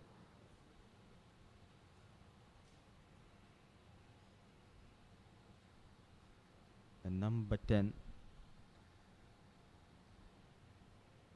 has arrived, but what a game we are witnessing here. Marshalling his troops quite well is Mohammad Shoaib. 45 gone, 281 for the loss of 8.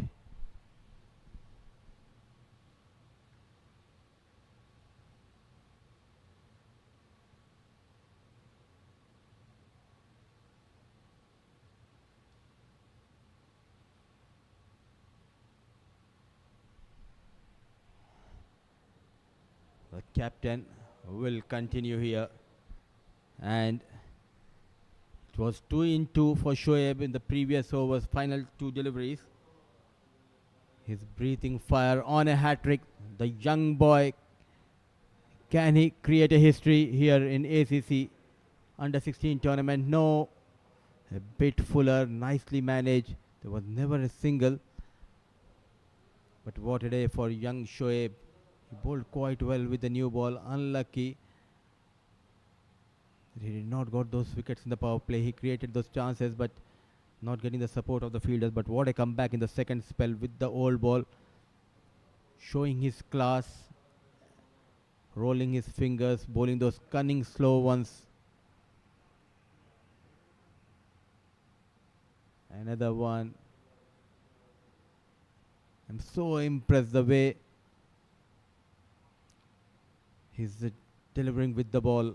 The change of pace has been the key, especially in the second spell by Mohammad Shoaib, the captain of Qatar under 16 team.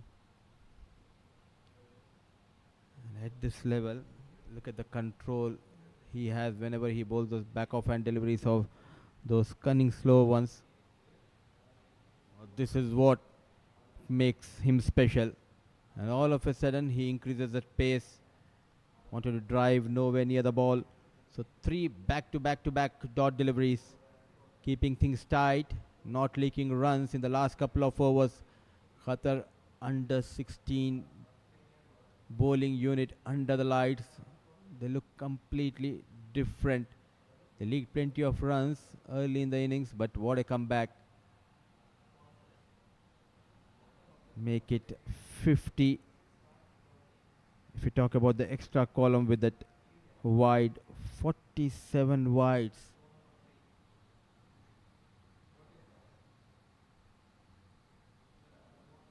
So slowly the score moves to 282 at one stage.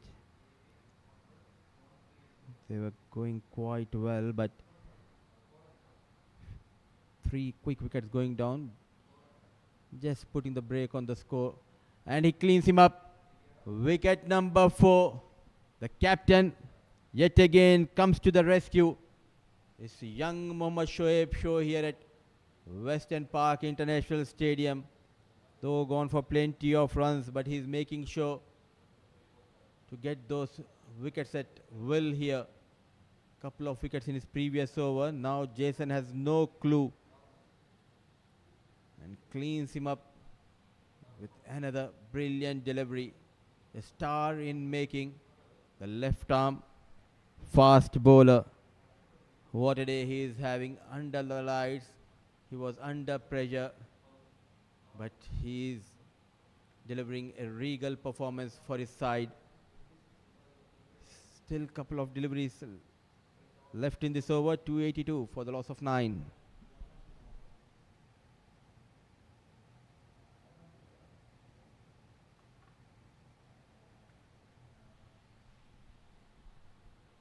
Well, number 11 walks in.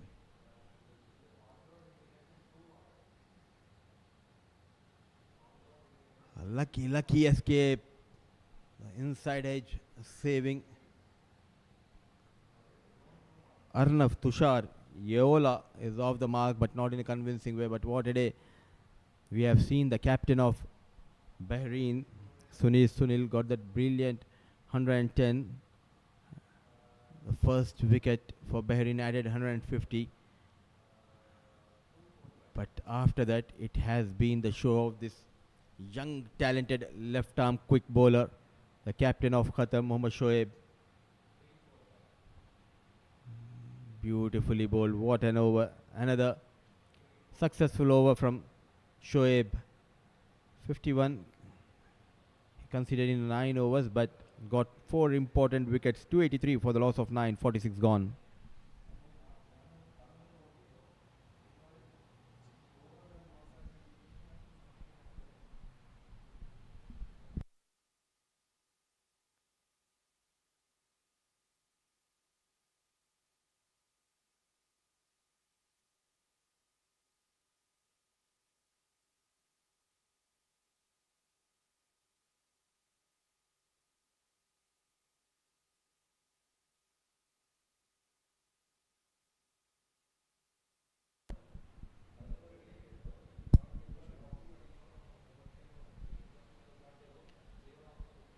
Number 10, Shaheen.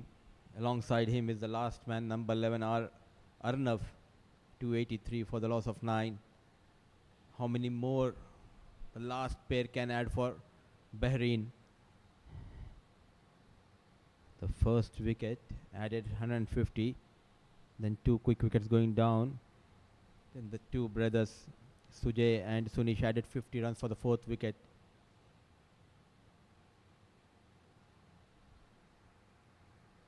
They were not able to convert those small partnerships into the big ones. The likes of Shaheen and Sunish added 22. And once the captain Sunish was back in the hut, it was troubled times for Bahrain, but still they are in a comfortable position at 283 for the loss of 9.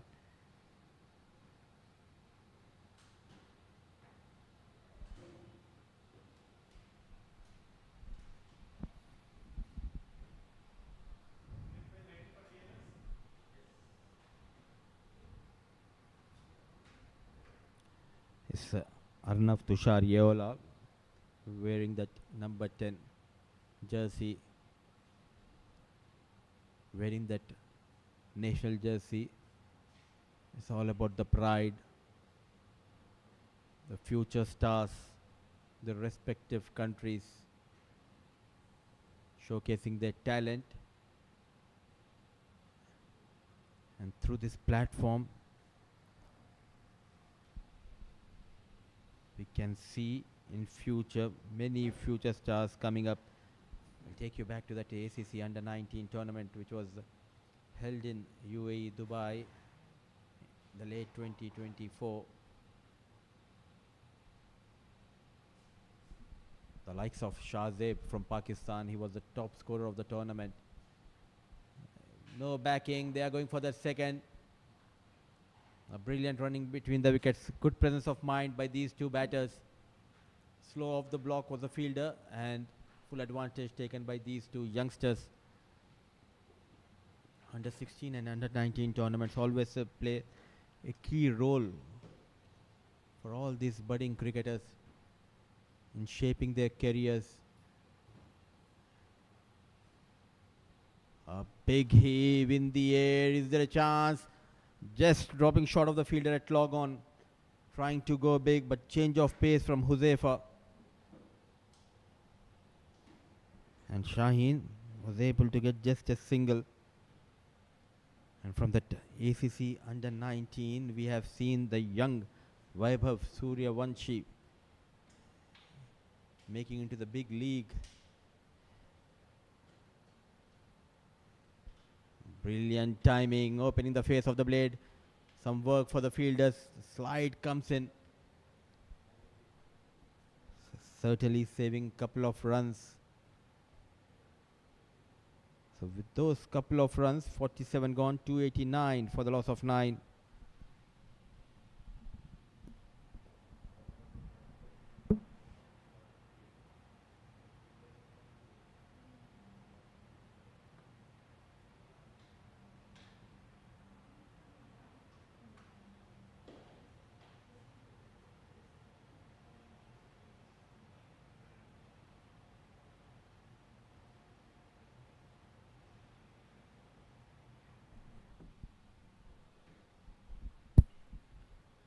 The flags fluttering in this windy conditions.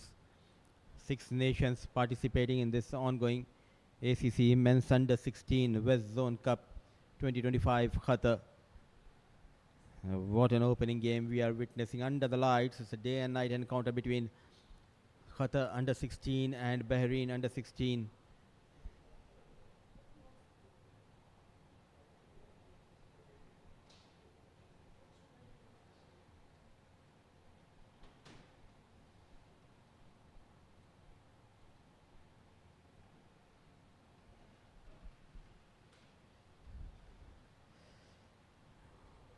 Runs into bowl his final over.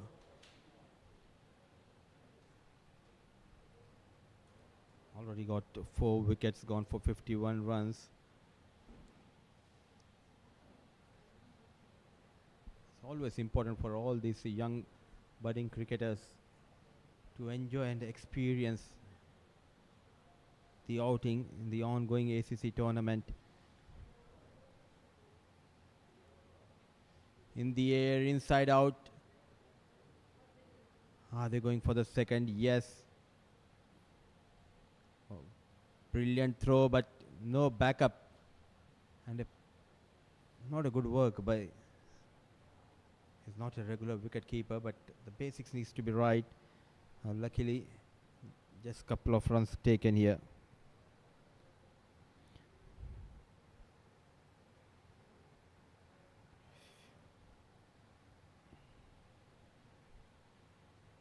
Every run matters here.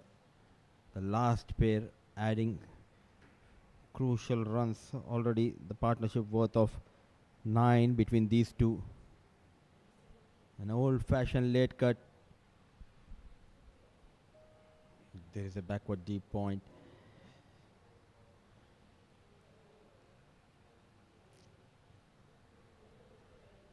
It's always good to see the amount of talent coming up from this region,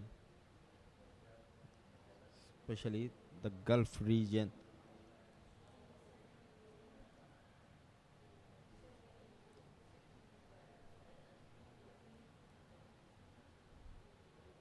Leaning on that front foot, the number 11 looks comfortable against Shoaib. But clever and astute captaincy and clever piece of bowling from Shoaib, coming around the wicket and creating that angle to come back into the right hander. The amount of slow ones he bowled is impeccable in this innings. Nicely managed, opening the face of the blade. Some work for the fielder, but no stopping. What a timing and what a placement. Adding all important 4 runs to the total is Arnav, the number 11. The face of the blade, some work for the fielder. Getting better of Shoaib, not trying to hit it hard. Calm and compose. Every run matters here. Now inching closer to that magical number of 300, 296. 10 runs added to the total by these two. In just 12 deliveries, can we see another slow one from Shoaib, increasing the pace, but yet again he looks quite comfortable. So a brilliant spell comes to an end by captain Mohammad Shoaib. Got 4 wickets to his name, gone for 59. But the future looks bright for Mohammad Shoaib and Qatar. 48 gone, 297 for the loss of 9.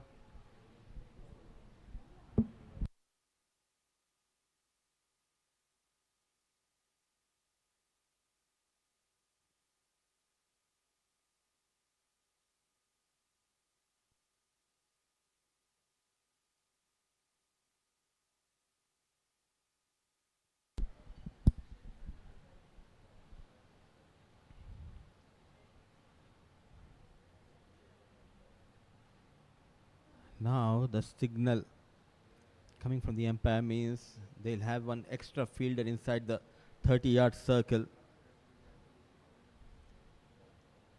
The slow over rate means now they'll be going with 5 fielders inside 30-yard circle. No coverage toward that extra cover and deep point towards that offside.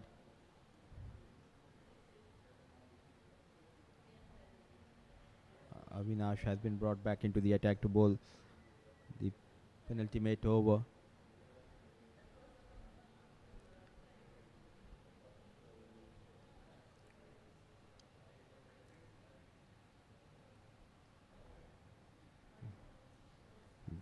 The batters of Bahrain, they have lit up this tournament. The way they have got those runs at the top of the order. Yes and no. Sent back by Shaheen. He wants to keep the strike.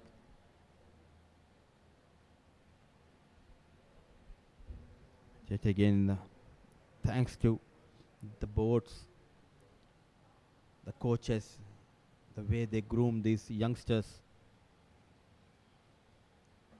An off break delivery, missing the leg stick. 299 with that single.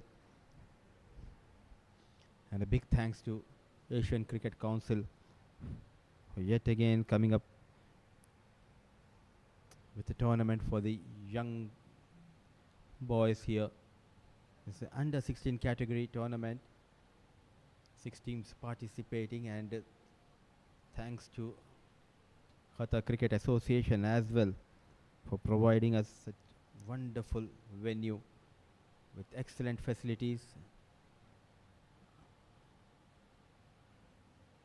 A quicker one, still a dot delivery, but 300 comes up couple of deliveries ago for Bahrain. A psychological advantage. They worked really hard, they batted well, though they have lost few quick wickets. But this partnership holds the key. A full toss yet again denies that single. So Shaheen will be back on strike in the final over. 49 gone, 300 for the loss of 9.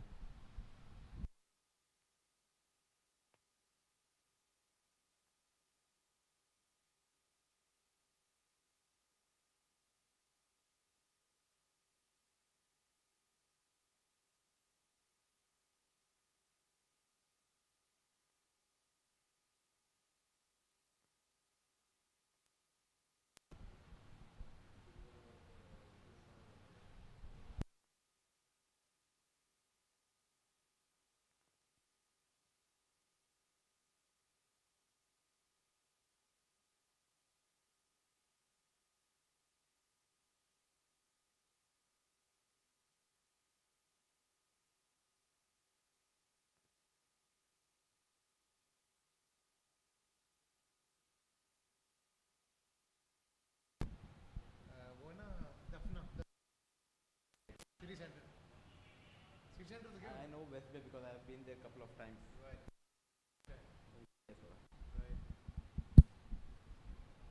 So 300 for the loss of 9. We are going into the final over of the first innings of this first game between Qatar under 16 and Bahrain under 16.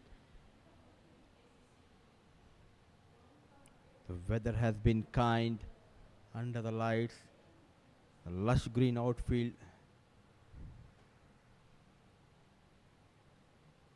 It's a beautiful venue, and what a track has been provided by the curator. Batting paradise. So Huzaifa will be bowling the final over. It's Shaheen on strike. Using the field, thick outside edge, lucky runs. He doesn't get it where he wants it, but he will take those 4 runs. So the score moves to 304. The runs continues to flow from the blade of Shaheen. And the partnership worth of 18 in just 20 balls. Shaheen on These strike. batters, Using the field, thick outside edge, lucky important runs. partnership for that final He wicket doesn't get it very for Bahrain. And the intentions are very clear from Shaheen. That is the reason he denied that single in the previous over's final delivery. He wants to take the charge. He wants to take on Huzaifa.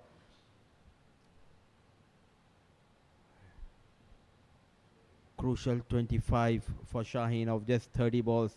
And run a ball 10 for number 11, Arnav.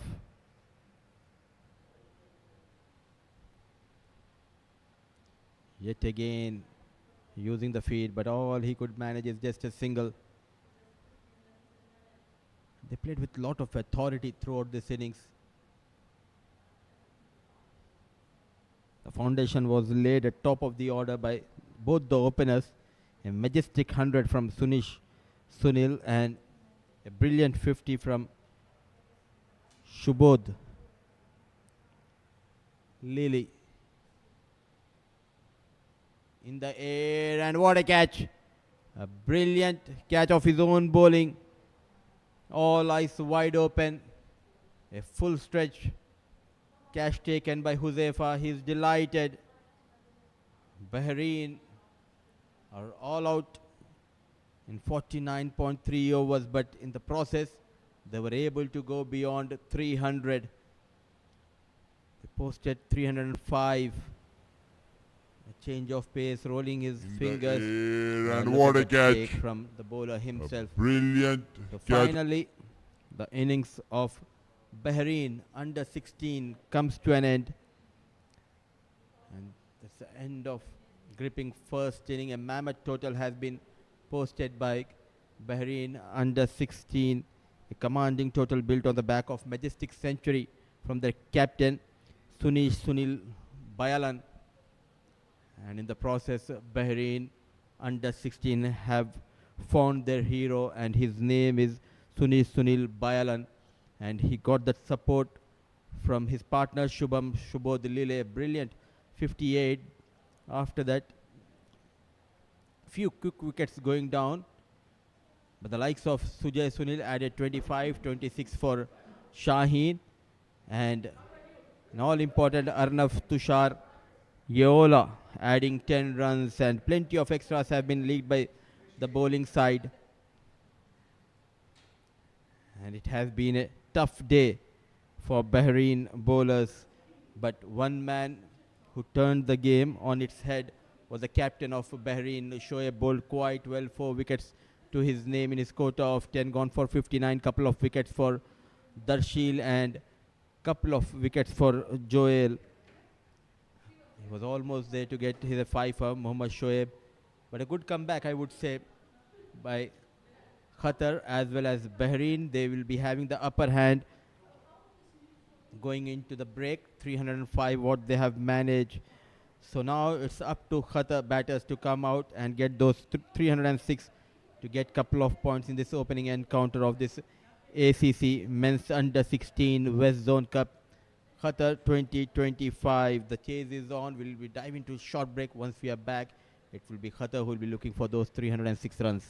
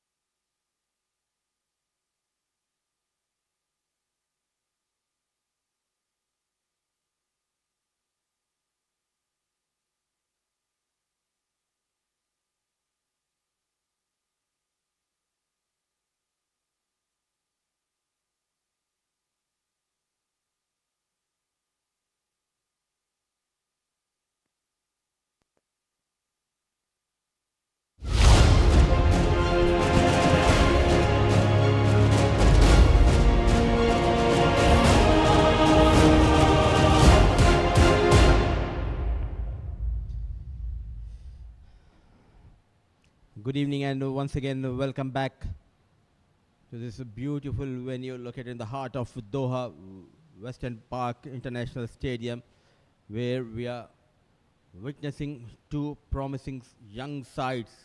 It's a day one, match number one of ACC Men's Under 16 West Zone Cup, Qatar 2025. Winning the toss, Qatar captain Shoaib invited his counterpart Sunish to post a total, and they batted brilliantly. Bahrain posted a mammoth total on board 305 in their allotted 50 overs, but they were bundled out on 49.3 overs. A magnificent 110 from the blade of captain of Bahrain, Sunil Bayalan, and a 50 from the blade of young Shubham Subodh Lily helped them to post 305. Now it's up to Qatar batters to get those 306 runs. Started off with a wayward delivery. A wide has been called, and it will be the captain Sunil Balan, an all-rounder who batted brilliantly. Now the team will be looking up to the captain yet again to deliver with the ball. Akash Lango on. In fact, it's Darshil. I beg your pardon. It's Darshil and Avinash out there in the middle. The shape of extra. The first run has been added a couple of deliveries ago under the lights. Will the Qatar batters can produce some special? Can they chase down this mammoth total of 306?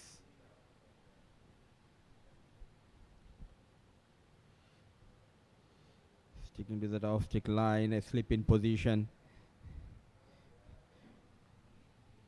The first inning was a tale of two heroes. Sunish lights up the innings with a sublime 100, but Shoaib stormed back with a fiery 4-wicket haul. So Bahrain posted 305, but Qatar won't go down easy. It's a chase time. Can they pull off the comeback in the first encounter of this tournament? Inside edge. The first run for Darshil. The first run for Qatar from the blade of Darshil. 2. The score. It's a long journey. They need to have that belief to believe in themselves. Yes, when Bahrain batters, they can get 305. Why can't we? They have the home advantage. They know the conditions quite well. All they need, the good partnership at top of the order. Then these two needs to lay that foundation for the batters to follow in.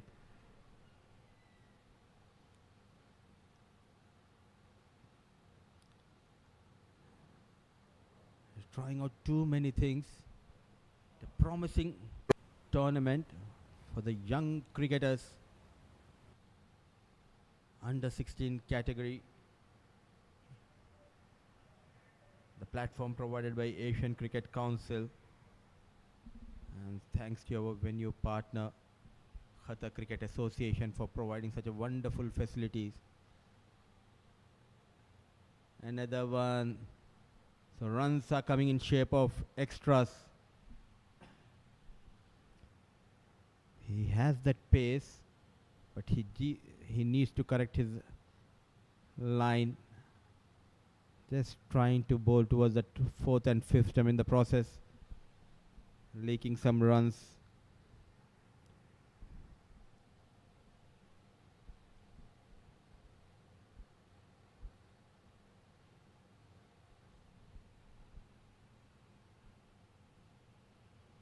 The star in making for Bahrain, the captain Sunil Bayalan. The Bayalan family will be glued to their television because it's not Sunish, but also two younger brothers of the captain, Sujay Sunil and Soyaz Sunil, also part of this playing 11 of Bahrain.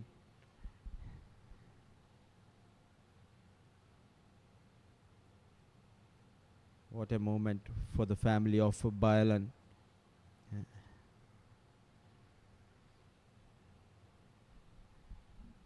has produced one of the magical knocks to start this tournament.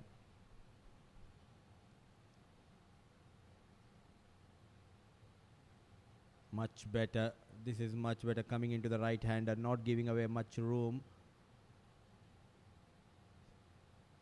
So 3 runs in the shape of extra, 1 from the blade of Darshil, 1 gone, 4 for none.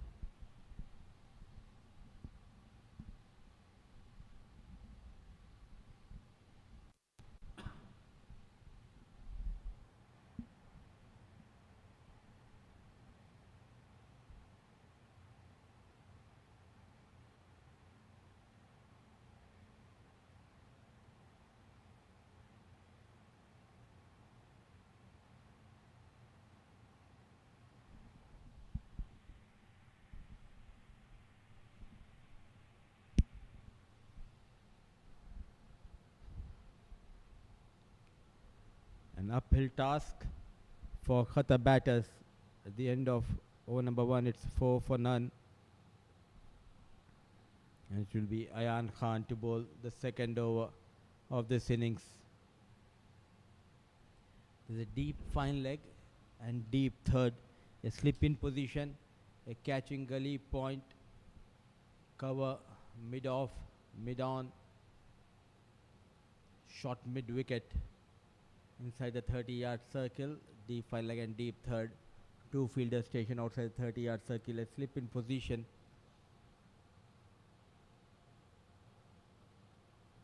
Started off really well in this tournament. They have got that total on board. In the air, playing away from his body.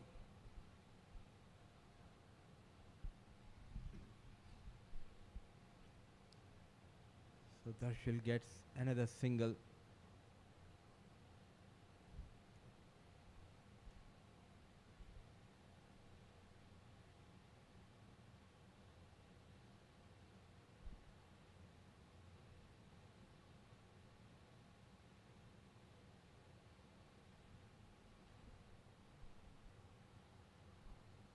So at last, off the mark on the 4th delivery, Avinash.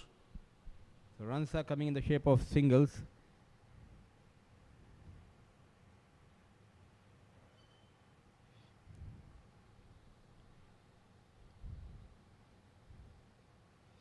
It's an all important tournament.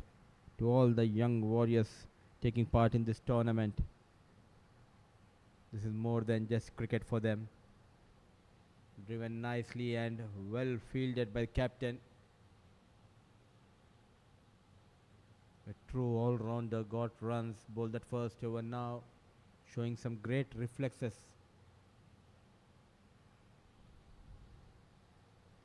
And this is also the beginning of their journey, their dream in motion.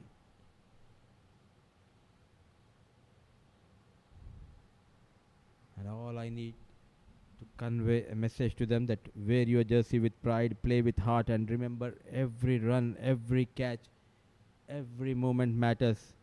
You are not just playing a game, you are here to write your own story. A wonderful platform provided by Asian Cricket Council.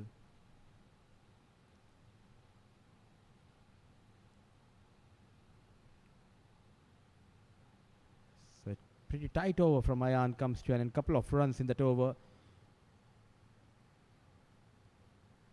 So 2 done, 6 for none.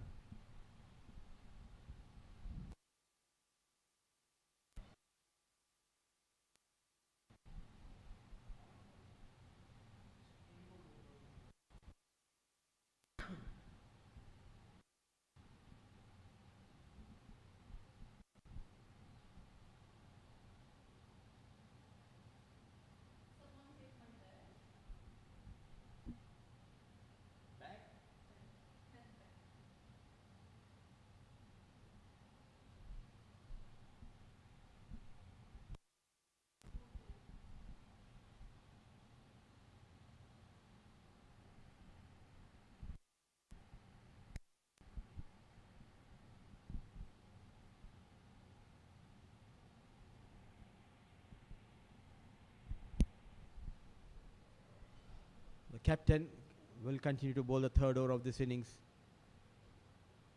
Looks rock solid, Darshil, taking his own time.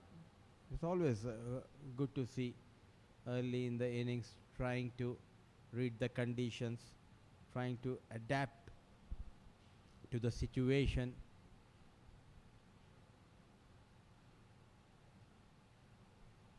Coming behind the ball, playing with full face of the blade. Looks solid, Avinash. Trying to go for the drive. The young boy, the captain, Sunish, now finding his rhythm, sticking to that off-stump channel. There's an increase in the pace and bowling with lot of control. So 2 back-to-back dot deliveries.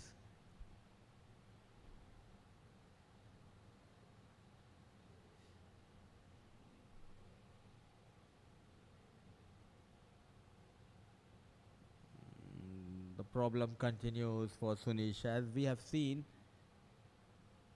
almost 50 extras in the first inning from Qatar bowlers. Now the likes of Sunish giving away easy runs in the shape of wides.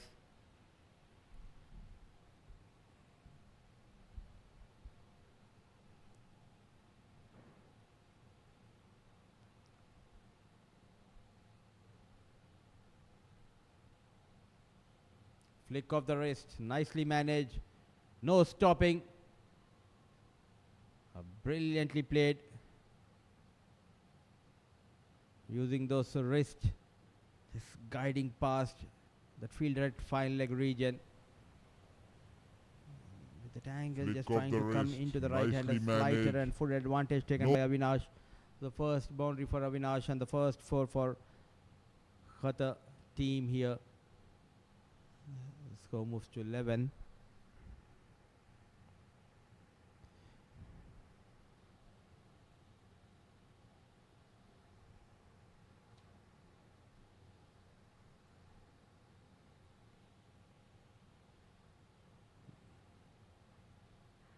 Playing with a lot of confidence.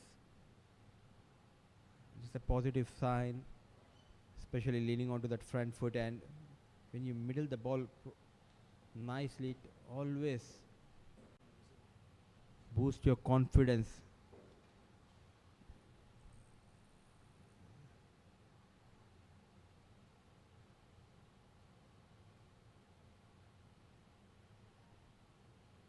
Yet again leaning onto that front foot, opening the face of the blade.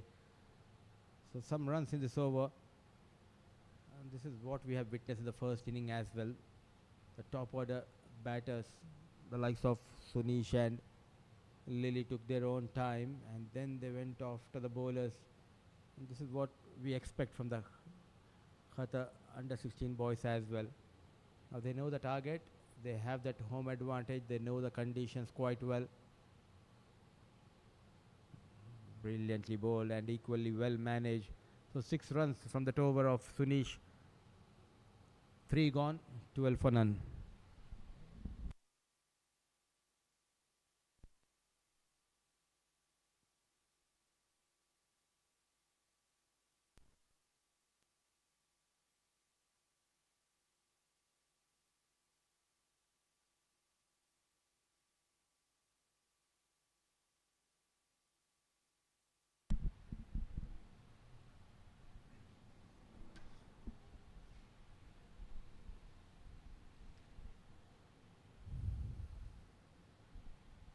Right, so the 4th over in progress, the run rate 4 to the over so far as Avinash flicks that ball away, crossing over for a single. A watchful start then has to be said by Qatar in response to this humongous score by Bahrain, 306. They're chasing.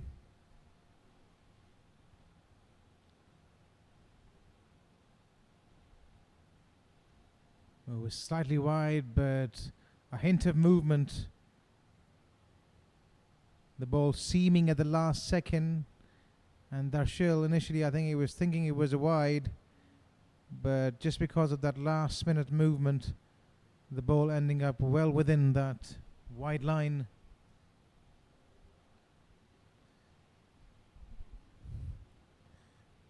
And he's operating with a slip in place as he slashes at that one, slashes hard. There is a third man in place, however, so it'll only be a single. They seem to have done their homework well. These Bahraini bowlers, Ayan, keeping it full, keeping it up to the batter, checking if there is any swing on offer, getting the batsman to drive. And once again,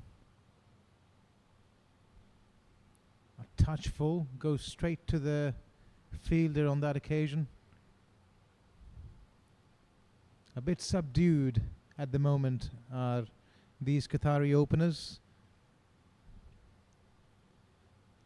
in pursuit of a massive 306. The required run rate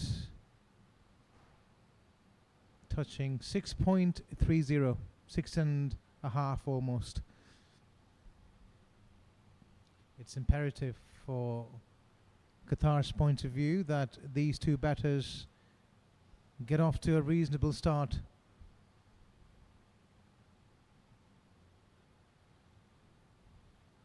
A bit short, and he plays it over the head of the slip. Third man comes around once again. He's been in business in this over twice. As the second over ends, Qatar off to a sedate start. 15 for none they are at the end of 2.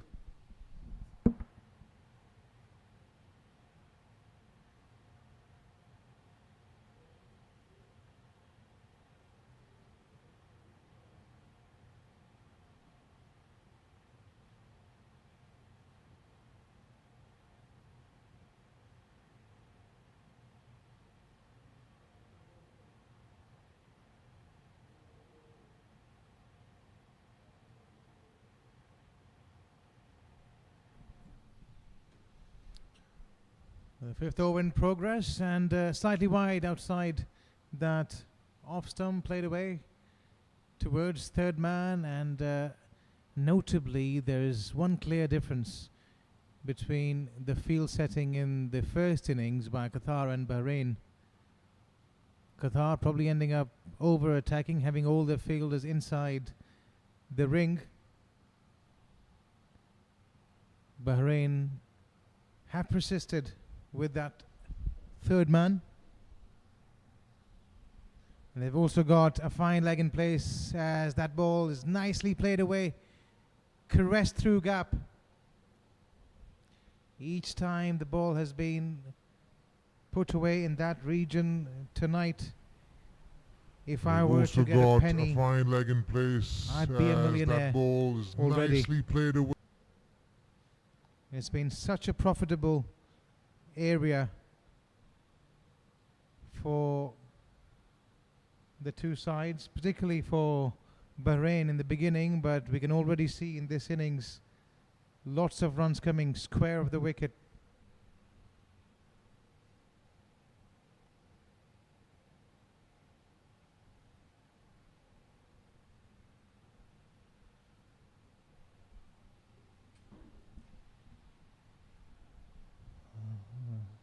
Well, understandably so as well. These are young budding cricketers, still at the developing stages. As they grow older, they will have more power and muscle to be able to play straight down the ground, perhaps in front of wicket, in front of the wicket as well.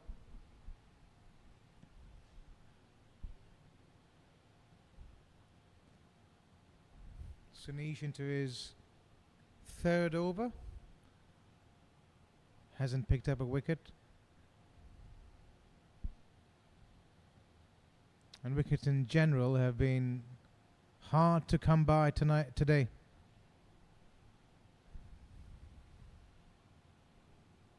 Nicely behind the line at that delivery there, Shill. Showing the bat maker's name.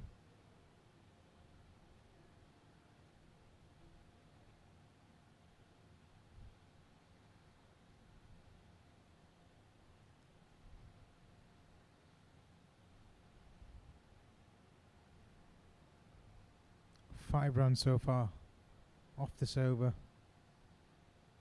Well bowled, excellent piece of bowling by Sunish, not providing any room whatsoever to the batter. 4 dot balls then to finish over number 5. Qatar are 20 for the loss of none.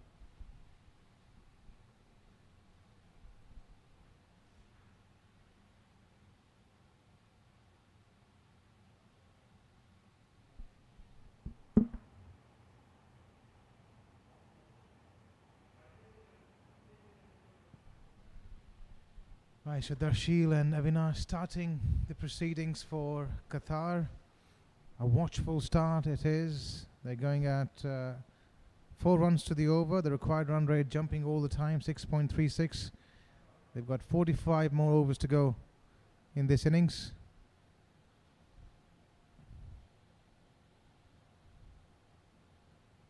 The start isn't too different from what we saw in Bahrain's innings. They kept the wickets in hand, and that opening partnership was a big one, 150. And when they had their eyes in, they were able to pick up the scoring rate as well.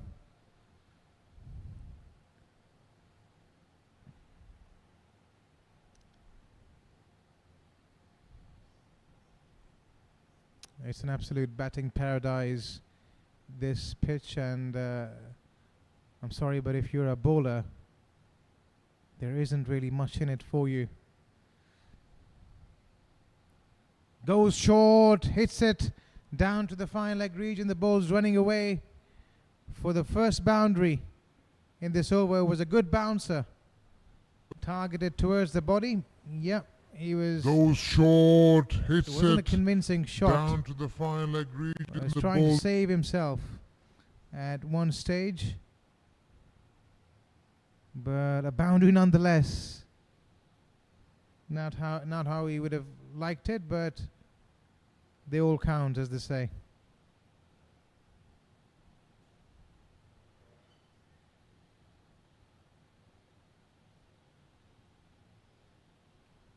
Flicked away this time, much more convincing, but there is protection at the boundary, so just the one.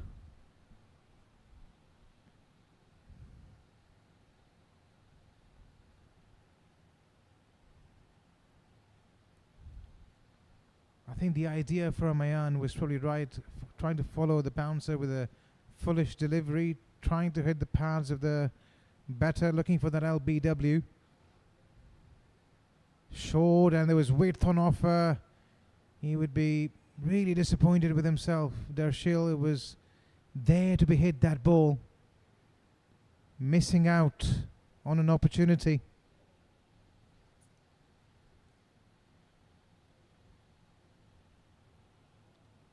If you are to chase down a target as stiff as this, you've got to make sure the bad balls don't go unpunished. And once again, short. Not the kind of delivery that deserves the respect it got in the end. At the end of 6, Qatar a bit behind the required run rate, 25 for none they are.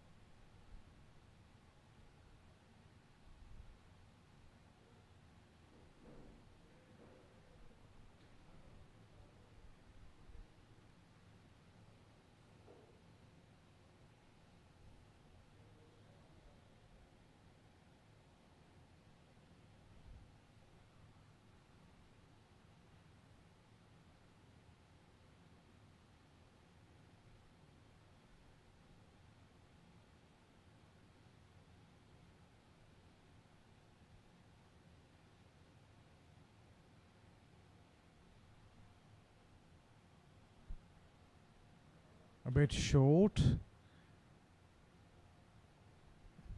Punched through the offside for another single. He's looking quite solid technically, is Avinash.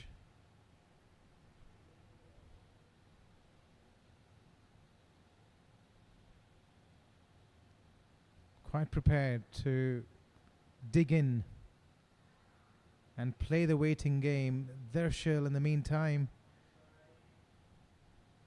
I think is missing out on those balls outside the off stump. There is enough width on offer.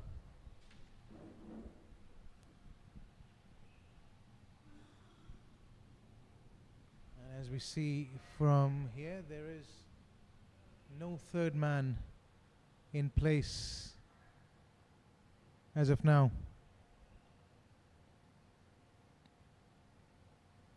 A bit slower in play, in pace, a bit fuller as well, looking to cut that ball. Missing out yet again. He'll have a bit of work to do with his coaches at the end of this game. Perhaps working on those balls outside the off stump, Dershil.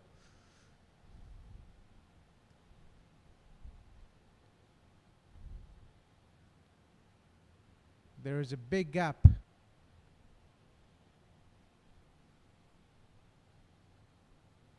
between point and gully, and he could have utilized that on more than one occasion.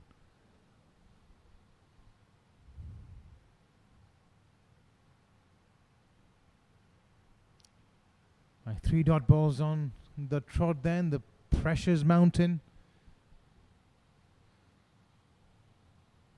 Driven, trying to hit it too hard. Straight to the fielder, make that 4. Something's got to give now. Just the 1 run of the over, and we are down to the last ball already. They're going through their overs very quickly. Our Bahrain. And once again, this time he's guided that ball, but the short third man comes into action and keeps it down to just the 1. So just the 2 runs of that over, as Qatar struggling. 26 for none at the end of 7.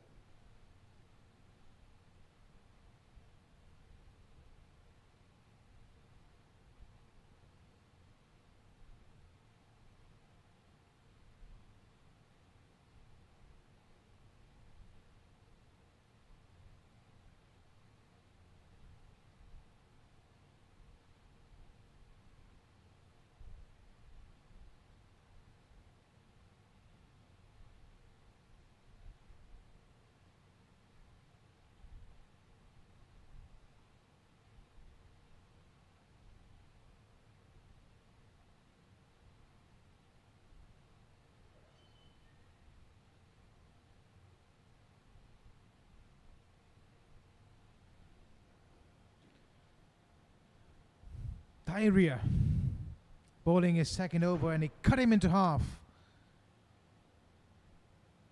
There, nothing short in the end from Dershil.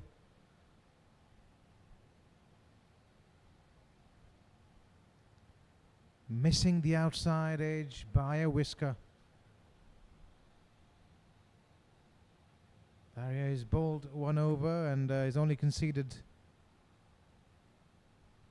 1 into the pads, but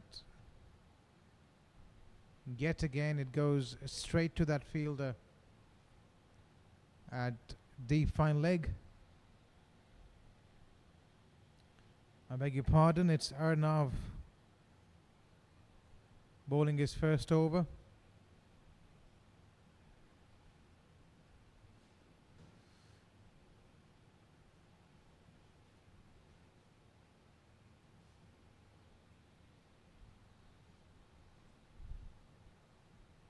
And within the line of the stumps, they're not providing any room to Dershil.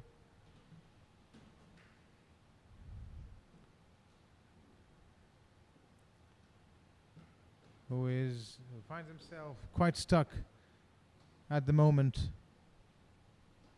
He is not going anywhere with this innings, and something's got to give here. Something is to break loose, and width on offer.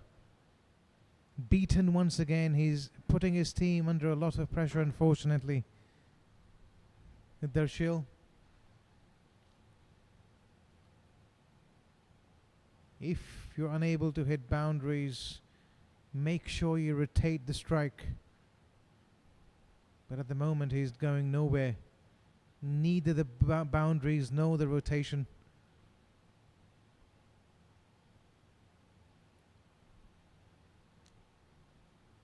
Make that yet another dot ball.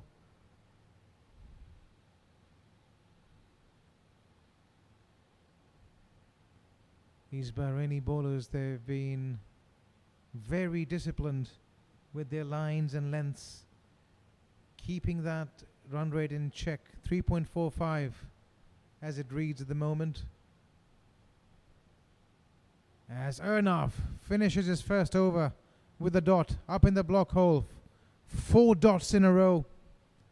At the end of 8, it's 27 for none.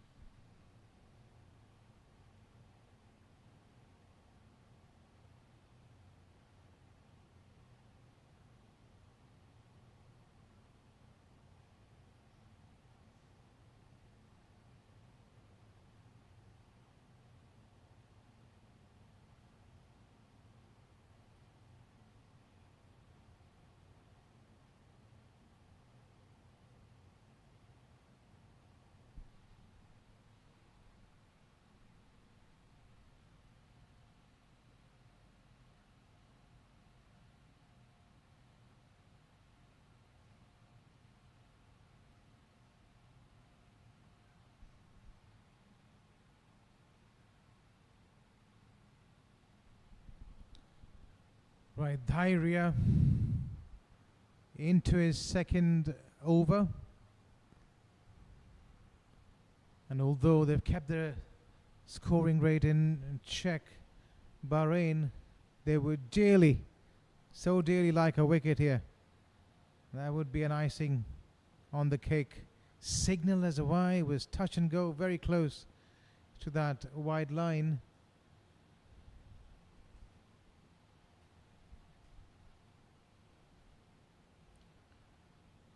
Avinash has been the more fluent of the two batters out there. 16 of 22 he's got.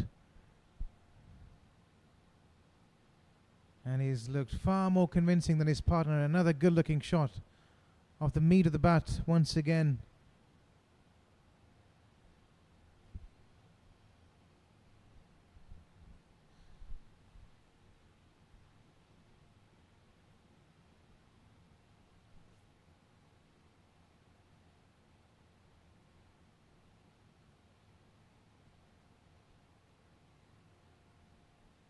And that was probably the first shot in anger by Darshil, but yet another dot ball.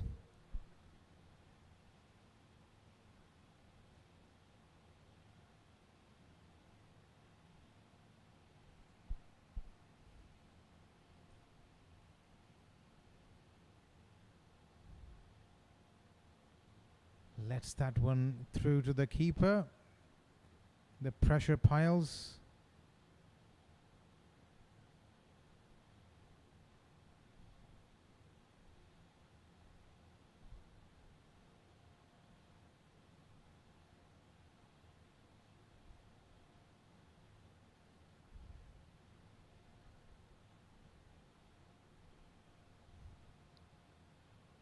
Right, once again, I think he's really struggling at the moment. Is he batting or just out there doing shadow practice? Something's got to give now. 8.5 overs. Qatar way behind the required run rate. It's almost touching 7 now.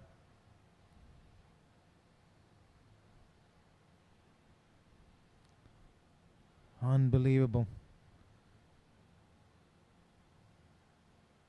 4 dot balls in the trot. And at this rate, the scoreboard needs a nap.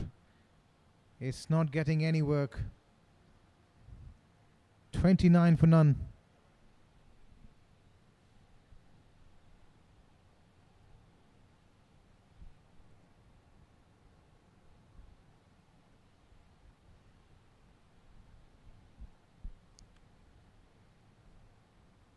Can't help but say that Darshil is building a bit of a dot ball mansion here tonight.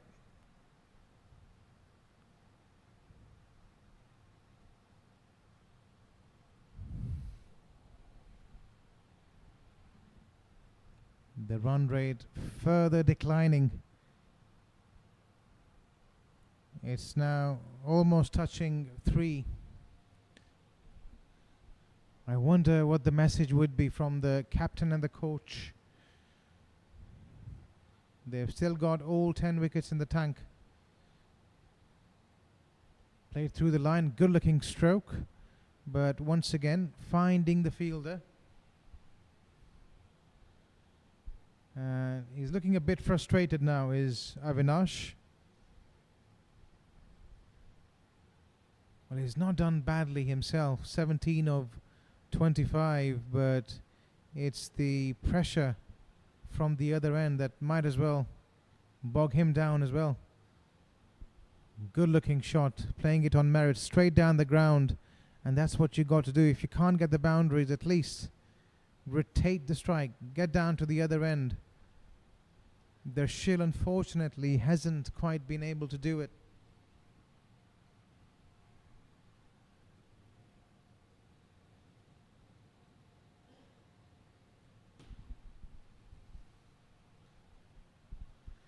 There hasn't been any lateral movement on display so far.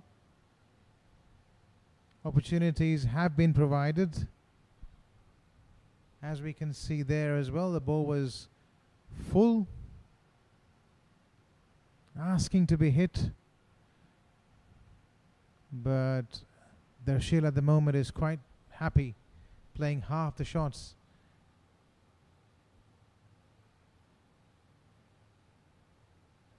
Gently nudging the ball around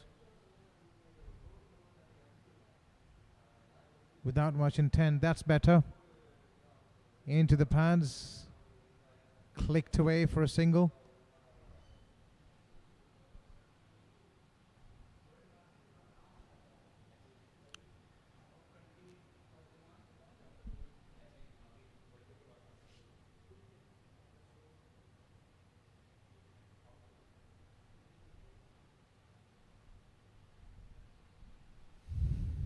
Now into his second over, left arm fast.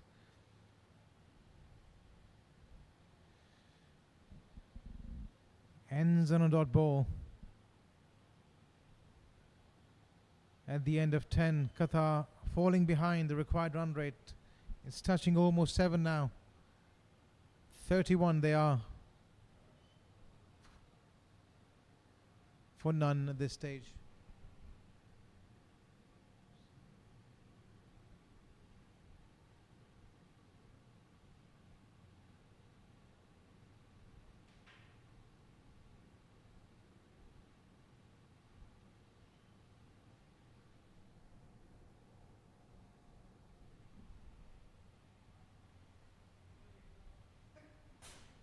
As we look at the scorecard from Bahrain, the star of the show, Sunil Bayalan, 110 he got of 118 deliveries, was well supported by his partner Subham Subodh, getting 58 of 78, and a few batters getting into the double figures, Ayan Suzay and Mohammad Shaheen. And then there was a bit of a collapse towards the end as they got all out for 305.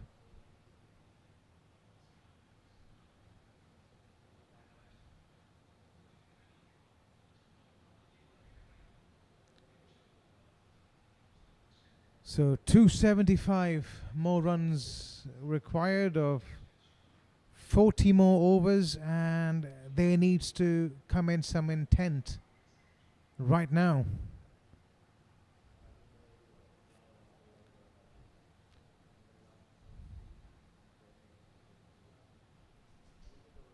A better shot.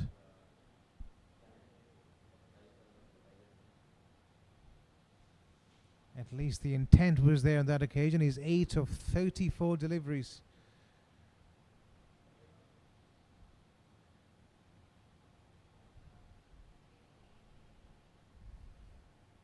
This can put a huge dent to a batter's confidence as he goes hard once again, getting the inside edge. Streakish shot going straight to the fine leg fielder. So just another single. Dot balls piling up the pressure. Every dot ball here is worth its weight in gold.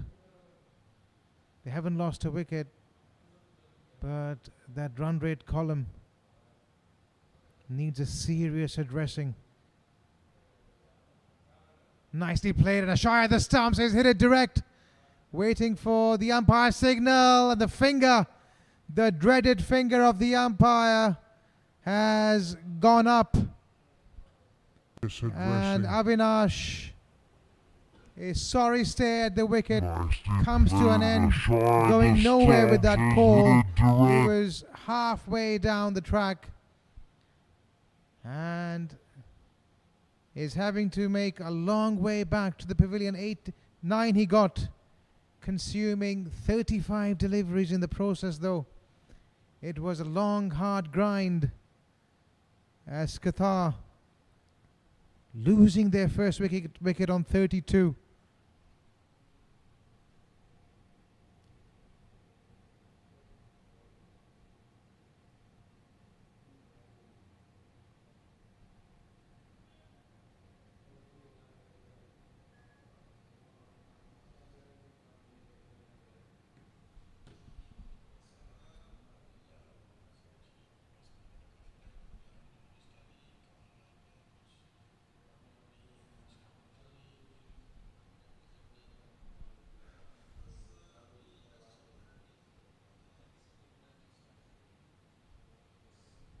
This time he goes wide, and it's nicely played by Avinash. It's addressing. Going through for the single as we look at that out once again. There was no communication between the batters, and he was not even in the picture as that ball hit directly onto the stumps.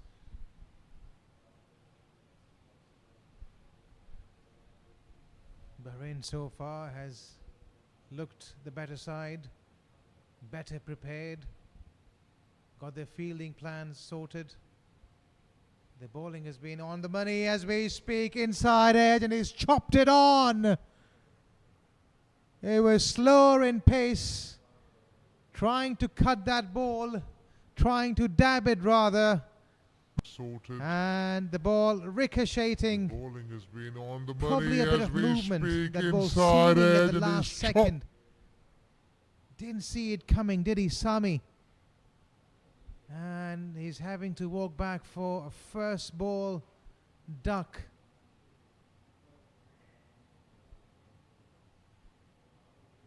What a way to go.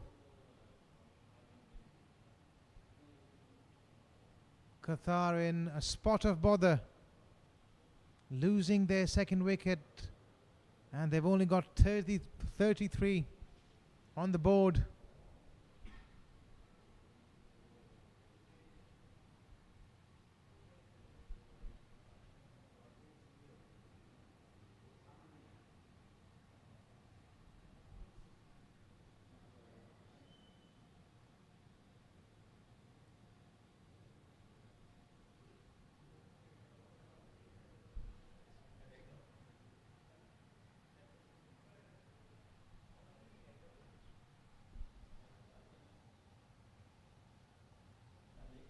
I think he was early into that stroke.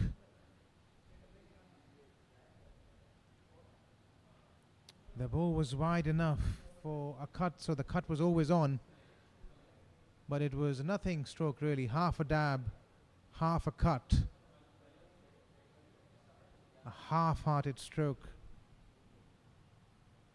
overall.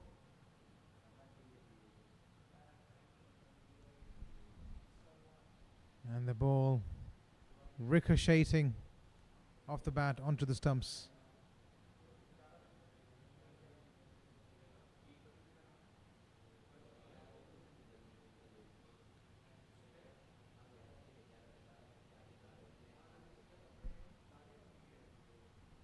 First ball, Joel's out there and is beaten outside the off stump as over number 11 comes to an end. Qatar 33 for 2.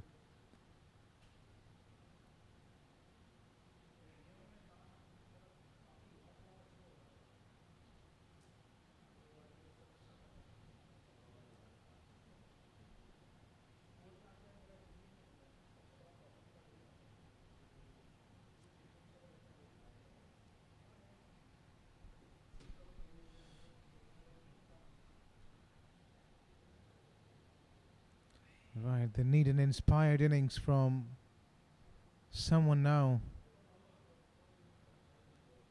Qatar. Joel, he bowled quite well in the first innings. Picked up the prize scalps. But he's got a job on his hand here tonight for his country. Qatar in deep trouble. 33 for 2, the run rate for the first time. Hitting bang on 7. The required run rate, that is.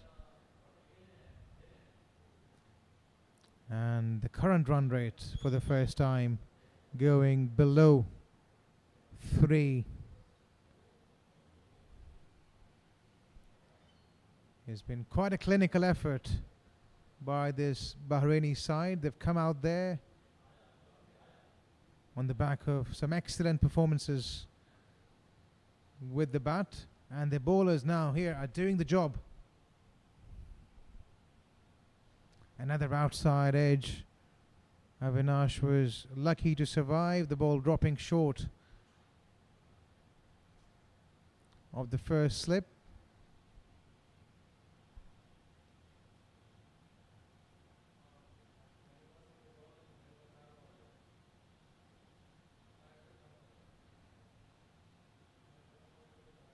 He's kept a tight lid on the scoring, has Arnav so far into his third over. As Joel's on strike, a full toss, a low full toss. Defended back to the bowler.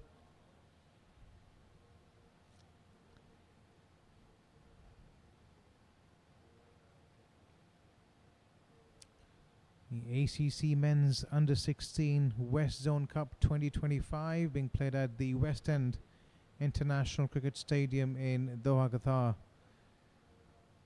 It's a double header. The second game of the night, Qatar taking on Bahrain, and it's Bahrain who are calling the shots at the moment, well and truly in the driver's seat.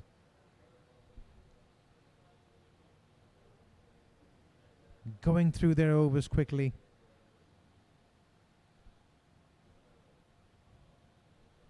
And keeping that scoring rate in check. Looking for a wide, and has been signalled as a wide. It was touch and go, I thought, very close to that wide line.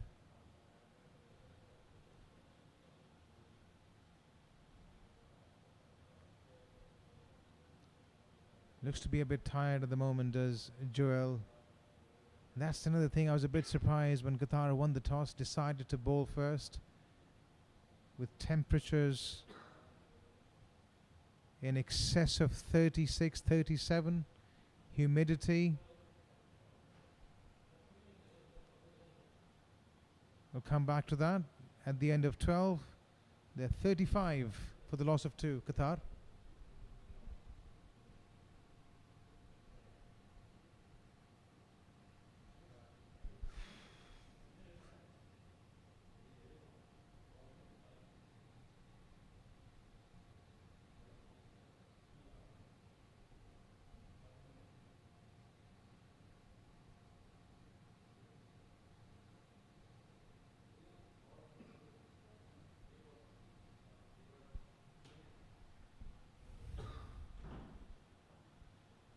Played straight down the ground. Good looking stroke. He's looked pretty so far in this innings, Avinash. Batting on 20 of 33, seems to be a touch player. Relies on timing. They need much more than that though if they are to make a comeback in this game. A touch short once again, played away to the fielder at deep cover. Just a single.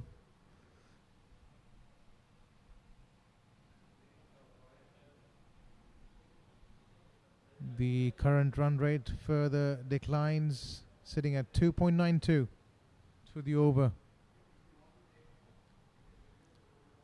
The weather now has eased out. It's much, much better. These Bahraini fielders, they're right in the batter's ears, fresh in energy, exuberance of youth.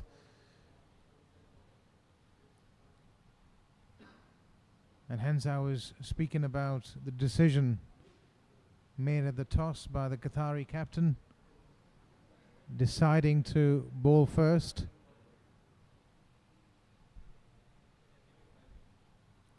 And I think that did cause a lot of, that did raise rather a lot of eyebrows.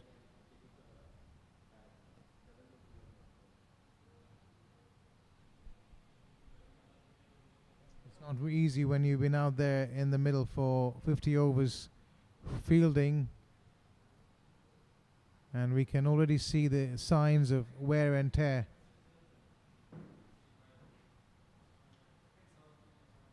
That's taken place.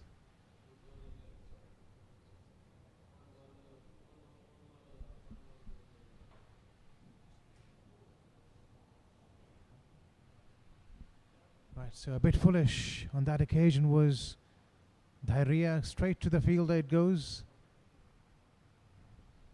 Joel is yet to be off the mark.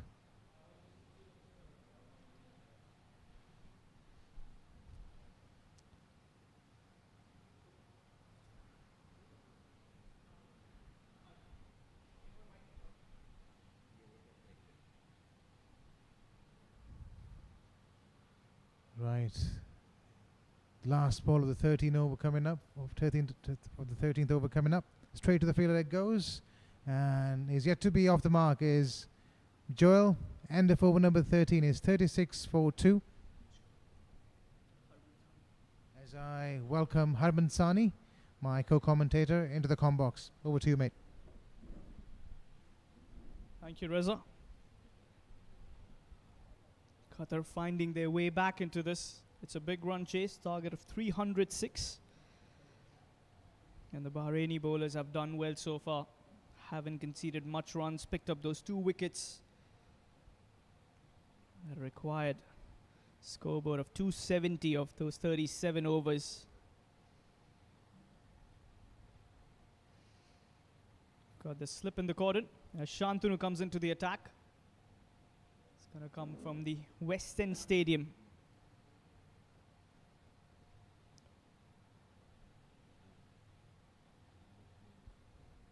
Got to be the leggy. Oh, that kept low.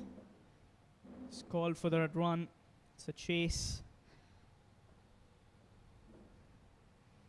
Mohammad Shaheen cuts it off. Start off.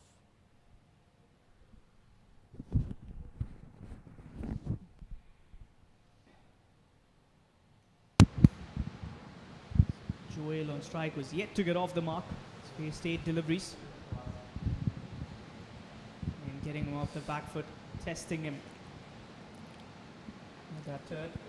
And the right time to welcome my fellow commentator Mudassir Ali to the comm box. Welcome. Good evening, Harman, and good to see you after a long, long time. Oh, what a delivery. They're asking some serious questions, but Vinod Babu, he has some other thoughts, but what a peach of a delivery, Harman. That was a leg spinner's dream delivery, I would say. Inviting the batsman to go for that drive, missing it, was a good appeal as well. And Joe has been struggling to get off the mark, needs to get some runs on the bat.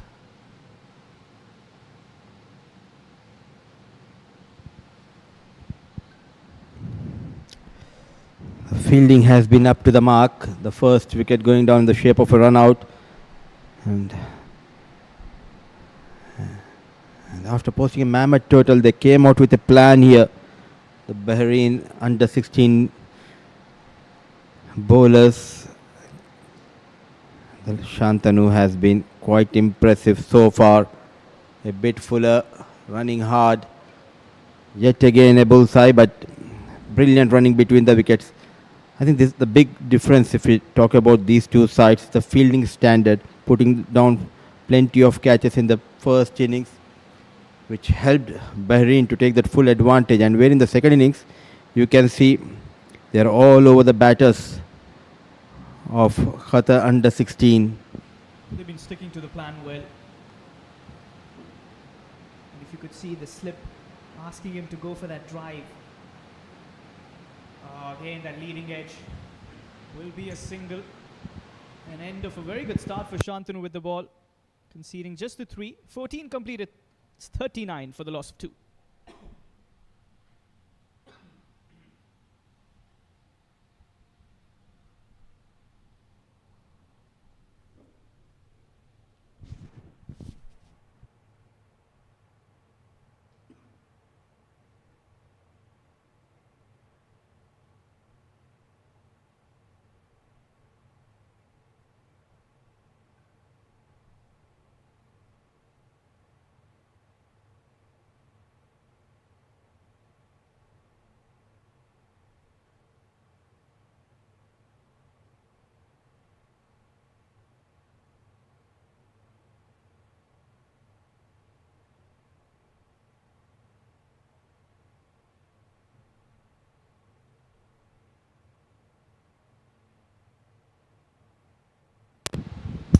And that one kept low, coming in around the wicket. So like the bowler using the angle well. It's Jason Phillip. And you can see that nice flight, inviting the batter to go for that big shot. It's also got the fielders in the right position. Quite impressive if we talk about these young budding cricketers, and the rise of cricket in this region, especially in the Gulf, has been incredible. We have seen the visible progress not only at the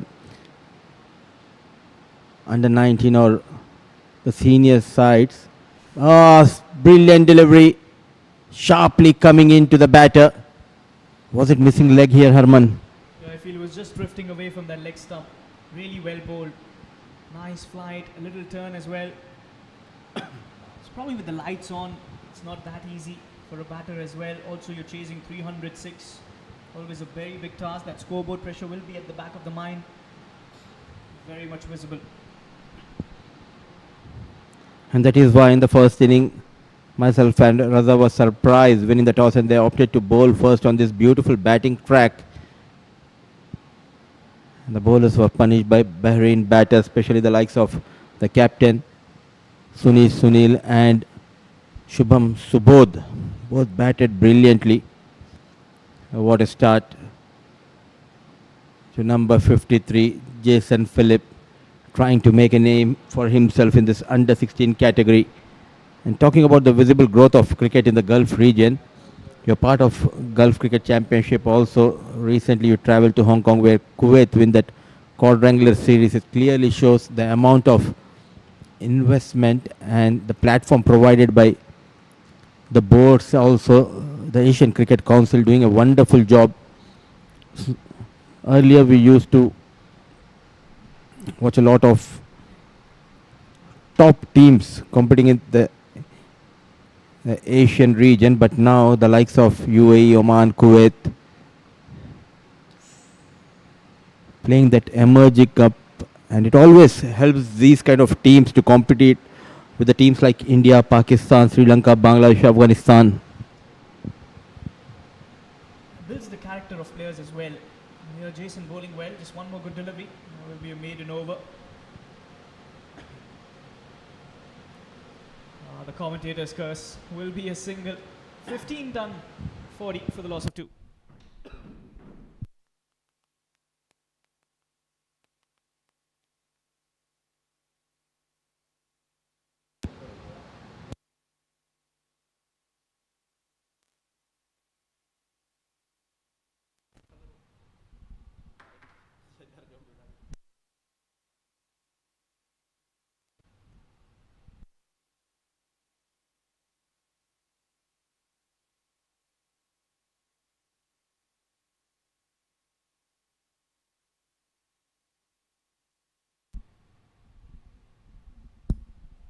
Second over for Shantanu Das.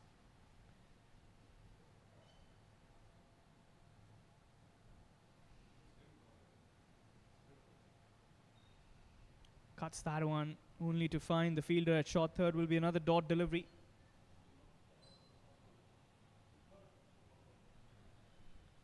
Starts the over, number 16.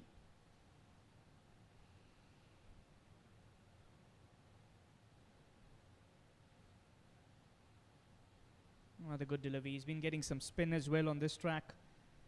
He's been relying on that flight. We saw in the morning game, another leg spinner did really well for Oman, picked up a fiver, Vignesh Karthikeyan. This one lower pitched, getting in that late turn. There you can see Joel also telling him to go for that cut shot. Avinash has been there for 45 deliveries.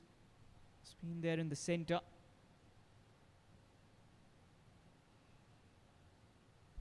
Just work that one. It's another single.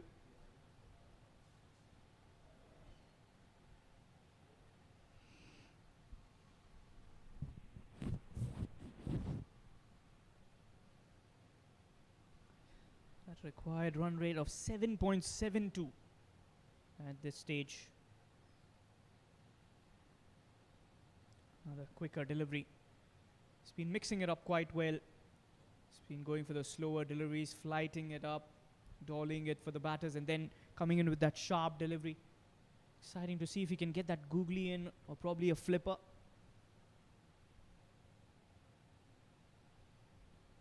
That'll be another single towards mid-off. Little slight misfield, and they will come back for the double. End of the over, 3 runs off it after 16. It's 43 for the loss of 2.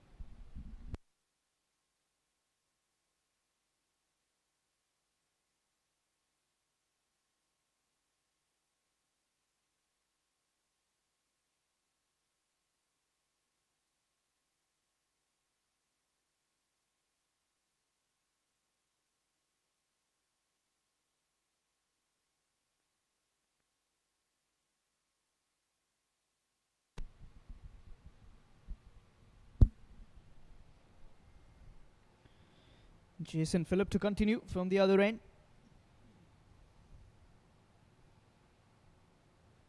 It's cut away. Just looking for that single towards point.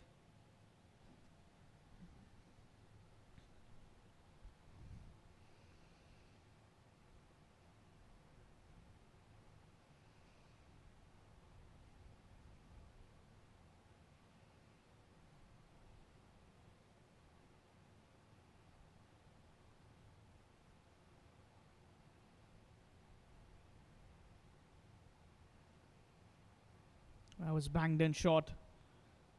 Only get a single. Very lucky was the bowler on that occasion.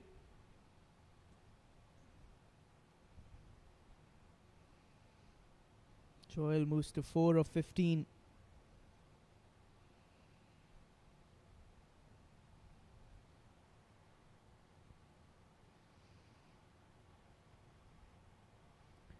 Just trying to cut that one again.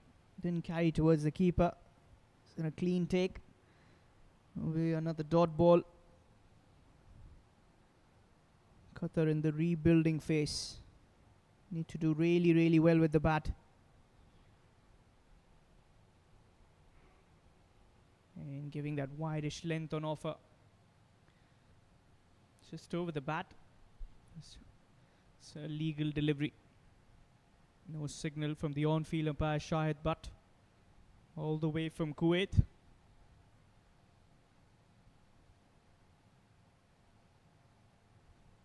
Similar delivery.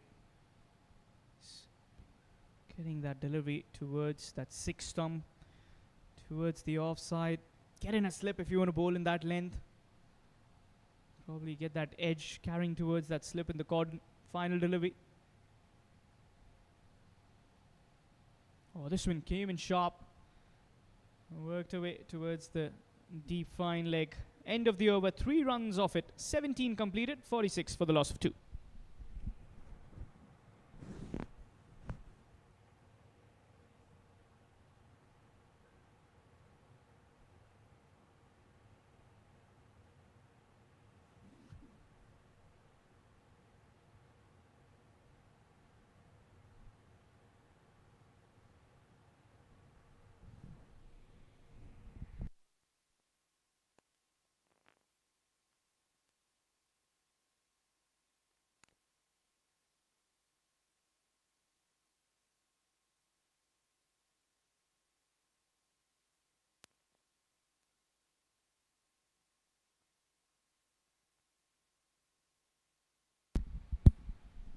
It's been sliced away for another single. So we have some pace bowling coming in. The left armour placing the spinner.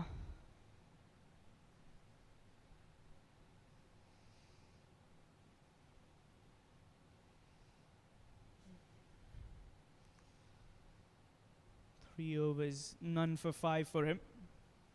Arnav.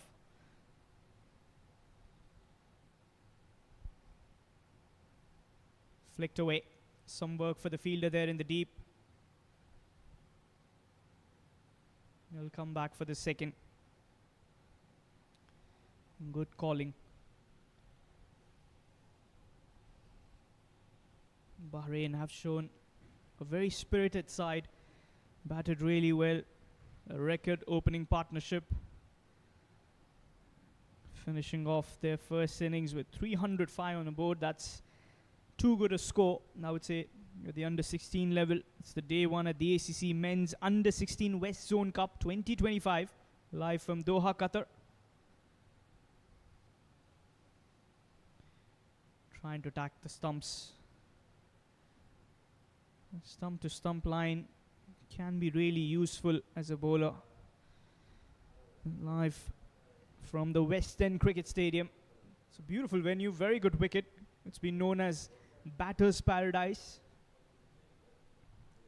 Some good work done by the pitch curator alongside the groundsman. It's a quick outfield as well.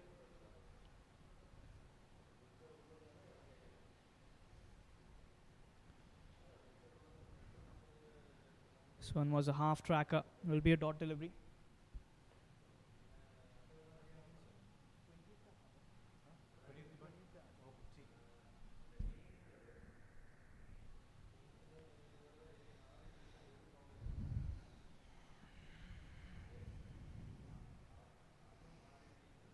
.4 overs for Arnav. He's looked pretty good. Started off with the new ball as well. The batter a little distracted there. It's probably the fielder talking before the ball was being bowled. He'll have to reload for that one.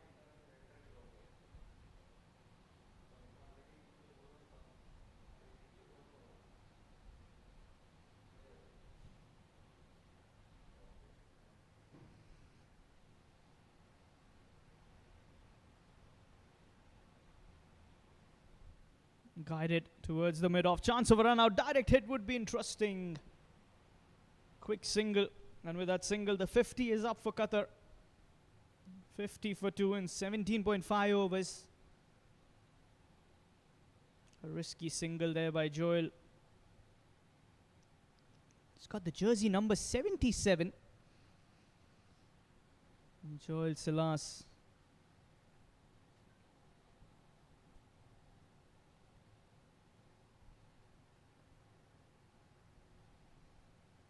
And pushed away. There'll be another dot ball. And that's the end of the over. 4 runs conceded. After 18, it's 50 for the loss of 2.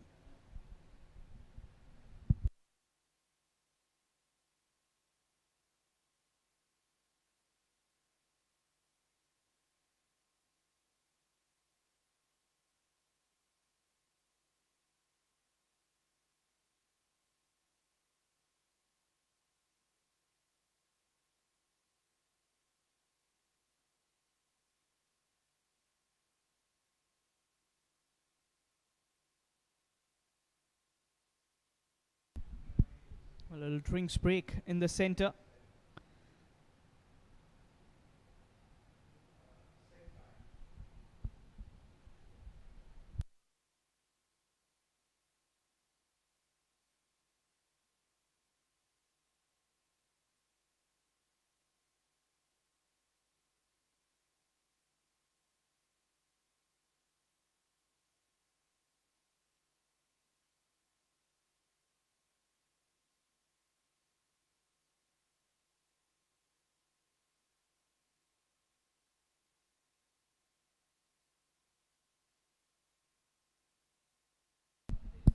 That's the batting card of Qatar so far. Varshil Sriram was run out on 9 of 35. Avinash still there in the center, 28 of 53.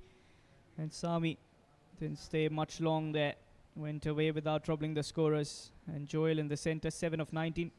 Zishan Ahmed, Chirag, Zahir, Abdul Aziz, Huzaifa, Mohammad Shuaib, and Abdul Malik, the remaining batters of Qatar. They still need 256 from the remaining 32 overs and will have to score 8 runs and over. That's a big ask. They need someone to go for the big hits, get that counter attack in.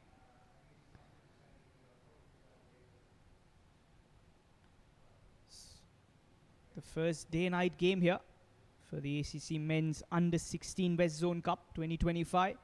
The morning fixture was a comfortable victory for Oman against Saudi Arabia, chasing 159, getting there in merely 23.4 overs. The player of the match in that game was the leg spinner, bowled really well, Vignesh Karthikeyan, 5 wickets for him in his spell. The players are back on the field. Sure, Bahrain coach would have laid down some plans for the team. Still a long way to go in this tournament. Just the first day. You want to start the campaign with a victory. Get those first 2 points on the board.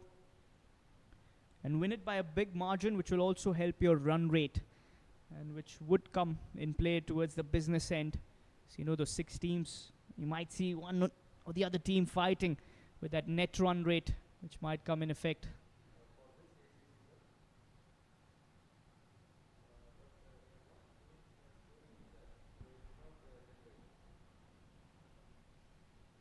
The Qatar Cricket Association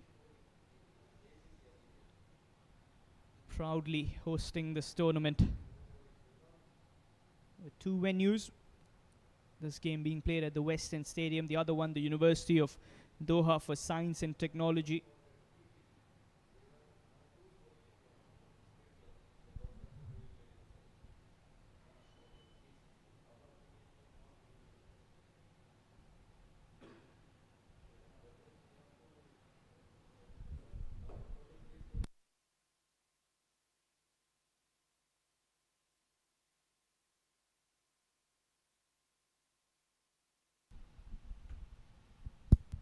That's worked away. Will be a chase. Good stop by the mid-off fielder. Joel wants the second. This could be a chance of a run out at the bowler's end. Oh, misses it. Oh dear. There was Avinash with the desperate dive. Direct hit. He was a goner. A much better throw from the deep. Could have Avinash in trouble. A lot of hard work needs to be done by Joel and Avinash. 52 for the loss of 2. Current run rate doesn't look too good for Qatar. And credit should be given to the captain and the way he has marshalled his troops in the second innings. Jason looks quite impressive, relentless, not giving away those easy runs.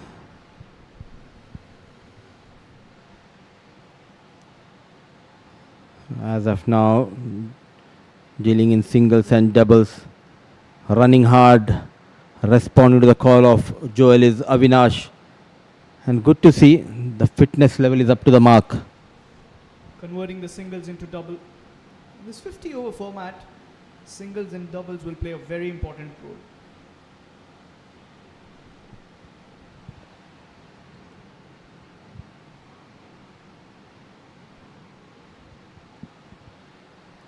Another quick single, complementing each other quite well here, Joel and Avinash. But they need quite a few big overs here. Boundaries are hard to come. 251 needed, and look at that required run rate creeping up. Almost 8 runs needed in every over from here onwards. Slow in the air, loud appeal, and he's convinced. Relentless with his line and length. Change of pace, loop, a flighted delivery, slow in the air. A peach of a delivery, and well done by the young wicket-keeper. He was trying that from the previous over itself. This time, He's got the better of the batsman. Avinash very dejected. Walks back for 28. It's the third wicket as Jason gets his wicket number 1. In comes the new batter Chirag in at number 5. Mohammad Izhan, the wicketkeeper for Bahrain, and in comes another wicketkeeper for Qatar. Wicketkeeper batters. Picking up almost 8 runs needed in every over from here onwards. Slow in the air, loud appeal, and he's convinced.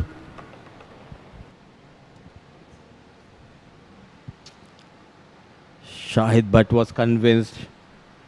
But the batter was dejected. But full marks should be given to Jason. The way he enticed the batter to go for the drive, changing in his line and length, and resulted in the fall of Avinash. 55 for the loss of 3. The going has been tough in this innings for Qatar. And in comes a talented middle order batter who got plenty of runs in the domestic circuit. The under 16 category, Chirag, the wicketkeeper batter for Qatar. And also, the problem there in that previous delivery, the batter playing it a little too away from the body. And that's where you got to give the marks to the bowler. He saw that the footwork was lacking a little bit, enticed him. There you can see Chirag got a little closer, although it was just the defense. End of a successful over. 5 runs off it. 19 completed. 55 for the loss of 3.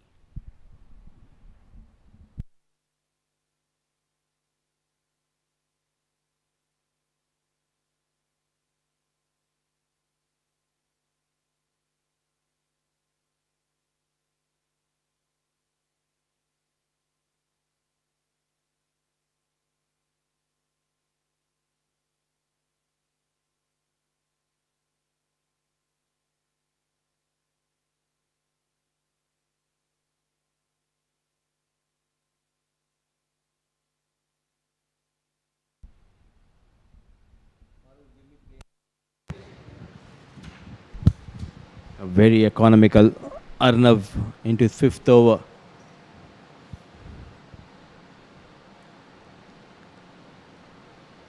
Good to see Joel making sure to rotate the strike, not shy to take those quick singles, but a lot depends on this pair for Qatar. Yeah, you got to bat really well. That asking rate of 8.11 might jump up even more if you don't get those runs. Chirag has to play that little fiddle in the center. Has to be a little aggressive with that approach.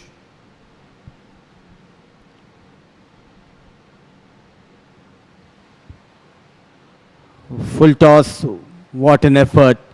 Is there a chance at the non-striker end? Yes and no. No damage has been done. Off the mark, Chirag, but not in a convincing way. Full mark should be given to the fielder at point position. A full end dive, certainly saving some runs. Ayan Khan was the fielder. And Arnav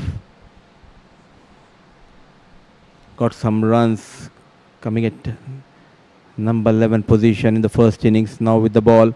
Flick of the wrist, well managed, just clears the fielder, short mid-wicket, and a much needed boundary for Joel and a much needed boundary for Qatar. That was a very risky shot coming in from Joel as he gets to 17 of 25. Building the confidence, building his innings.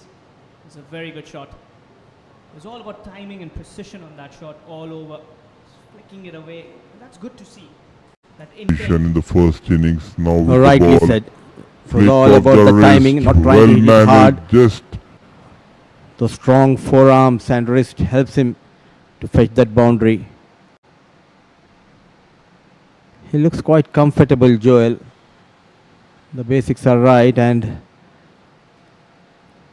if you talk about Arnav, the young lad, the left arm quickie, smooth run up, Wicketless so far.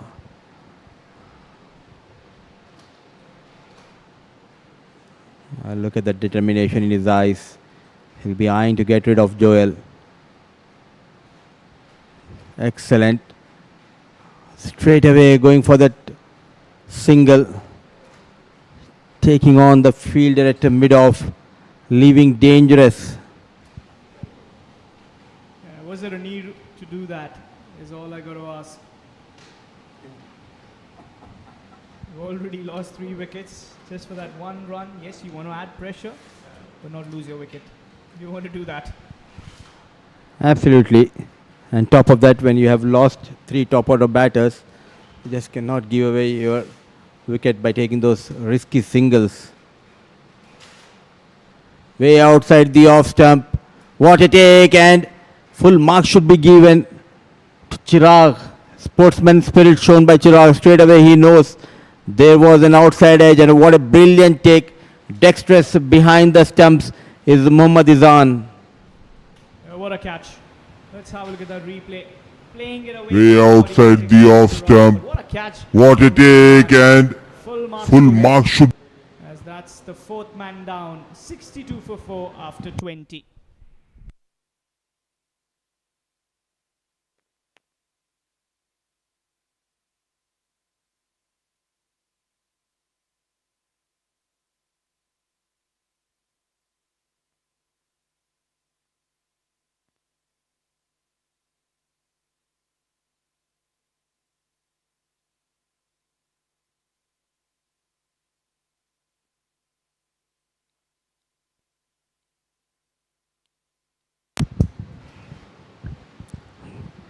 Goes out is Chirag, walks in is Abdul Malik, and in the com box goes out is Harman Singh, and walks in a local boy.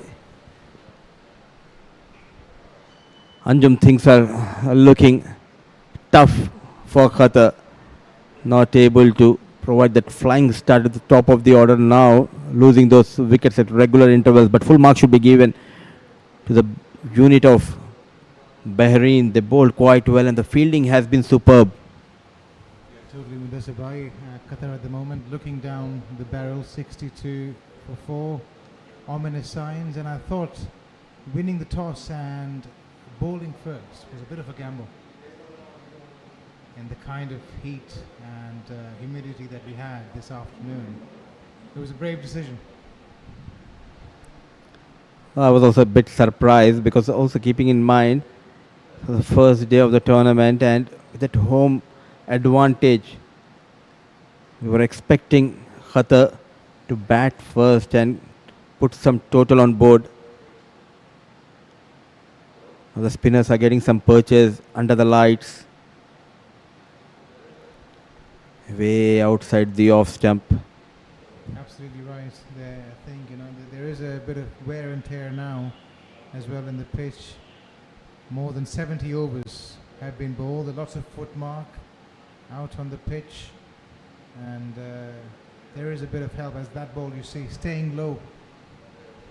And this, there is definitely signs of the pitch misbehaving now.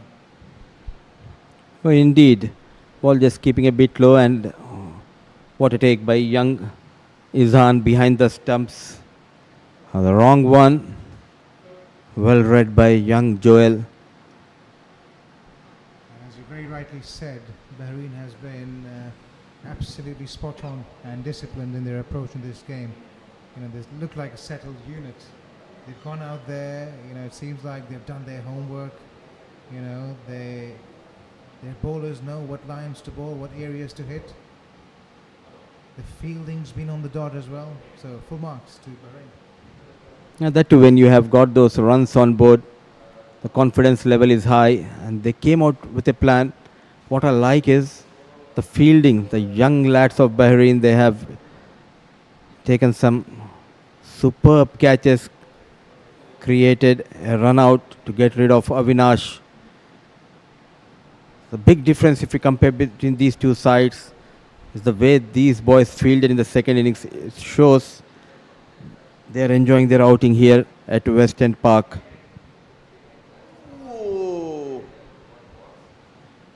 Wha- Close, yet so far. Yeah, another opportunity there outside edge, and as just we were speaking about their feeling, I think it was a difficult chance. But as you've mentioned, Bahrain has been a lot better in comparison with regards to their fielding, and I feel one of the reasons for that is the fact that they're fielding under lights. Much more comfortable.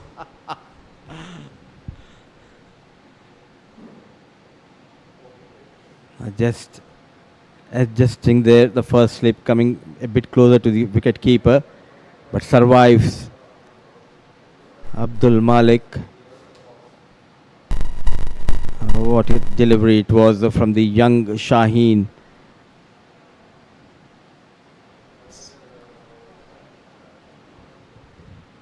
So 68 for the loss of 4 at the end of over number 21.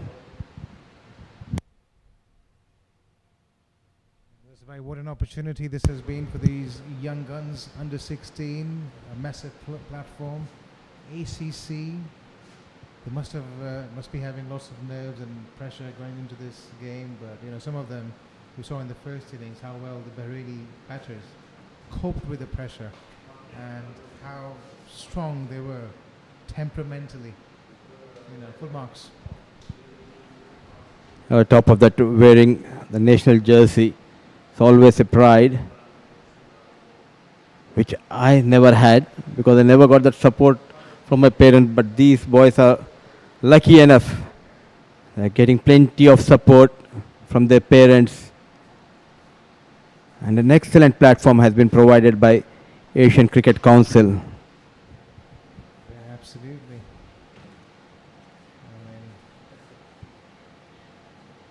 It's an opportunity worth grabbing with both hands, and not everyone, as you mentioned, has the privilege to be on a stage as big as this, as the ball missing the stumps by a whisker, the umpire exercising his arm, signaling a wide, but as you so rightly mentioned, these boys still young, 16 years, less than 16 years of age, and they're out here on this big stage, exhibiting their talent and potential.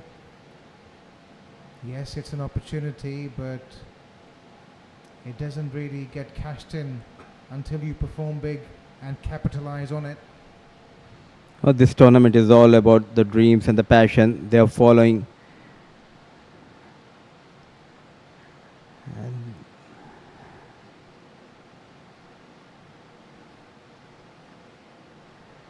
especially what I like at this age, when you have got such a platform, and that too, these matches are broadcasted live, it will definitely help them to understand the game better, and also the confidence level will go up. Once you're under the spotlight, the expectations rise all of a sudden. The eye of the camera, the eye of almost the entire world is on you, and you're under the scanner, so not just your skill set, but your mental strength is tested to the fullest. Oh, indeed, and it's all about the temperament which we have seen in the first innings. A brilliant 110 from the captain of Bahrain, Sunil Bayalan, as it is his name in the history book of ACC under 16 tournament. And also not to forget the hard work put in by the coaches, working really hard on these young boys, grooming them, and that is how you prepare yourself for that big stage.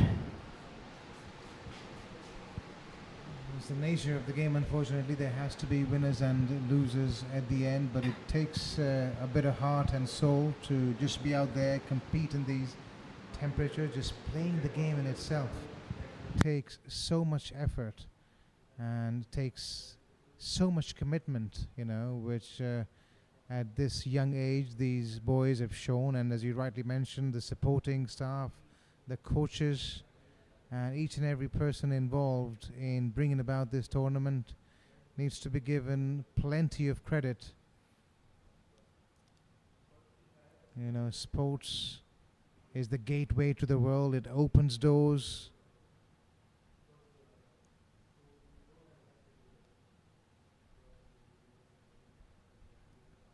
And it helps you grow. Not just as a sports person, but as an individual, professionally.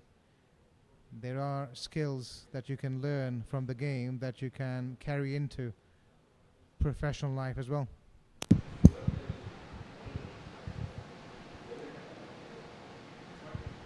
Absolutely, it's not only about performing, but also you can learn a lot, not only from this sport, but whatever sports you play, especially a team game where you can learn about the teamwork, trusting your partner.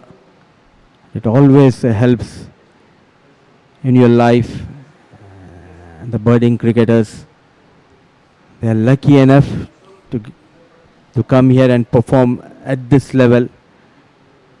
And when we talk about this venue under the lights, it looks completely different. Lush green outfield, well maintained by the groundsman. Magnificent, absolutely fantastic. We recently had the Ramadan Cup 2025 played here, and we saw how hard the groundsman and the curator worked to keep everything in check, making sure the surface is nice and clean. The pitch is well prepared. You know, the people doing their jobs in the stands, entertaining the spectators, hosting everyone, the broadcasting crew. It's a complete team game. And for me, they are the heroes, men behind the scenes, getting these brilliant pictures. A big shout out to the production team. In the air, has he taken the captain, setting the standards high in the field. Brilliant with the bat, excellent with the ball. Now superb in the field, full and dive. It's time for Abdul Malik to depart. Diving forward and plucking it out of thin air. Leading by example, as you rightly pointed out there. You know, as we look at that replay once again.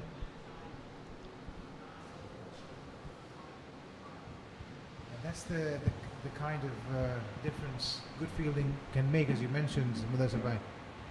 Another replay A again, big the shout ball out to the tossed up production right outside team. the off stump, playing away from his body and taking that catch inches off ground.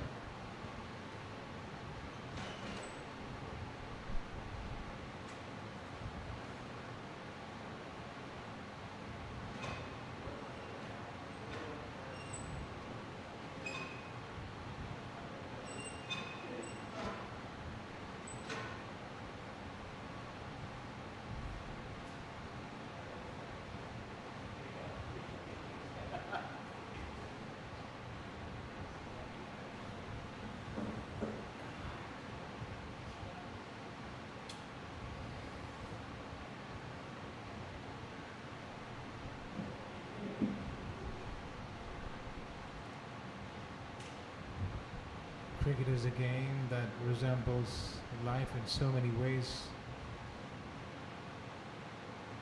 Comes to terms with analogies in life.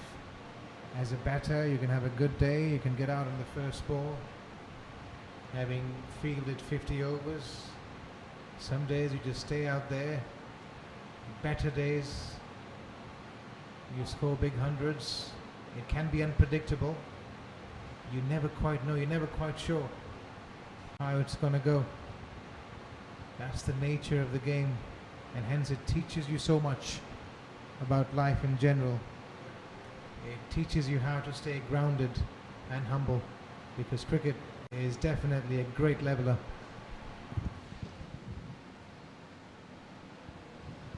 Oh, there's a big mix-up.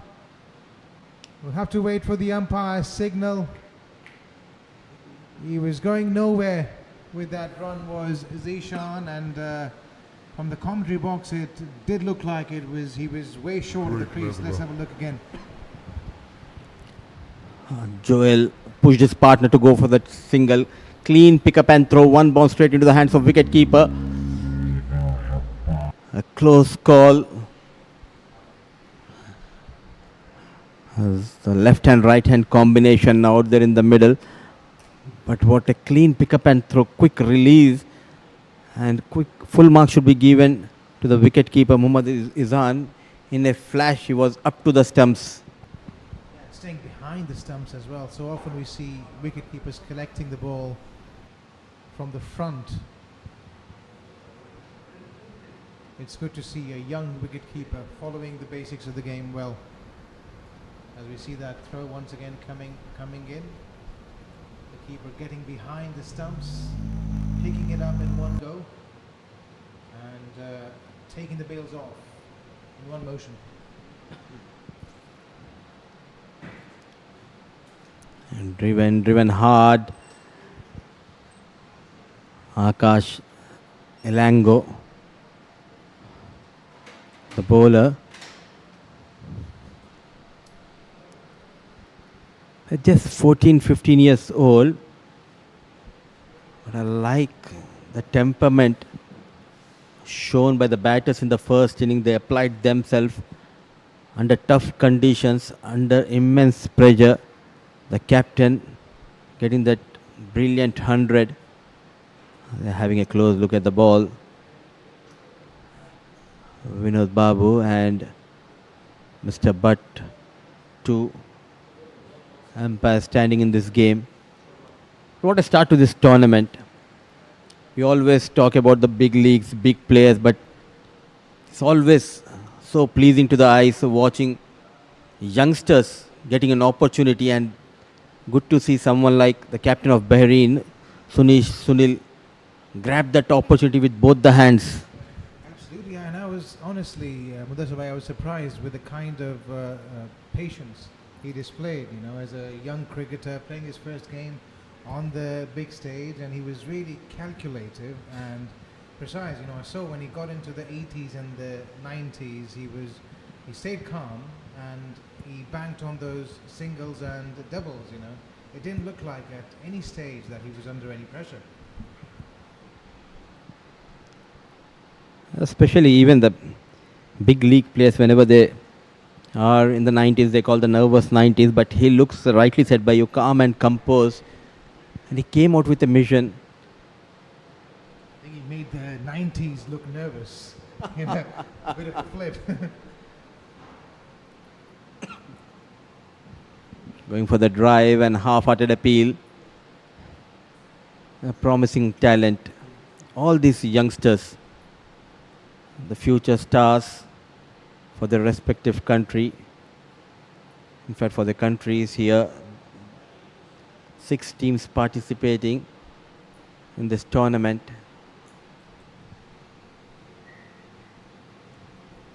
Oh, he's cleaned him up there. Playing across the line. And a sorry shot, a tired shot as well, it has to be said. Zishan, he was going nowhere with this innings. The ball scattering into the stumps, disturbing the furniture, and Akash picking up that wicket. Well deserved as well. As we look at that replay, it was a foolish ball. Was trying to pull it. He's cleaned him up there. Never ever on the cards. And Qatar staring down barrel at the moment. 74 they are, with the 6th wicket falling in the 24th over.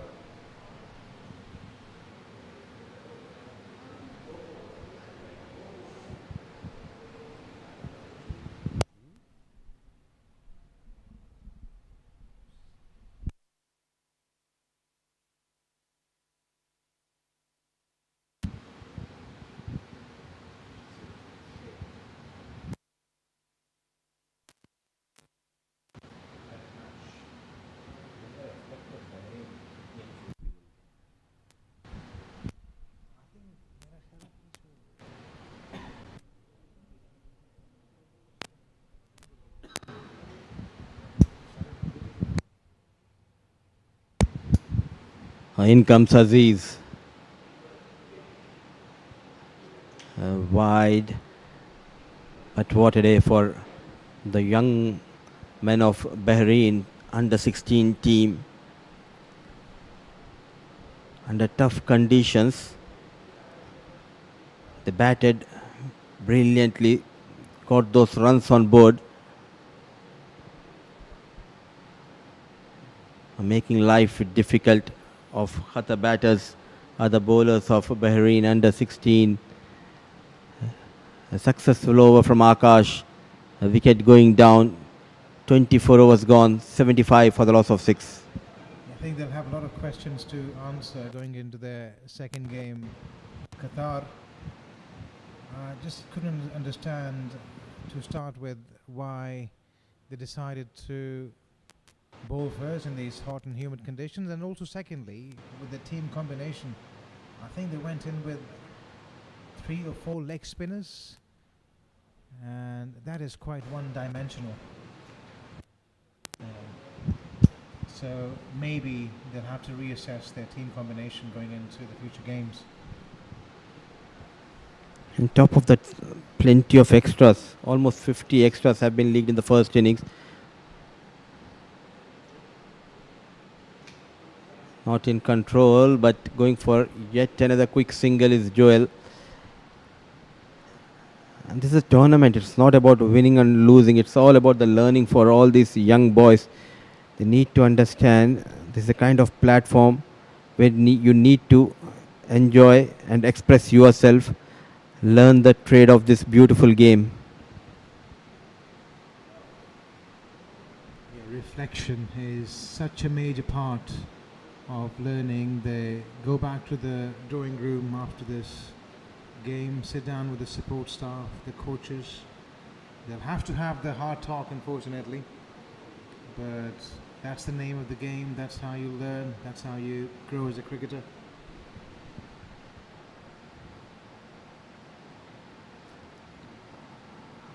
Never a run. And just out of curiosity, I would like to ask you, what were you doing when you were 14 and 15 years of age? Were you busy with your books, or you also enjoyed playing cricket in your young days? Well, I was definitely not grinding it out in the middle in an under 16 Pakistan team. Let's just say that. Yeah, I mean, I loved my cricket, and I played my club matches as well, you know, and obviously I was studying at the same time. I played for my school team, and I was a huge fan of cricket. You know, watched all the games. I remember, you know, Pakistan touring Australia in those days, matches starting early in the morning, 1 a.m., 2 a.m. in the morning, and I used to get up, watch the pre-match analysis, post-match analysis, so I've always been a huge cricket fan and a student. Early 90s, and rightly said, those morning matches. A big heave in the air. Is there a chance? No fielder station, 1 bounce, 4 runs. Some positive intent from Aziz taking on Shaheen.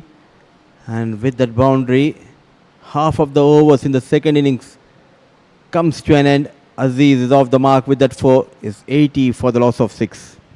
Yeah, finally something to smile about for Qatar fans.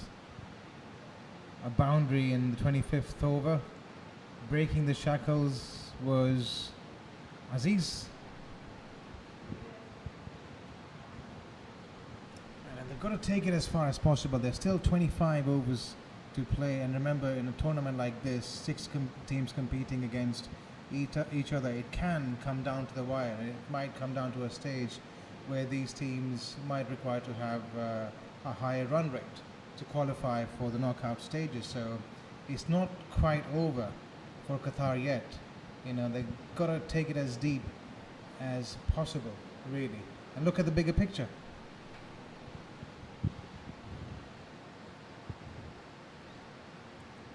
A valid point, especially the start of the tournament. Keeping in mind it's a long tournament, you want to start on a high note, and top of that,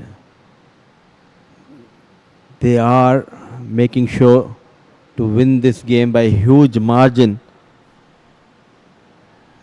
At the end of the day, it all comes down to that net run rate. They came into this tournament well prepared. They have quite a few practice games, and the captain got a brilliant 100 coming into this tournament. Bailan, keep an eye on this young lad, the future of Bahrain cricket, Sunil. Yeah, the captain leading from front, and quite a few bright stars in that Bahrain jersey that we saw today.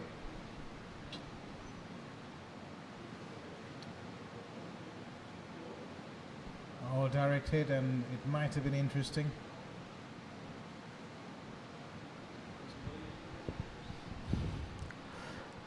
Bahrain captain not bothered by these two batters taking those singles. I think it's time for Joel to play those big shots, taking those singles. It's taking a toll on him, running hard between the wickets onto the back foot. He's quite mature for his age as Joel. He plays for domestic teams in Qatar Cricket Association, and I've seen him play some incredible knocks, winning matches, winning close matches for his team. I remember there was a time when he was left with another batter, last wicket partnership they had, and I think it was around 25, 30 runs to win in about 20 deliveries. He stayed out there, you know, he wouldn't hit the big shot. He hasn't really got the muscle to bludgeon the ball out of the ground, but he's got a good head on his shoulder. He knocked the ball around, and you know, he can be quite a useful cricketer in that sense. As we saw with the ball as well, he was able to pick up some price scalps. So he's more of a bowling all-rounder. Struggling with his fitness a little bit here today, and understandably so. Because it's hot, it's humid, and he's been out there for most part of this innings. He was there for the 50 overs, and now he's been here. Has already faced 39 balls. End of the 26th over, the 26th over, 86 for 6 Bahrain.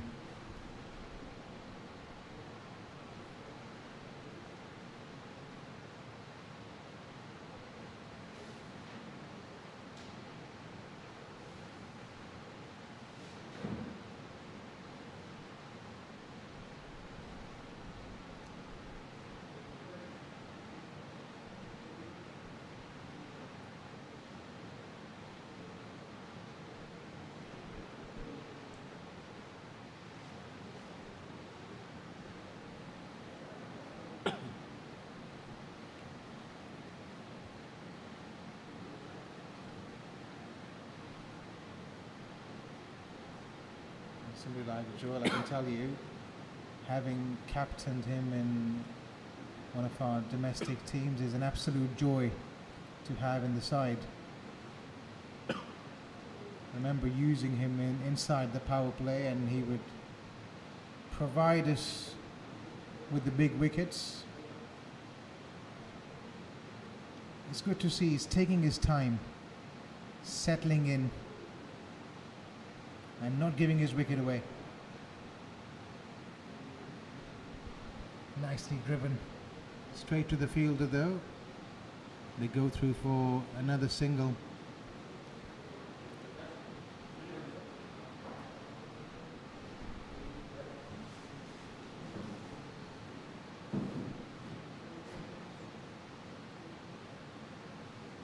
He's a kind of cricketer, Joel. He wants to be the centre of attention. Wants to bowl, wants to bat, and he can certainly do well in both departments on his day.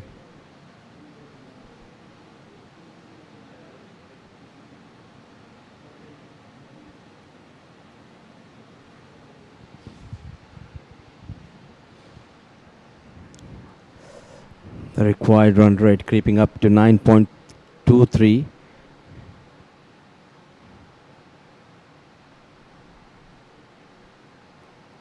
I would say it's a positive sign for Qatar team because Joel is showing his class and is showing the world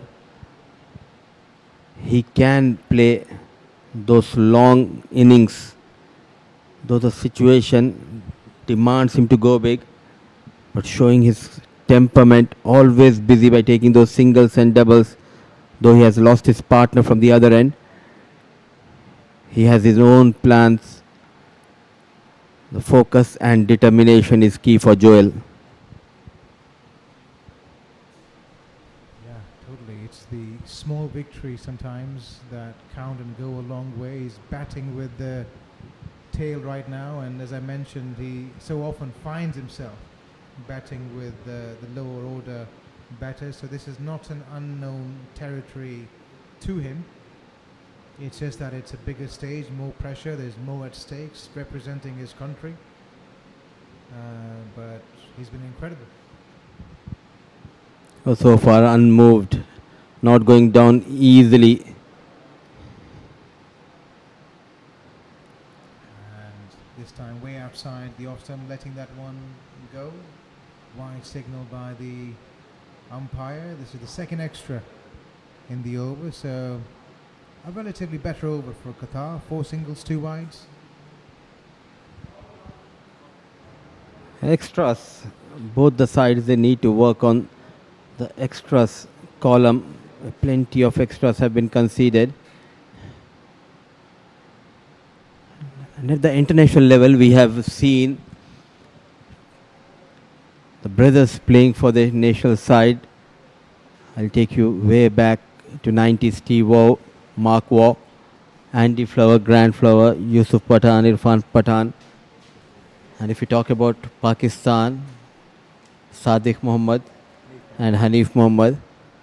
But this is something rare. 3 brothers representing their country. Sunil, the captain. Sujay Sunil, the wicketkeeper of Bahrain. And now with the ball is Suraj Sunil. Right, the brothers of destruction. You know, and some of the names that you've just mentioned there. You know, Stephen Waugh and Mark Waugh at one stage.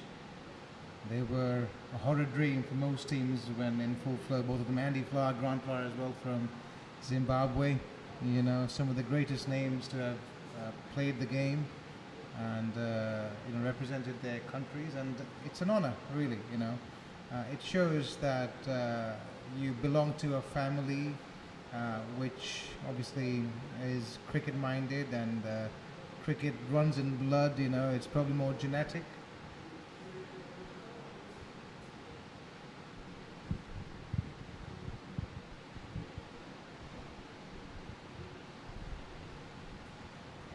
So it's just the case with some families. The sport runs in the genes. On top of that, not only they are helping their kids to follow their dreams, but also in the process, they're making sure not only it's about the sports for these young boys, but also they need to make sure they are up to the mark when it comes to the academics. Nowadays, we have seen the young budding cricketers, they manage these 2 things quite well, giving time for their studies as well as spending a lot of times in those practice sessions. So the message is clear from the parents. It's not about the sports, but at the same time, you also need to take care of your studies. Very well said there, sir. And I think cricket itself is part of their education as well. You know, they're taking it as a subject. You know, not just showing the physical skills, but also understanding the mechanics of the game, how it's played. In a lot of countries these days, it's studied as a subject. People do their dissertations, their thesis in cricket research, around coaching and understanding the skills of the game better. So yeah, I think it can be done in both ways. If you want to play cricket and continue with your career in a different field, that's fine as well. Or you can educate yourself in the sport itself. Driven nicely, low full toss. What a connection. Goes through that big gap towards that offside. Aziz finds another boundary. So a good period of play here for Qatar. Finally, you know, they're stitching together a partnership now, Aziz and Joel.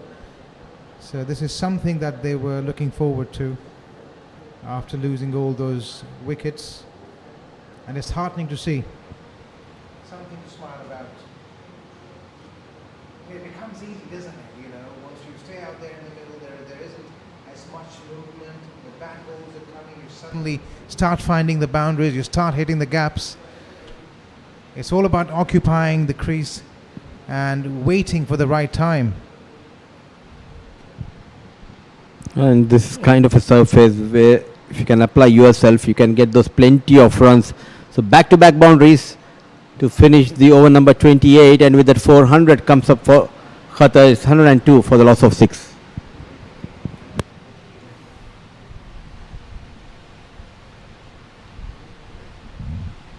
I think it was one of the most profitable overs there for Qatar. 9 runs coming off it. Aziz going at almost to run a ball. Joel not too far behind, 31 of 43. Still a huge task ahead of them, a humongous one. 204 required of 22 overs, which sounds a bit too ambitious at this stage. But as we said, they can just take it one over at a time. Make those little plans and achieve them, and see where it gets them in the end. Sunish continuing, bowling his 4th over. Joel quite happy to stay on that back foot. I think he was looking for a single, but ended up hitting it straight to the fielder.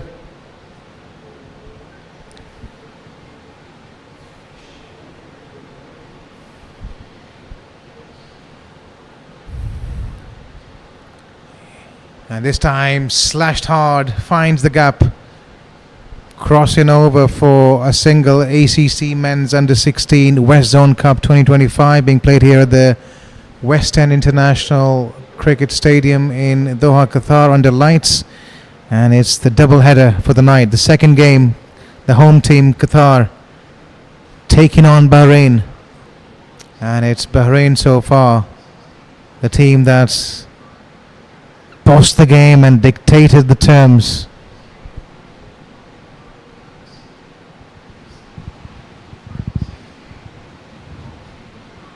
A complete team performance from Team Bahrain.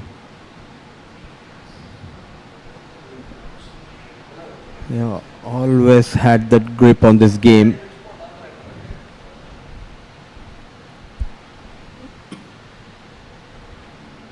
Not at all in a hurry, Aziz.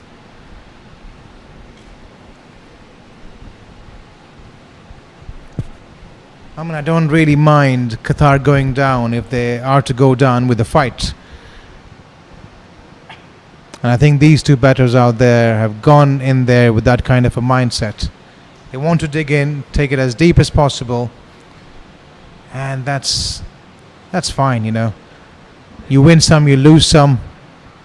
But you should always give it your best. And that's what these two batters are doing out there. And that too, this is the first game of this tournament. A long way to go. So even you're struggling to go near the 306, at least play those complete 50 overs, add another 100, 110 runs. You also need to make sure that you have a close eye on that net run rate.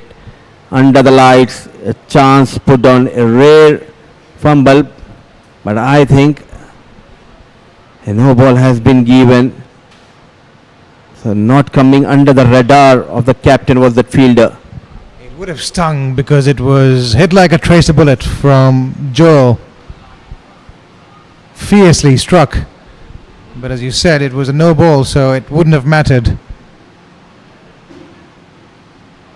Right, that no ball not coming to much use for Joel, unable to put it away. Just a single. So no damage done at the end of the 29. Then Qatar are 106 for 6. 107, I beg your pardon.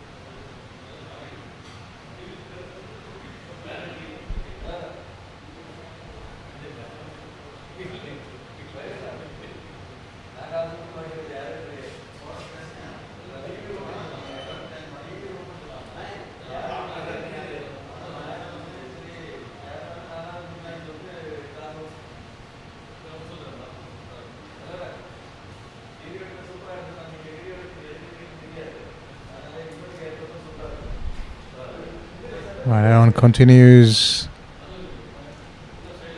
Clipped away for a single.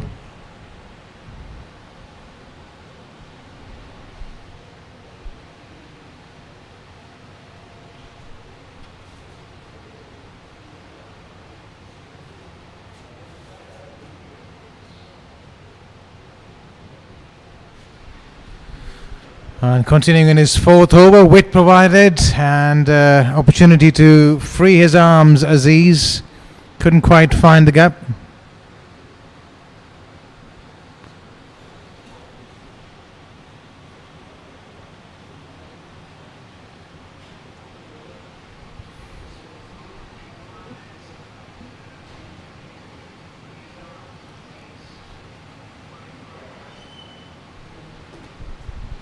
Third ball of the over, tries to bend his back, digs it in short, dabbed away. Another dot ball, Ayan into his fourth over. Then he's given away 11 runs, hasn't picked up a wicket, and there is this small partnership building between Jewel and Aziz.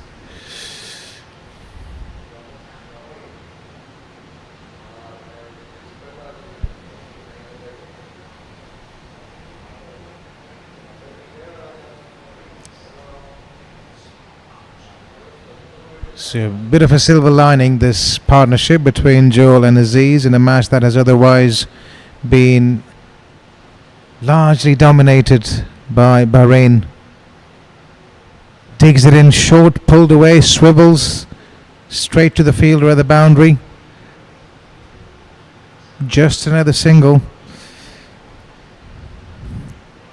That run rate at the 10 over mark was hovering around 3. It's gotten slightly better now, almost touching 4, but that required run rate has gone out of the roof, touching almost 10.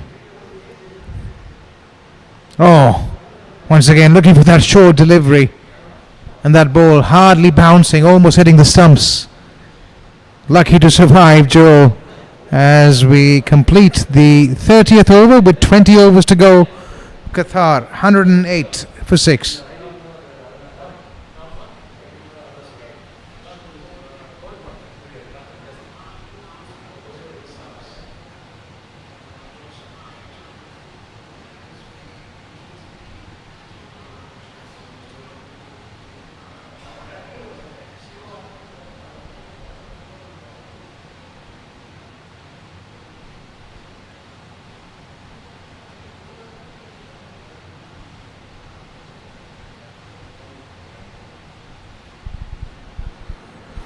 Sunish to continue into his 5th over. Played away straight into the hands of the fielder Aziz. He's looked proactive ever since he's made his way out in the middle.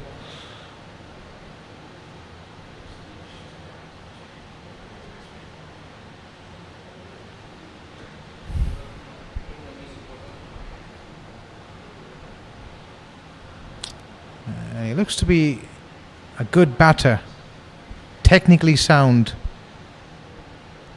Wants to stay behind the line of the ball, playing with a straight bat.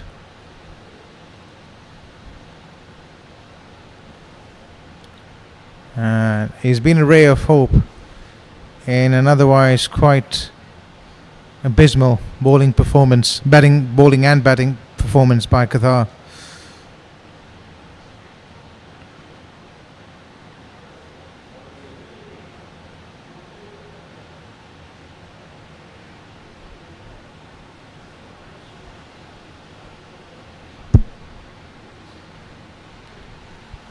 Right, 3 dot balls on the trot then. Something's got to give. Wide outside the off stump. He wanted to slash at it, slash hard.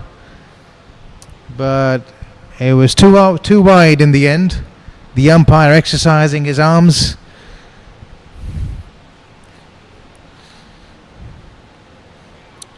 Right now, this is the time for these two batters to shift into the next gear. They've got their eye in. Have taken up enough deliveries, and I think that's what Aziz is looking to do, but no real connection on that one. The ball coming off the toe end of the bat, and an absolute sitter of a catch accepted by the fielder. Of deliveries, As we have a look at that, and I think that's Yeah, what trying to guide Aziz that is ball. looking to do, No real but of the bat, and it turned out to be quite a soft dismissal in the end, as Aziz has to walk back. 18 he got of 27.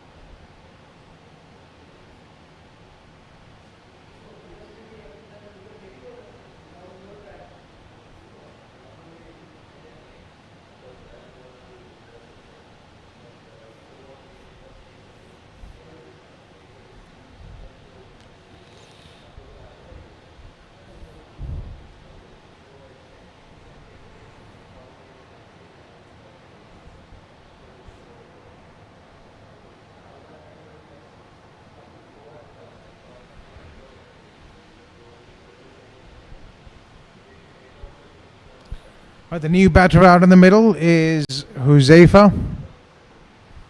Qatar just losing their 7th wicket.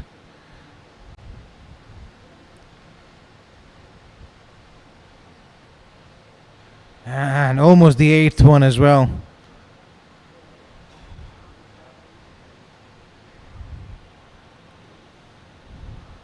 He's got his tail up now with that wicket, generating a bit of gas. And this Bahrain team in general has looked $1 million.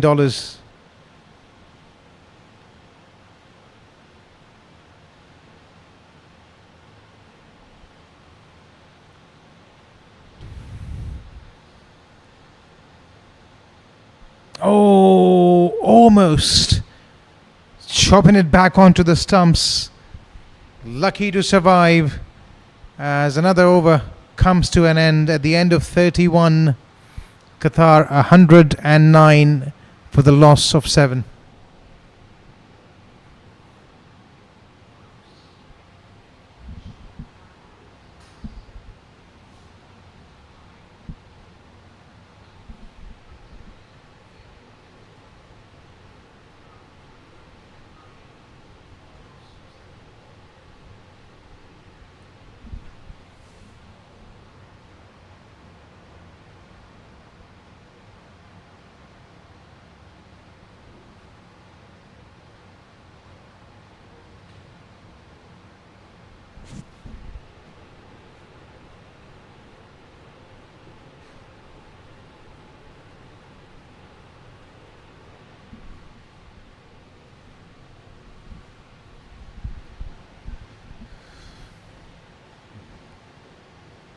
Qatar earlier in the day winning the toss, inviting Bahrain to bat first, an invitation that turned out to be quite costly, costing them 305.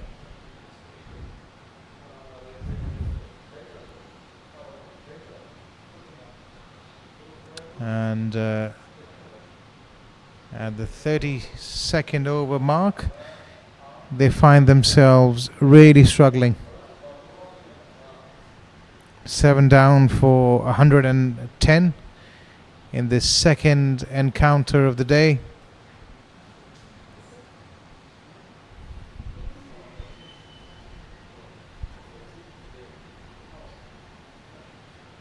Tries to dig in short and up and over. He goes, he's cleared the infield, but there is protection at the boundary. They've had that third man in place ever since the beginning of this innings.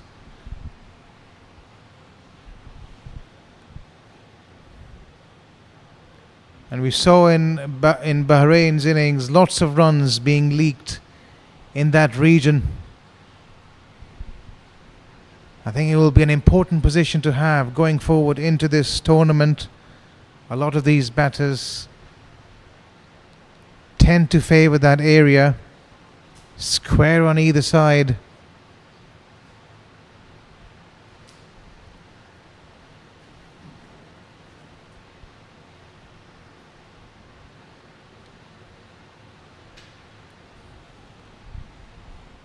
And that's mainly because they're trying to rely on timing, guiding the ball, rather than muscling it, and a direct hit. It would have been interesting, but I think, it's overthrows.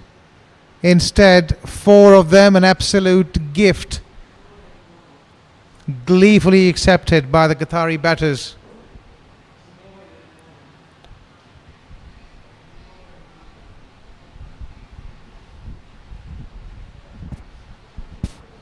They've been quite clinical with their fielding here tonight, Bahrain, but probably a bit complacent on that occasion. The direct hit was always on. There was an opportunity for a run out, but there was no one backing up. A cardinal sin, costing them 4, as Joel, it seems, is cramping up. It doesn't look good as we see assistants moving into the ground. As we mentioned earlier, he's been there for a good part of these 80 overs, fielding for the first 50 and then coming in, I think, in the first 10 overs, coming into bat. It really tests your fitness and stamina.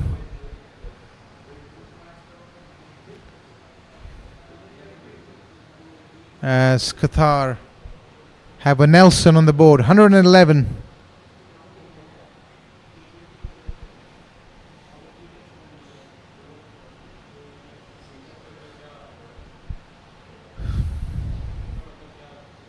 Right, so full credit needs to be given to the ACC, working in tandem with Qatar Cricket Association, organising this West Zone Cup 2025 in the heart of Doha, Qatar, the West End International Cricket Stadium, beautifully lit up.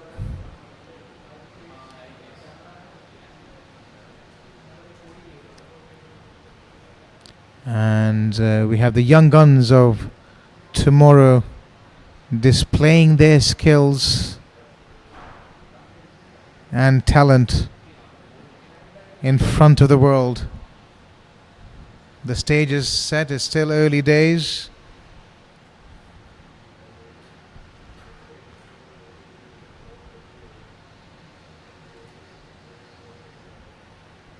Earlier in the day, Oman took on Saudi. Oman winning that contest comfortably, a one-sided game it turned out. And this second game of the day is well and truly going in favor of Bahrain so far.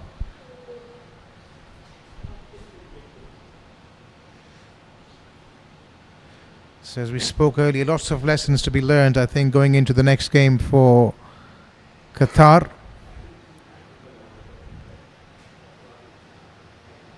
Particularly in the bowling department, they'll probably need to get their combination right. Playing with 3 to 4 leg spinners.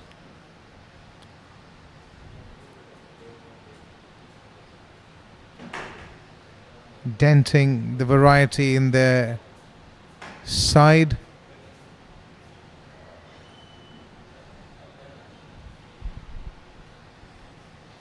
And also that questionable decision really to bowl first, having won the toss.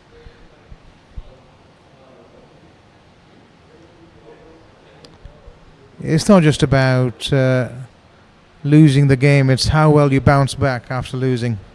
I think that's what would matter for Qatar going into the future games. It's really important at this age, learning from your mistakes, going back to the drawing board. There will be an opportunity for self-reflection, self-talk, feedback from the coaches as well. But that's fine.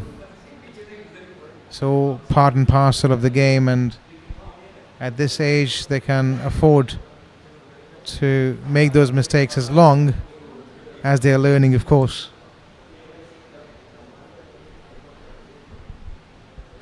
Right, so it seems that Joel has received the much needed treatment. He was down for the count, cramping up, but the good news is that he's back on his feet and the game is about to commence once more.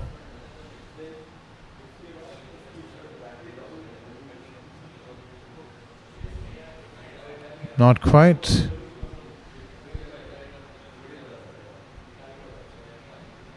The bowler abandoning his run-up.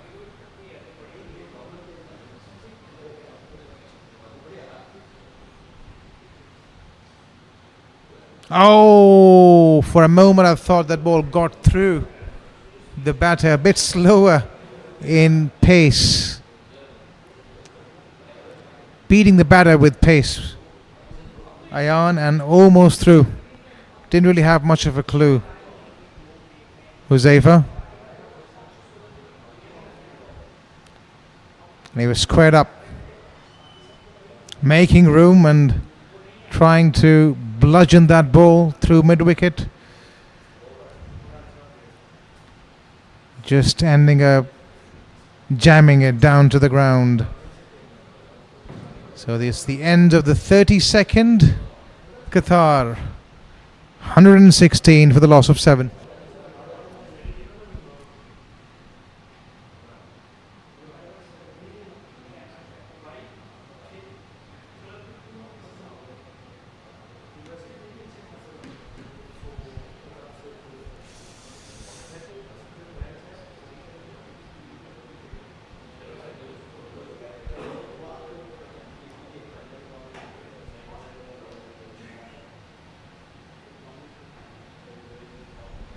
Right, Sunesh, he would be hoping to wrap things up soon for Bahrain.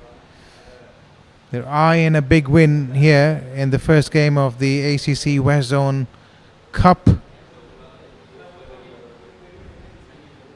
So important to get ahead in the race early in the piece, will boost their confidence, and also it will make them believe that they can finish off a game well. Because they had a good start, and so often the case with teams starting well but struggling to keep a lid on the scoring or even pick up wickets at the back end of an innings.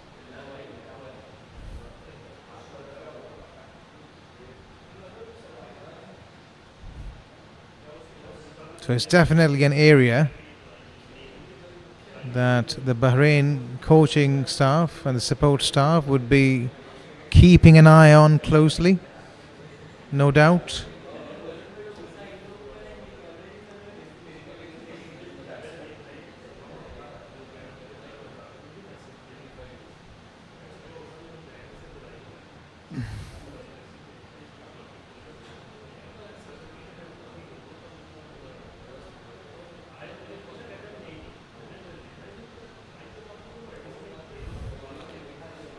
Another ball, another dot.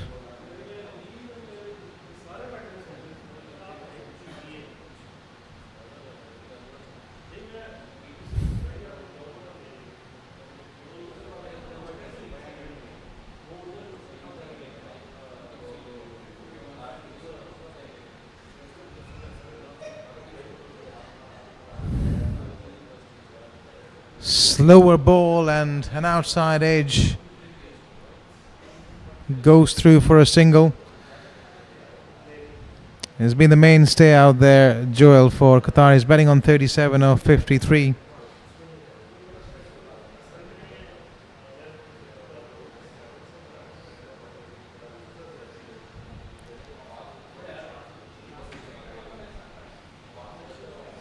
And Sunish has been indefatigable in this game so far. Played with soft hands, going through for a single and a direct hit once again in this game from a Bahraini fielder. We already saw a run out earlier in the piece to break the opening partnership. Yet another direct hit. This time the batter survives.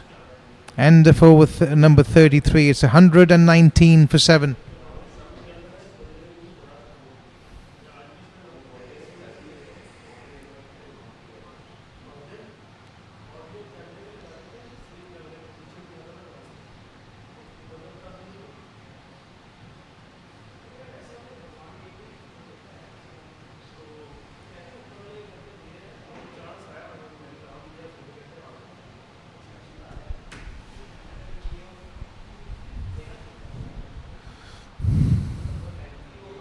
Wow, what happened there? The ball absolutely taken off. You just lost sight of the cameras. It blanked out for a moment. We'll see if we can get the replays to find out exactly what happened. The batsman, the umpire signaling it as 1 for the over.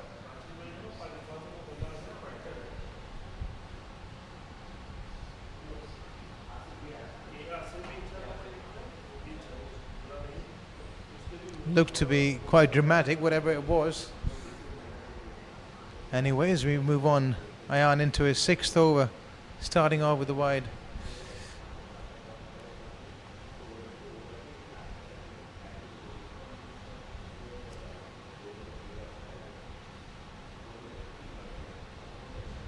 Slower delivery, straight down the ground. Ayan getting a hand on it. The ball ricocheting, going to the mid-on fielder.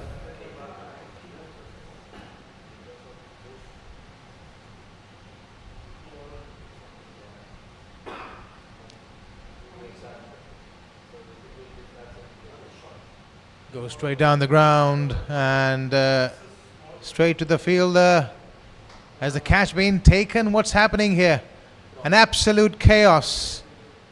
The umpire is signaling that as a dead ball. We'll have to wait and see what happened in the replays.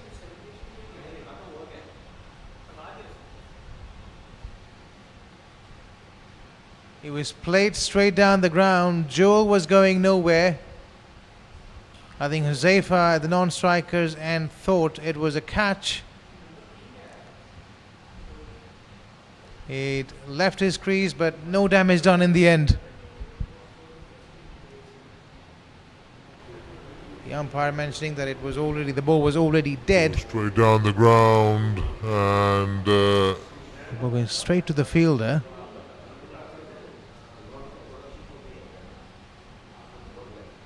And Huzaifa was outside his crease down the ground. Let's have a look at that again. And Right, straight deciding to to the throw it fielder. initially. The batter was Has way the catch down the been crease. taken? What's And in happening he comes here? with the ball. An And did he take off the bails? He probably didn't. And that ball hardly got up. Stayed almost parallel to the ground. Did he take off the bails there? The fielder. He probably didn't.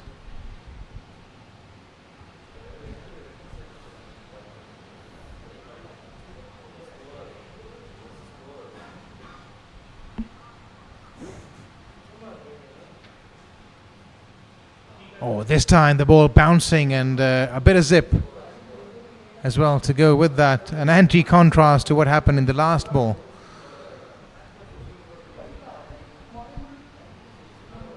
One ball staying low, the other one jumping ferociously.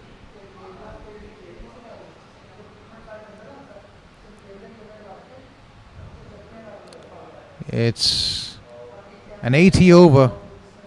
More than 80 over actually. Old pitch now. And it's showing some signs of wear and tear as the 34th over comes to an end. It's 120 for 7.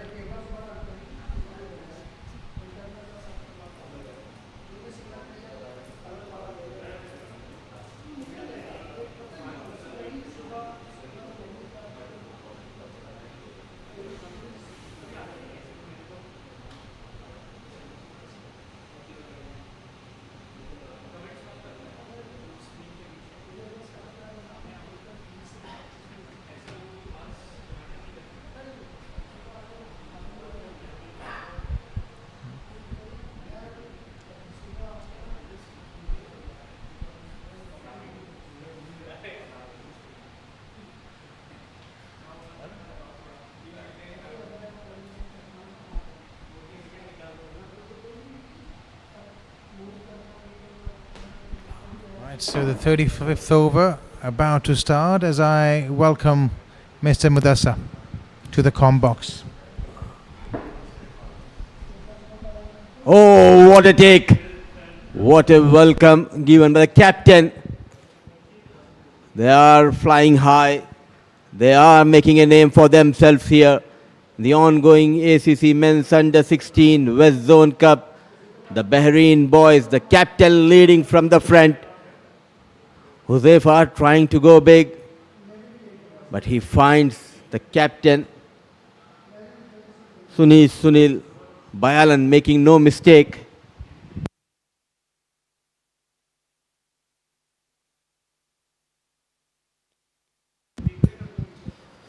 Oh, terrific. Outstanding catch taken by captain to get rid of Huzaifa. So Dhairya gets another wicket in his kitty. It's 120 for the loss of 8.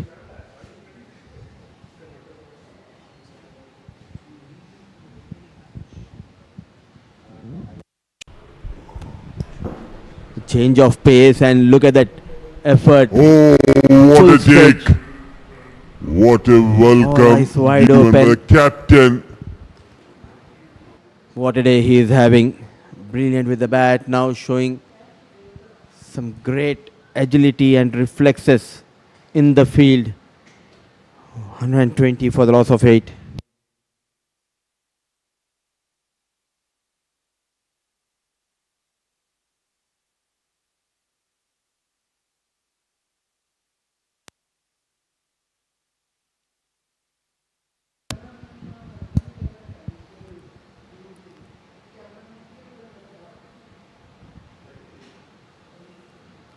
The young guns of Bahrain having a great time here in Doha, Qatar.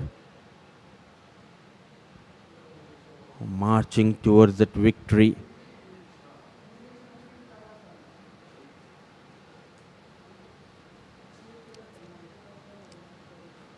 Change of pace and the finger goes up.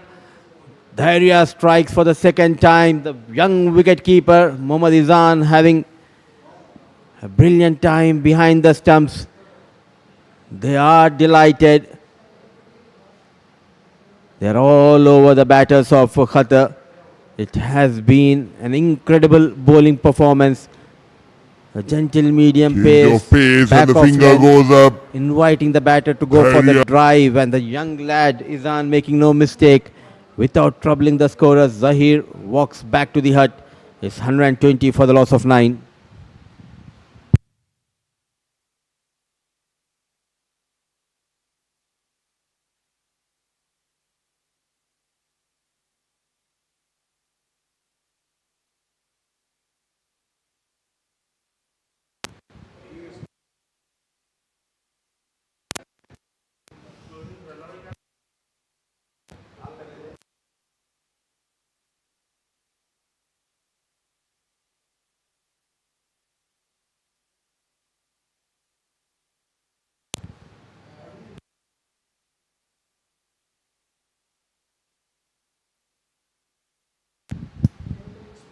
The last man, the captain, walks in. Mohammad Shoaib Dharia into his 5th over. Look at that economy. Under 2 runs per over, got 3 wickets. A loud appeal and the finger goes up. What an over. That's the end of this game. That's the end of this innings for Qatar. They are delighted. They have scored those runs. A thumping victory. What a start to Bahrain in this ongoing ACC Men's Under 16 West Zone Cup 2025 with Dharia. Change of pace Loud coming into the appeal right and the hander. finger goes up. Easy decision. And Joel remained unbeaten on 38 of 60 balls. Not getting that support from the other end, but lots of positive for Qatar if we talk about Joel. Unbeaten on 38, but Dharia, what an over. 3 wickets going down and ends the innings of Qatar. What a brilliant team performance we have witnessed. They have outplayed, outclassed their opponents in the first game. A lot of hard work needs to be done by Qatar boys, but clearly the day belongs to one man, the captain of Bahrain, Sunil Bayalan, the captain, getting that brilliant 100 in the first innings and made those brilliant changes. And he was up to the mark, and the bowlers did not disappointed the captain, the likes of Dharia getting 4 wickets. And at the end, Qatar could manage just 120, and they were bundled out in 34.4 overs. It's a huge victory for Bahrain. And let's have a look at the batting card. Apart from couple of batters, every batter struggled. Avinash got those runs at the top of the order, 28. Joel remained unbeaten on 38 of 60. But there was a middle order collapse, and which they never came back into this game. 15 extras have been leaked by the bowling side. All they could manage, Qatar under 16, is 120, losing all their wickets in 34.4 overs.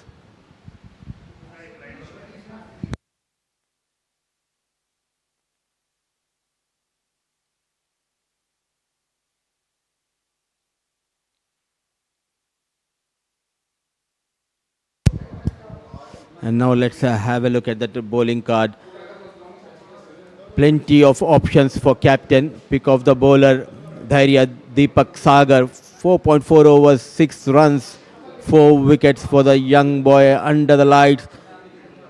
He made the life difficult of the batters of Qatar under 16 teams. Sunish, the likes of Arnav, Jason, Mohammad Shaheen, Akash Ilango were also among the wickets.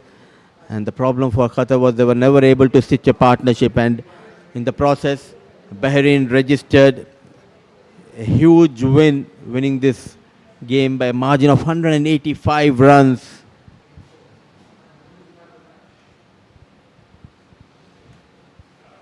And let's see how this match transpired. Bahrain were asked to post a total, though they were bundled out in 49.3 overs. They made sure they went beyond the 300 mark. 305 they posted, losing their 10 wickets thanks to a brilliant knock, and definitely he deserved the spotlight. Sunish, the captain of Bahrain, 110 of 118, and I must say that the Bahrain under 16 have found a hero, and his name is Sunil Bayalan, and he got that support from his partner, and they have added 150 runs for the first wicket, 58 in just 78 balls for Shubham. Mohammad managed 26 unbeaten and 4 wickets for the captain of Qatar, Mohammad Shoaib, going for 59 runs, couple of wickets for Darshil and Joel. And when the chase started, Qatar was never in control, apart from Joel, who got 38, Avinash 28, and Abdul 18. No other batters were able to get themselves going against the likes of Dhairya, Jason, and Mohammad. Dhairya got 4 wickets in his kitty. A day to remember for this young lad. Jason Philip also got a wicket, so was Mohammad. At the end, it was Bahrain. He came out victorious against Qatar, winning this game by a margin of 185 runs. So it's time to dive into a short break. Once we are back, it will be a post-match presentation of this game.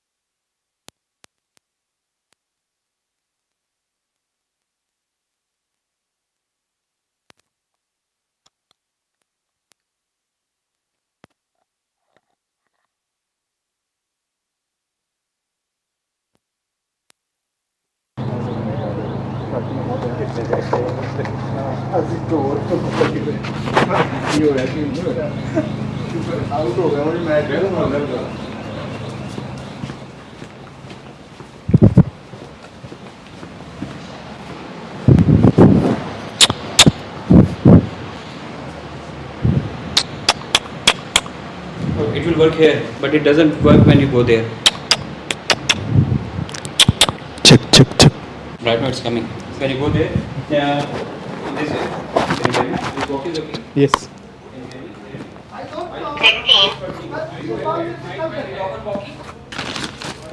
Yes, yes. Can you hear me?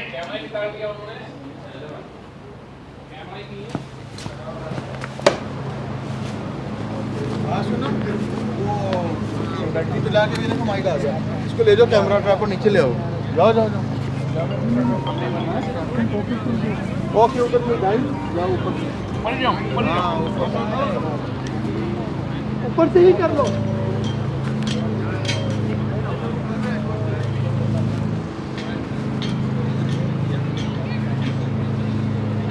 और आगे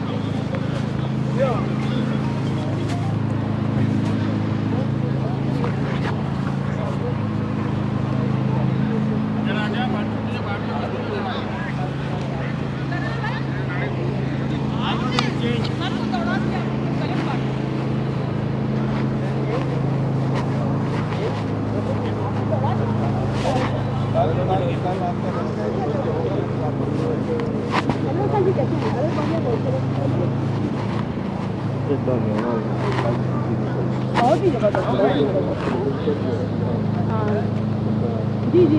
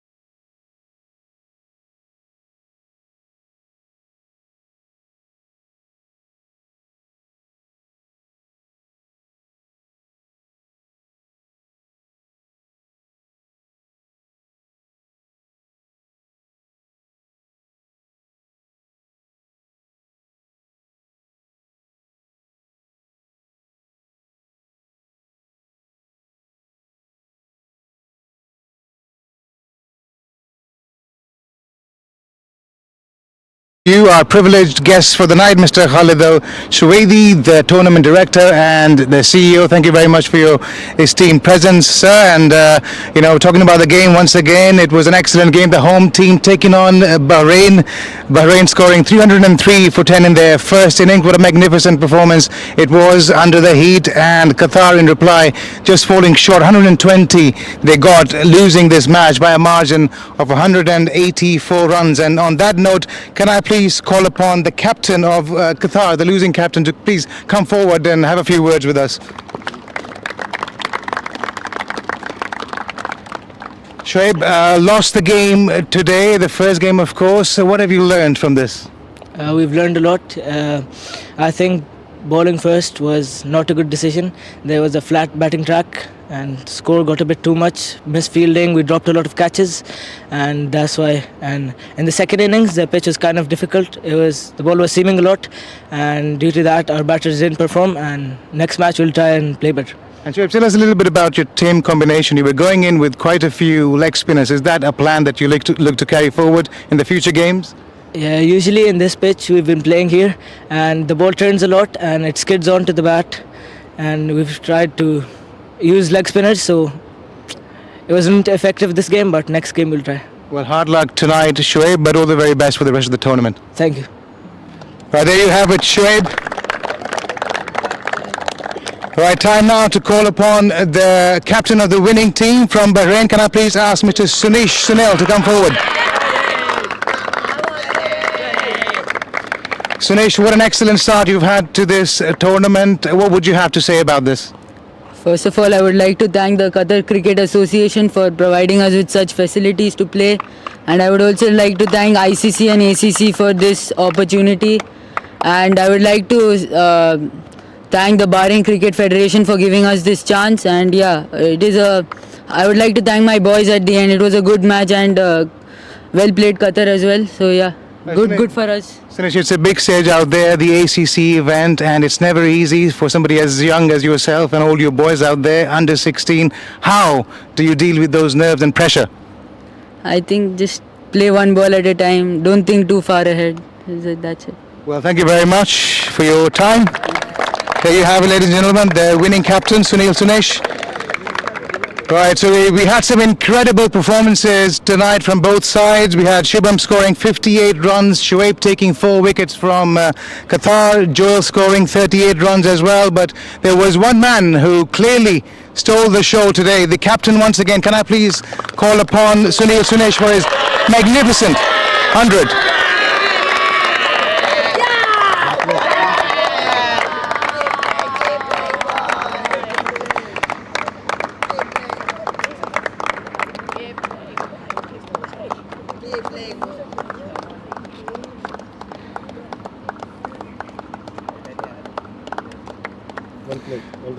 Sunil, can we have a few words with you? We talked about the team dynamics. Now we'll talk about your particular innings under the heat, just grinding it in there and staying out there, staying patient.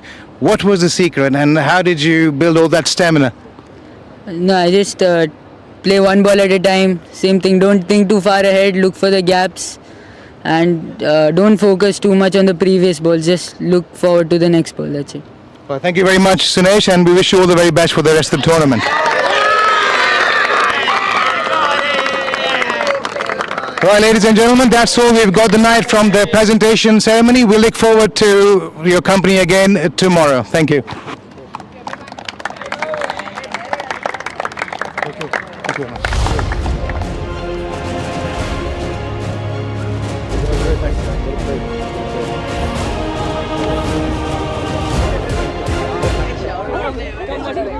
Raza da great. Thank you. Thank you. Thank you.